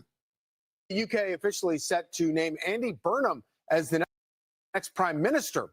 The new Labour leader wasting no time touting his plan for socialist-style policies, while throwing a not-so-subtle jab at the capitalist achievements of former Prime Minister Margaret Thatcher. Britain took a series of wrong turns in the 1980s. Political power was centralised and economic power was privatised. That in turn led to the concentration of more wealth and power in the hands of fewer people and fewer places. This change today is the most significant change moment in our politics for 40 years. It will take us to a country where life is more affordable and all people and places are lifted from where they are now. Harry Cole is the editor-at-large at The Sun, and he joins us now. So great to have you on this morning. Thank you for joining us, Harry. So the amazing rewriting of history there to forget the accomplishments of free markets over socialism in the 80s and 90s. What are you all in for? Morning, Charlie. Well, it's starting to feel a little bit like New York in Britain right now. It's very much back to the 70s. He's promising to nationalise railways, buses, utilities, but we've heard all these old tunes before. This is a guy, Andy Burnham, who served in Tony Blair's government. He was a minister that brought in more privatisation than any health secretary to our nationalised socialist healthcare system, and now he disappeared off to Manchester. He became its mayor. He's rebranded. He's cool now. He wears trainers. He likes football. He plays the guitar. He's nice and fluffy. We've heard this so many times. You know, they dress it up. They become all kind of, you know, smiley wavy, but underneath that hard left core leaves us all poorer. Yeah, and it's kind of amazing to listen to him talk about the centralization under free markets, whereas, of course, what he's proposing is the ultimate in centralization of power in the government. I want to play this clip where he appears to be playing footsie with the idea of a wealth tax, which is basically just confiscating people's wealth. Listen. Economically, what can you do differently? A wealth tax, possibly, of the super rich, which is what a lot of people, economists, are calling for? I'm going to obviously take my time to properly, look at the state of things, particularly the state of the finances. I do believe we need a greater sense of fairness and people feeling that things are being done in the right way and a fair way. Nothing says fairness like the government ripping money out of the hands of people who earned it. Well, exactly. Andy Burnham's been very coy about what he's going to do other than that sort of big picture left-wing tilt. There's no real plan. He's not really taking any questions. He's doing soft soap podcasts with former ex-footballers rather than actually any hard questions. But yeah, no, clearly opening the door there. He said that everyone's got to pay a little more tax. Everyone's got to pay their part. Britain already has the highest tax burden in peacetime. Our taxes in Britain are higher than they were in World War II. And when we were, of defeating the Nazis, and yet he already says that we have to expect taxes to go up. One glimmer of hope, though, with Andy Burnham, he isn't hocked to the unions. He's been backed by all the biggest public sector unions in the UK, but one big union, the GMB, who represent oil and gas drillers, have also backed him, and he is opening the door now to perhaps finally re-drilling the North Sea, opening up our energy independence, which is something that Donald Trump has called for many times and fell out with the previous Prime Minister, Keir Starmer, over very publicly. So a tiny glimmer of hope there. You know, it's kind of interesting. Andy Burnham comes kind of out of left field for most Americans who don't follow this stuff closely. How did he wind up in the position that he is? Well, this is Britain's 7th Prime Minister in 10 years, which tells you something about the fundamental ungovernable situation that the country finds itself in. It's a deeply divided country, mass immigration, net zero, big issue.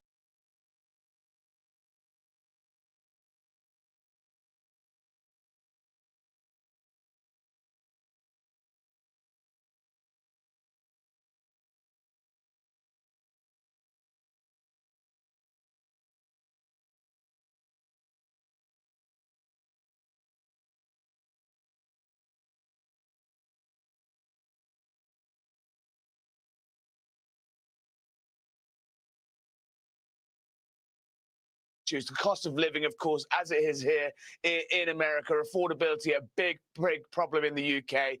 Look, the British public have tried lots of things. They tried electing Boris Johnson back a few years ago. They tried voting for Brexit a few years ago. They tried voting for Keir Starmer, who was already pretty left-wing, back in 2024. He failed to deliver. He became the historically most unpopular Prime Minister since they invented polling. This strikes me as another roll of the dice, but it's not a roll of the dice by the British public. It's a roll of the dice by the British Labour Party. This guy stood in a special election. Only 25,000 people tops have voted for him. So when he comes in with his hard left agenda, when he comes in promising to take us back to the 70s and unpick Thatcherism and unpick Blairism, he has not got a mandate for this. So I have a horrible feeling all this hopey change stuff is going to hit the runway at 500 miles an hour Monday morning when it comes into contact reality, because the British public, no one's voted for this guy. Yeah, well, we're familiar with the hopey change not quite working out. Really appreciate it. Thank you for coming on, and hope you'll come back as things develop further. Be sure to like and subscribe for all the Fox News latest.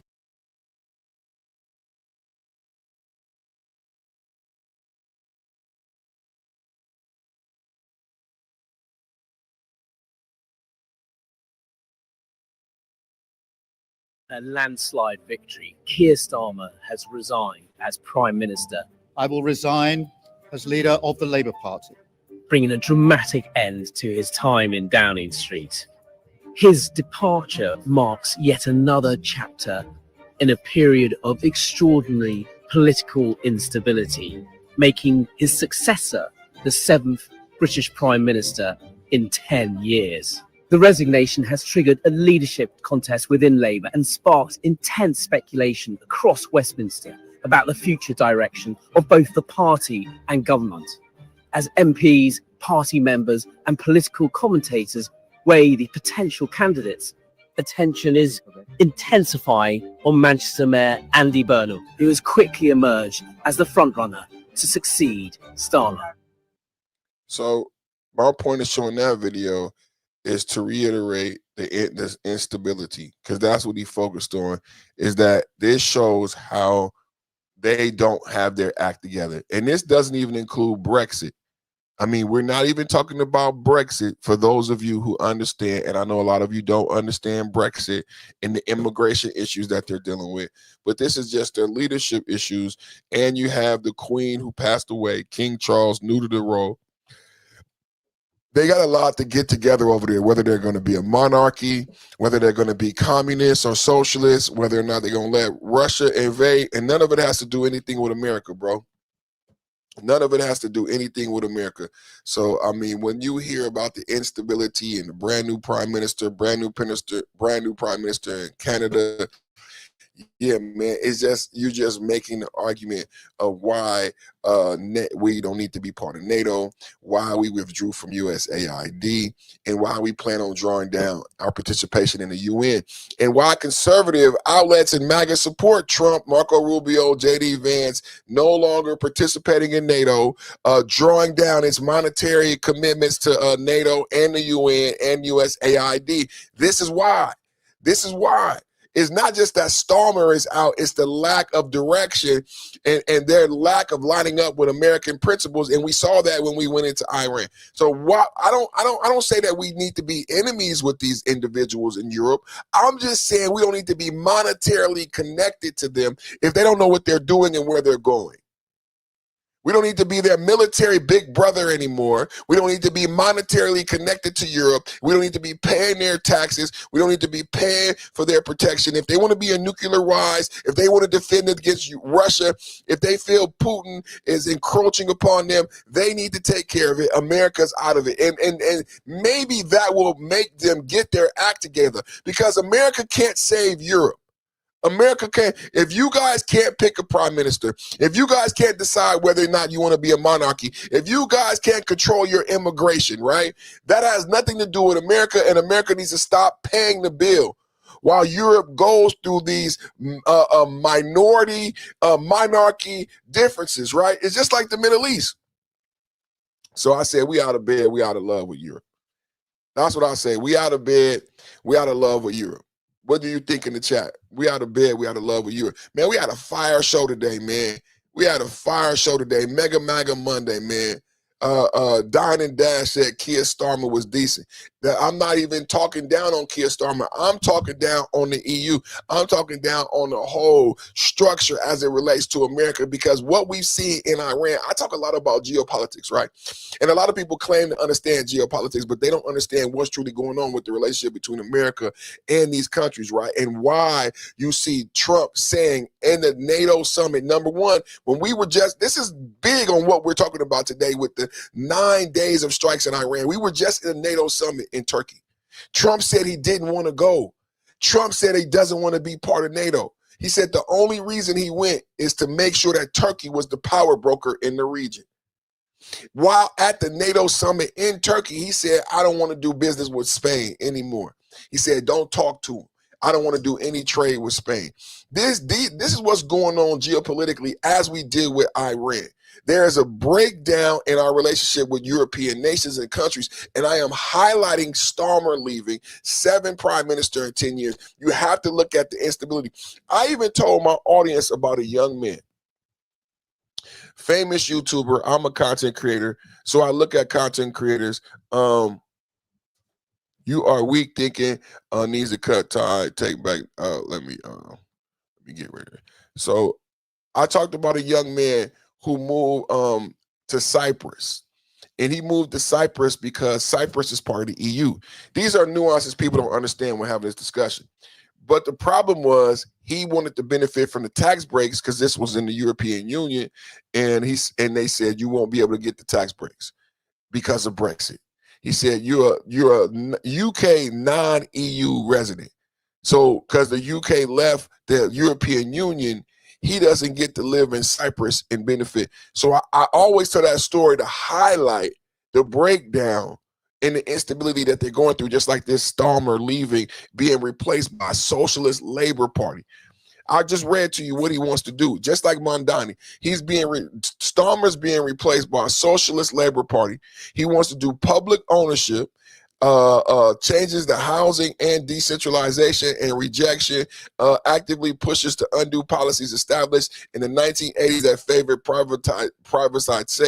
privatization and free markets. He supports placing life essentials such as water and energy sectors under public and state control. This is the new prime minister. He already won. He won in the landslide.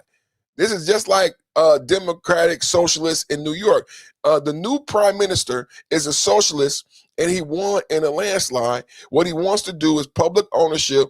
He wants to take away water and energy. He wants to take away housing and build more projects. He wants to shift political financial power away from London, Whitehall, and to our local regional. So when we talk about Bill Maher, I had Bill Maher was talking about how Bill Maher said his vote is up for grabs, right? Because of how the Democratic Socialists are so communist leaning, right? So it's like this thing that we see in New York is not unique to New York. This democratic socialism, communism, left-leaningism is happening in a lot of the westernized countries, and it's happening now with Starmer being kicked out and being elected overwhelmingly by a Labor Party, just like Madani, who wants to do socialism. This is the reality in the globe right now. So I don't see with Europe. I'm not even talking down on Starmer. I'm not even saying, and then remember, I've been educating you about Starmer and Macron. Macron and the leader in France. Again, another country who's supposed to be a NATO ally who's not congruent on America, who wasn't with us on Iran, who wasn't with us on Venezuela. So when we have these conversations, it's not so much about, hey, Keir Starmer was a bad guy. It's about understanding the Trump administration's policy and relationship with NATO, and why we feel the way we feel about NATO, why we made the decisions we made with USAID, why we made the decisions that we made as far as funding as it relates to the UN. Now it makes a little bit more sense, hopefully, if you've been paying attention. Double tap at the like button, everybody. This has been the Perfect Timing Podcast, Mega MAGA Monday Extravaganza. Perfect Timing Podcast, Mega. I'm going to ask a huge favor right now.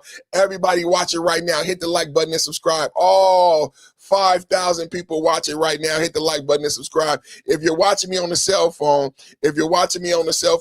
go to the ellipsis in the top right-hand corner and hit the ellipsis. That'll give you a chance to like or dislike the video. You can double tap the screen. Boop, boop, boop, boop, boop, boop, boop, boop. Double tap the screen, and that way you could be help me like and support the video, support the channel. Thank you guys for all y'all support, man. It's been a great fire show today, man. Man, we be back tomorrow at 1 p.m. every day, 1 p.m. Same bad time, same bad channel. #1 channel on YouTube for geopolitics and geopolitical debate is the Perfect Timing Podcast. Make sure you like, share, subscribe. If you're so inclined, send a super chat, send a gift. And when you subscribe, you're going to get a plus sign that will allow you to join the channel. Become a member, man. We do member-only lives. When you become a member, you get your comments and your names lit up in the chat when the chat gets rolling and rumbling. So I incentivize you to hit the like button at this time. Hit the subscribe button, man. Thank you so much for watching, man. We'll be back tomorrow, man. Mega MAGA Monday, and we out, man. God bless America. God bless the Trump. God bless the soldiers and the casualties that we lost over the weekend. God bless those soldiers. Thank you for your commitment to the America. Thank you to your service. Thank you for your commitment, man. God bless you, your souls, and God bless your families. Oh, man, thank you for your sacrifice. I ask all these blessings in God's name. Hey, you guys, we'll see you tomorrow at 1 p.m. Perfect Timing Podcast, the #1 podcast on YouTube for political and geopolitical debate. I know y'all want to come here. This ain't the guy. I'm not on TikTok. You know, a lot of people just be on TikTok and they on YouTube secondarily. They don't respect the YouTube audience. I don't like that shit. They primarily TikTokers. They liberals. They pussy ass TikTokers. And they liberals. And they come on here and they on TikTok and they got a secondary feed on YouTube. That's pussy. And they don't respect the YouTube audience. Every day I come on here and I'm committed to giving you high-level content. Look, read my description. Check out my thumbnail. When you subscribe to my channel, you're going to see high-level content. So I'm committed to giving you high-level content, man. And I want you to understand there's a difference between TikTok and liberals, right? There's a difference between a TikToking liberal, and you can see the TikTok screen. You can see the people in the square. There's a difference between a TikToking liberal and an actual YouTuber who knows how to be an MC, a microphone controller who does research and analytical data and then presents it in a charismatic, comedic way in a podcast. There's a difference between what I do and what them bitch-ass TikTokers with them fake-ass Google phone numbers. Call in and debate me. Call in and debate me. And they never debate anybody like me with any intelligence on the issue because it's not about a debate. It's about their makeup. If you notice, all of these people who want to do a call-in used to be like washouts in Los Angeles. This is what I don't like about a lot of the scene. A lot of the people doing the TikTok shit are people who tried to be on a commercial and you failed, right? So now you're on TikTok talking about politics and you don't know shit about politics. So the way that you protect your ignorance is you put up a phone number.